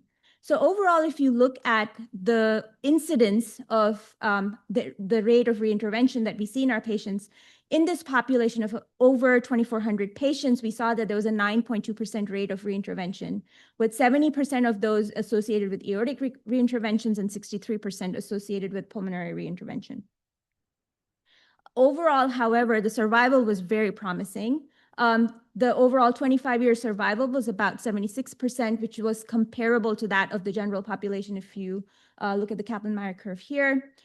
When you compare this to some of the smaller studies that are done in other parts of the world, so the first study was done in Quebec and involved about 220 patients. And there you saw that about 30% of these patients required a reintervention at 20 years of age, and again had similar risk factors associated with a larger aortic annulus and preoperative aortic insufficiency that contributed to their need for reintervention after the Ross procedure. Again, there was another study of about 250 patients from India who also underwent the Ross operation. And there, at 20 years, the rate of freedom from reintervention was at about 90%, 87%, with about 84% of these patients being free from aortic regurgitation or need for aortic reintervention, and about 25% of these patients needing some sort of a pulmonary intervention. This is a second cohort that prospectively looked at some of the echocardiographic findings in some of our patients. And this is just to give you an idea of what to expect when these patients come back to you every year and they have their echocardiograms and you see these changes in either their aortic outflow tract or aorta in general, as well as their aortic valve. So this is a cohort that was prospectively registered between 1994 and 2001. And then after 25 years of this ROS operation, this group went back and looked at some of the complications that were associated with these patients. So the follow-up here is about, again, 24 to 25 years. And most of the patients who underwent the ROS operation had aortic stenosis or aortic regurgitation. The survival was really good at 83%, and freedom from any reintervention was also very reasonable at 71%. And here you can see about 80 to 90% of these patients had freedom from any kind of reintervention to their pulmonary or their aortic valves. When you look at the echocardiography data for these patients, you can see that most of these patients did have increasing amounts of aortic regurgitation over time. We also noted that there was an increased amount of aortic root dilation. However, this was more pronounced within the first 11 years and then tended to stabilize. So we didn't see that increased rate of aortic expansion later. Furthermore, when we tried to understand specific variables in this rather smaller cohort, none of the factors really played out as being involved or biased towards causing these outcomes. Lastly, one of the things that I talk to frequently with my patients when I counsel them about the ROS procedure is also how does this procedure do as compared to some of the other interventions that are surgically available. And this includes the mechanical aortic valve replacement or a bioprosthetic valve or homograft. And as you can see here, while the outcomes within the first 30 days or even within the first 5 years are not that different, it really does play out within at 12 years, where you can see that the ROS procedure overall has better survival as well as better intervention, freedom from intervention as compared to almost any other option that you can see here. And when you look at this across the different lifespans, across the different ages of the lifespan, you can see that there is an increased need for reintervention in some of our pediatric patients who undergo the ROS procedure. And it's mostly a factor of the it is mostly attributed to the fact that these patients have now accumulated time over their homograft or their autograft, and therefore it's just associated with the normal wear and tear associated with this operation. However, our adult patients and our young adult patients overall have a really low overall need for reintervention over their lifespan. And with that, the overall conclusion of this talk is that the ROS procedure has really been a great beneficial surgery to all of our patients. It has excellent long-term outcomes as compared to some of the other surgical options that are available to our patients. Adults and patients with low comorbidities do have better outcomes as compared to some of the other high-risk groups. And overall, while there is a need for reintervention, this is less than 30% in almost all cohorts that have been studied across various countries. And as compared to the mechanical and the bioprosthetic valve, as well as the homograft, the ROS procedure definitely does outperform and is very beneficial to women, especially who are considering pregnancy, as well as patients in their 20s and 30s who don't want to go on anticoagulation. So with that, I will open the stage to Dr. Jackie Kreutzer. So, okay, sounds good. Thank you. Thank you. Yep. Right. She's our chief of pediatric cardiology, and she'll be talking to you about interventions associated with some of the long-term outcomes. Thank you.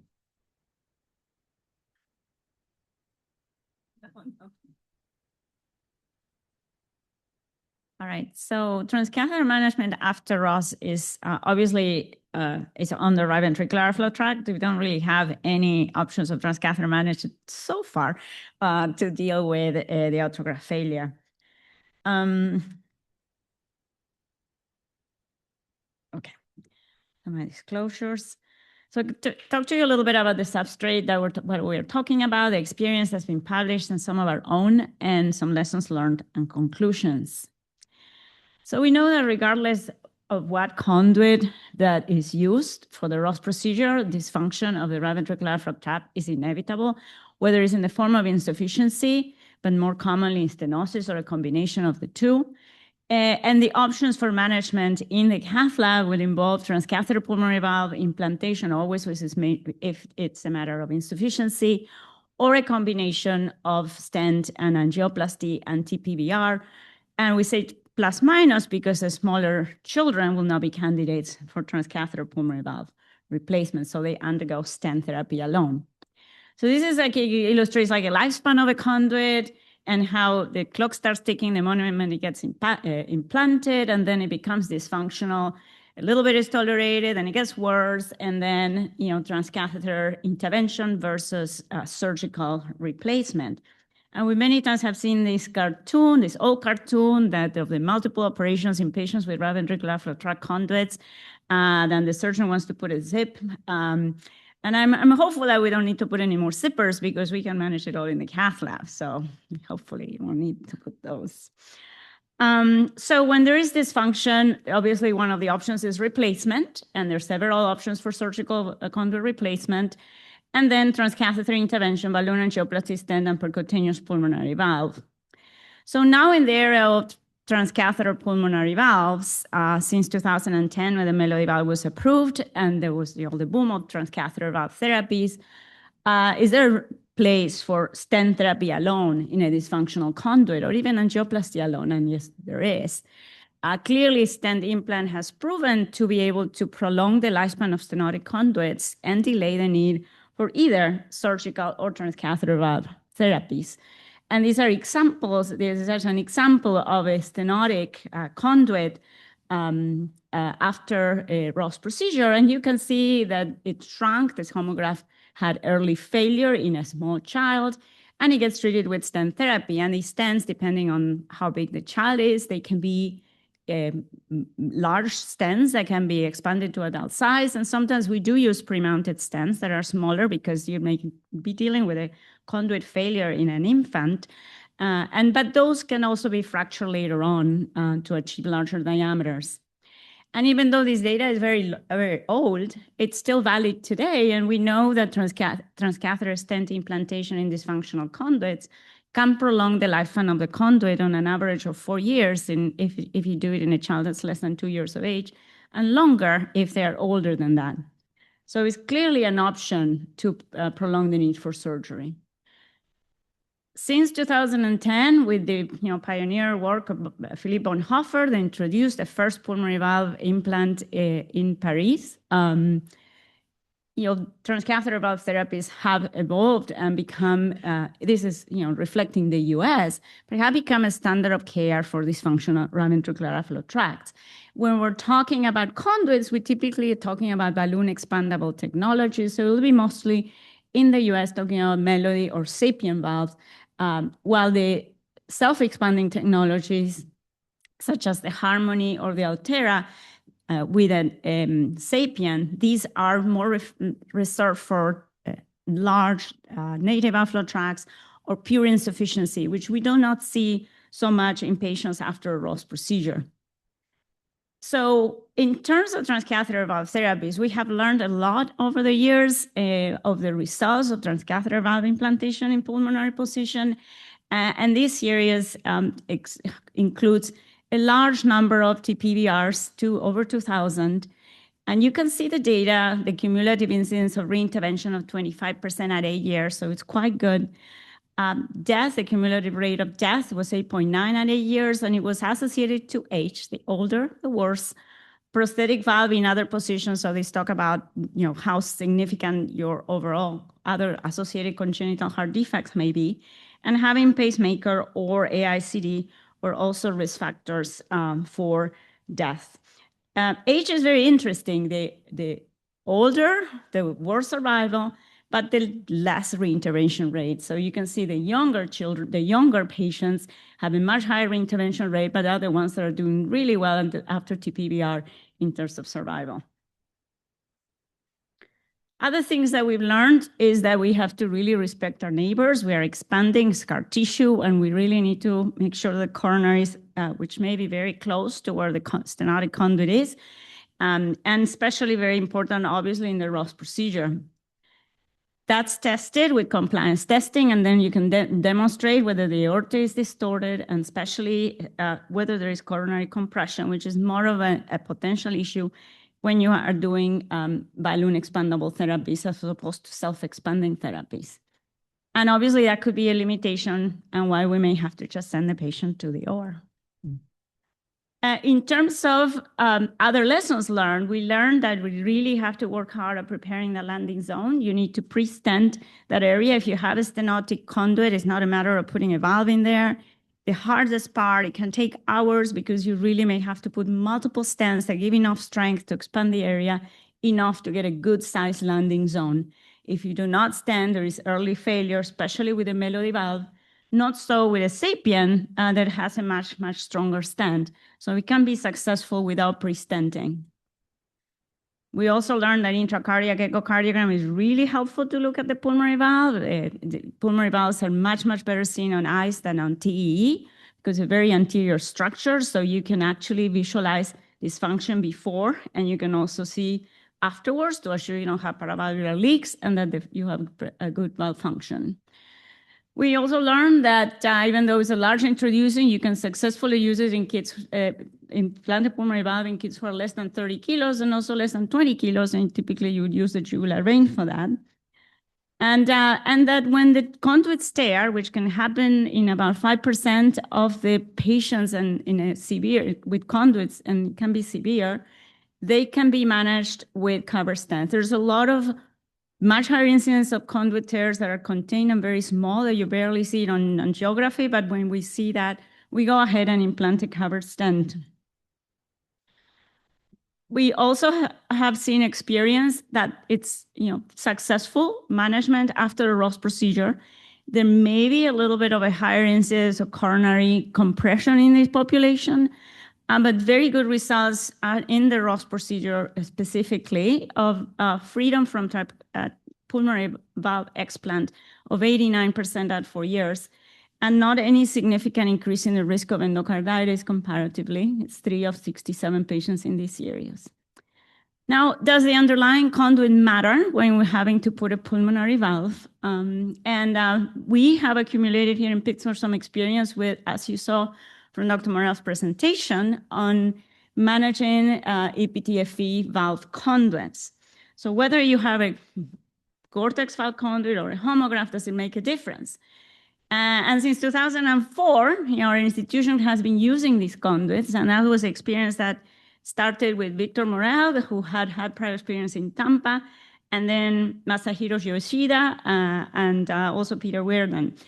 So that started because of the many advantages that these conduits have that are available in most sizes.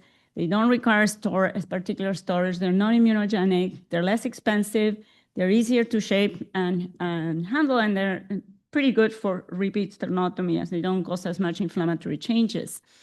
So we have been using these conduits, and I wanted to tell you a little bit when I had to give some talks recently about transcatheter management of PTFE conduits. And so it's interesting. PTFE was developed in the 1950s, and it was started by Will Gore, who was really working with his wife, mostly in his basement, and discovered this versatile polymer.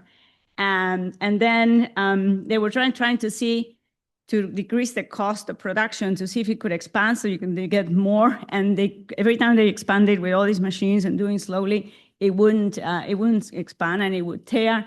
And very frustrated, Bob Gore expanded really fast one day and it actually expanded and stayed longer. So that's how it became like this big thing we're using for vascular grafts, which we know we use them for so many applications in our patients with congenital heart disease because of all these properties that make it easy to work with. So how stretchy is it for us in the cath lab? It has a tear.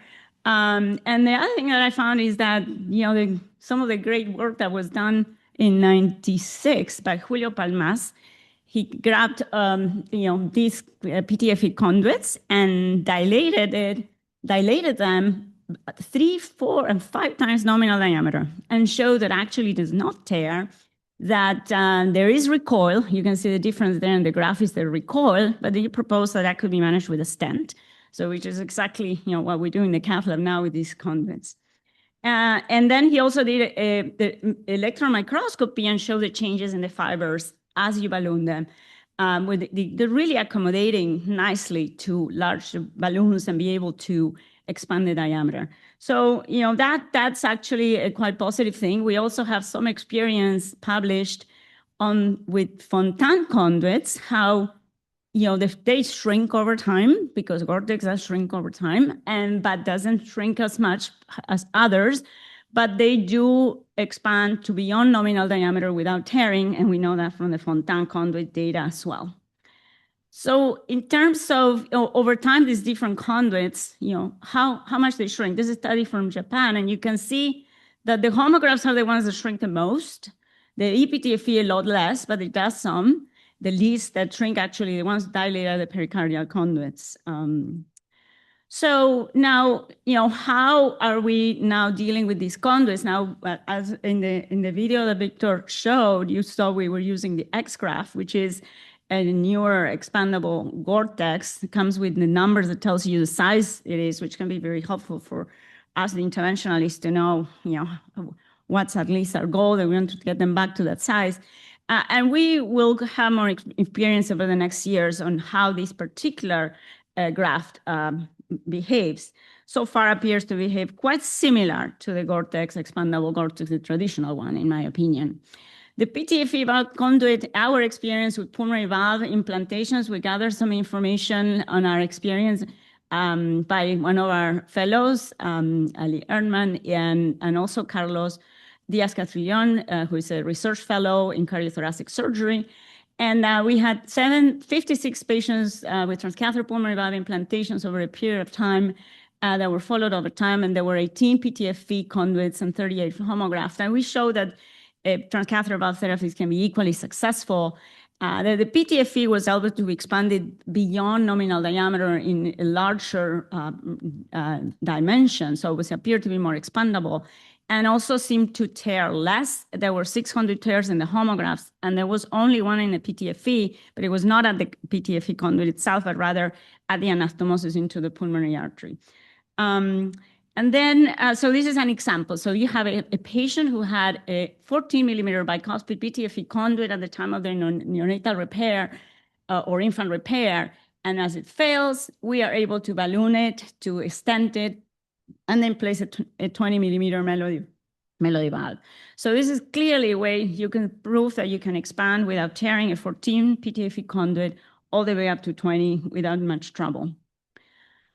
So Dr. Carlos Diaz-Castrillon, mentored by Victor Morel, has gathered a lot of information on our Ross procedures and other surgical procedures, but especially he's shared with me some of the PTFE data. And you can see that pretty much since 2016, we're consistently been using, our surgeons have consistently been using PTFE conduits. So we have developed some experience, both dilating or stenting, as well as transcatheter pulmonary valve implantation in these patients. And in this data, you can see that the reintervention-free survival is pretty comparable. This was published in 2023 by our surgical group, pretty comparable with in terms of the failure of the right ventricular outflow tract conduit between homografts and PTFE. They maybe, we're now looking a little bit deeper into incidence of endocarditis after transcatheter valve implantations in the two. Appears that the PTFE may have a little bit of a benefit than the homographs. And then there's the expandability that PTFE appears to expand better. And so as we get more numbers, we may be able to demonstrate some statistical differences in the two populations. And just to give you an example, this is a 4-year-old who had a 12 millimeter PTFE conduit at the time of the neonatal Roscono. And now it's failing. You see, it has a gradient of like 60 by cath. Obviously, we have to prove that the coronaries are not in proximity. And this patient then, too young for a transcatheter valve, but we're going to treat it with stent therapy. We're going to end up putting 2 overlapping palma stents, post-dilated at high pressure to achieve a good result, and buy some time so that eventually we may be able to get this conduit to end up being able to get a pulmonary valve implantation. Here's another, this is a 24-year-old who had a 25 millimeter pulmonary artery homograft. And this is 10 years later, the homograft has shrunk. There's also some calcifications, etc. Checking coronaries is critical, as you can see in both views. We will do the compliance testing, and I will show you all those angios. And then we did have a conduit tear, so gets a covered stent, gets an additional covered stent because there was an area of irregularity, and then we put a sapien and 23. And this patient has been doing very well for now over 6 years already. And here's another one, 10-year-old, post-Ross with a 19 millimeter homograft with very early failure. This homograft, 19 millimeter, within the first year was already measuring just 9 millimeters. So this early failure that we sometimes see in homographs, it's not something you see in the Gore-Tex conduits. They don't shrink like that. This is almost like a rejection to the homograft. And this was managed with transcatheter. We check on the coronaries, of course, and you can see the sequential balloon and stenting. We were concerned because of the expandability we had to achieve. Going from 9 to getting to a pulmonary valve was a big change. So there was a conduit tear. You can see posteriorly there, a little bit of contrast extravasation, treated with a covered stent, and then this doesn't want to go down. Okay, we'll go. And then a Melody pulmonary valve implant. And you can see here the post-intervention with no significant insufficiency. Now this patient, 9 years later, comes back. The Melody valve leaflets degenerated. You can see there is moderate stenosis again, now followed by the ACHD team. You can see the next what we do, valve in valve. So this is, we do compliance testing gradually, slowly, going 1 or 2 millimeters by 1 or 2 millimeters, making sure the coronaries are not being compressed, achieve a really good diameter, and then we had a 26 sapien. So this conduit, now, we only a zipper. It's got a 26 sapien, and now this is a 19-year-old patient, and who had a very early in life Ross procedure. So, and this is the eyes. You can see the leaflets working very nicely. So how we were able to bring that really small conduit that had early failure to a 26 so well, and really without any significant complications. So what about endocarditis? So yeah, there's clearly data that would suggest that transcatheter pulmonary valve replacement has higher incidence of endocarditis than surgical valve replacement in small series.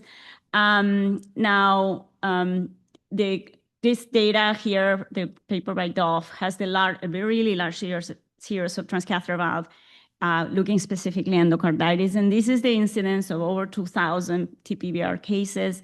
Endocarditis has a cumulative incidence of 9.5 at 5 years and 16% at 8 years, with an annualized incidence of 2.2 per 100 patient years. And we spend a lot of time talking with families before TPVR on, first they need to have dental clearance, and then we do the ongoing education of how important it is to early diagnosis of endocarditis, which can be managed medically and hopefully preserve that valve and not lead to serious complications. But that story is still to be told as we continue to accumulate data on TPVR. One specific thing for Ross is that there have been reports of, I haven't seen it, but there have been reports of a traumatic AP window. I have seen it after LeCompte in arterial switch operation, and you should be aware of that. There is a report of a cardiac arrest seconded to really massive traumatic AP window in a TPVR implantation in a Ross. So the two outflow tracts are stuck together, and if something tears, can tear across. So that is something important to be aware of. And then in conclusion, transcatheter rehabilitation of dysfunctional conduits, we know a post-Ross procedure is highly successful and really can prolong the lifespan of these conduits. And we know that valve PTFE conduits can be excellent substrates for transcatheter valve therapy. And this is really another example of the transformational impact that catheter intervention has on improving the outcomes of congenital heart surgery as we work together. So thank you. Thanks. So now I think we're going to invite the panel for discussion, and that includes Anita as well, and Adam, and the surgical team.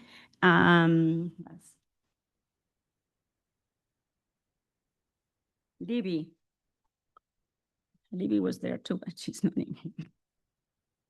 Maybe Laura, you want to go as an image representative? Anyway. And we probably should start with Adam. There was a question, Adam, about the virtual reality. What specific software are you using in some of the pretty pictures you showed? Yeah, certainly. We've actually used a mix over the years. And I'll say that through the 3D printing program, we have access to some brilliant engineers who can use mimics and materialize to do some of these segmentations. Most of the images I was showing you are from Elucis, which does allow you to do the segmentation in virtual reality. But like I said, there's a lot of great options. 3D Slicer, that open source software I mentioned, can do all this with high fidelity. So it's really just the headset is your main cost from that perspective. Do you think, is it virtual? Yeah, sometimes we wonder, do we do a 3D model, a printed model, or do we actually just play with the virtual reality? And actually, Victor also uses those models for planning. Yeah. Have you been playing with the virtual reality itself? Because I guess I imagine there are some advantages of one versus the other. Right. Well, I have to say, for some really complex cases, virtual reality is really cool and nice, and helps you get a perspective that at times in just a printed model doesn't give you. But I think having both, it's extremely useful for really complex cases.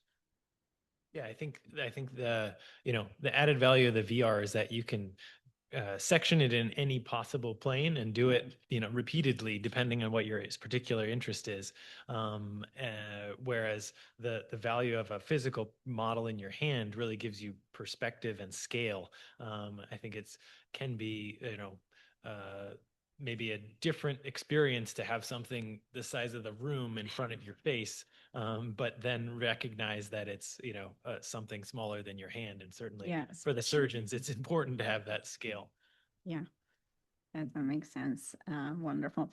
I was wondering, when you look at the Ross procedure, especially also Abihu, you should be up there too. With all the, some of these patients that come for Ross don't come from home. They are very, very sick. They're on drips. They have failed other therapies. However, my understanding is the Ross procedure is an STS category 2. Isn't that right? Yeah. And aortic valve replacement is a 5. So, or something, 4 or 5. No? It's not 4, something like that. Yeah, I don't remember, but it's not. It's interesting because when you really look at the Ross, in most centers, there's just a few people that do the Ross. And I think the outcomes of the Ross are so good, the mortality is so low. But I would argue that it's not because for example, it's like the double switch. The double switch is not a category 5 anymore. I believe it's category 3. But there's only few people that do it. So those few people that do it very well and has a very low mortality, but it doesn't mean that if you put it in everybody's hands, it's going to be the same outcome. So I think there's, I'm not sure. It is a complex surgery. It is so complex. I mean, the not idea. Everybody, for me to say it's a low category, like a Ross is a 2. Honestly, I don't remember. But not everybody does a Ross, and we know that it tends to be more experienced people, the same as Nakairos and Rastelli. They tend to be the more senior people, and not everybody does them. So be what it is. I mean, but certainly a Ross procedure requires experience, especially if you want to, it's going to have good outcomes, long-term outcomes of a valve that functions for a long time. And in some of the surgical series that show how the ROS is so good long-term compared to replacement, one question, and I haven't looked at the data deeply, but is, sometimes we go and say, okay, the patient probably won't serve. The ROS is a long procedure and a complex surgery, so we need a quick procedure because the patient has bad function. The patient is on drips in the ICU, super sick, and so goes for a replacement. And then, of course, maybe won't live that long because they have all these risk factors that they were a bad ventricle to begin with. Is that considered in this series? And do you know? Or does anybody know? The reality is, if you have, for example, if you have a newborn that is extremely sick in the ICU, and you have to do an aortic valve replacement on a newborn, we know that the ROS outcomes on a newborn are not the same outcomes as of a child. There's a significant mortality and morbidity associated with a ROS in a sick neonate. So you have to keep that in mind. At times, I would argue maybe, one of the issues you have is you don't have mechanical valves to put in there, and you may or may not have a homograph small enough to utilize. So those are some of the realities that we have to deal with. But in a really, really sick kid that you just want to do a quick operation, I would argue just do a homograph replacement, which I certainly done in my career, of a very sick neonate, and get him through it. Right. And then you can worry about doing a ROS at a later time, one step at a time. Yes. There is a question probably for Mario on when would you rather do an Osaki procedure or instead of a ROS procedure, if ever? Well, I think the Osaki procedure has his peak a few years ago. And that's when I think probably 5-6 years ago, we were trying to establish Osaki and do Osaki. But the reality after the Boston paper, when the Osaki outcomes were not that great, I think we abandoned to do the Osaki in the patients. So that's the answer. Now, it's always have a tool to work with the pericardium and stuff like that. So I rather, in that consideration, use the height of the cusp using the calipers, and maybe use a bicuspidization with the pericardium. That will be the situation. Now, if you can do a ROS, I think you should do a ROS. And I think with the PTFE conduit, that's basically makes put everybody in the same situation, because for many years in Latin America and other places, there's no homograph. Right. And they used to have a fresh homograph that they put on a refrigerator with antibiotics and stuff like that. Or the conduit with pericardium, that very few people can be able to do it. And the Hancock, to put a Hancock on a ROS is a pain. It's so painful.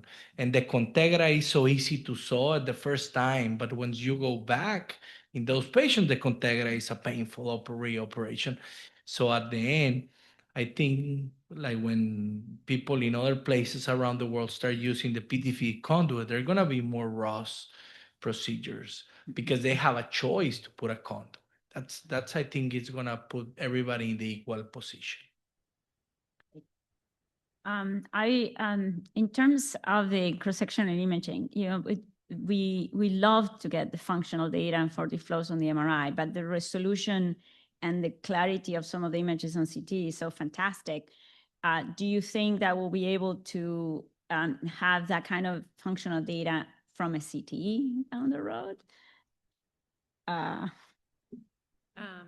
Yeah, that's a great question. It's the focus of actually there are multiple people working on this. The concept of trying to understand if there's a way to infer flow dynamics from the passage of contrast. Sure. Thank you. So there's so it's a great question. Multiple people are working on it. Technology is not quite there yet. Okay.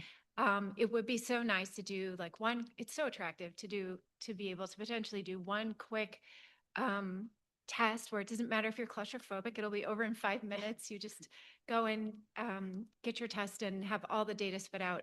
But I think the reality is, I'm not sure how promising the early returns on understanding flow to the extent that we can understand it with MR truly are. So I think for the time being and for the foreseeable future, I think MRI is really going to be the more reliable technology to understand hemodynamics.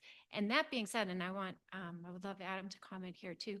That being said, there is a lot of focus, including focus here at our institution, on accelerating acquisition techniques so that children and people don't have to stay in there so long, and to also like be a bit more aggressive about spatial and temporal resolution, so we get like better quality data that we can really hang our hat on and be like, nope, the QPQS is definitely this. We need to definitely do this next or whatever.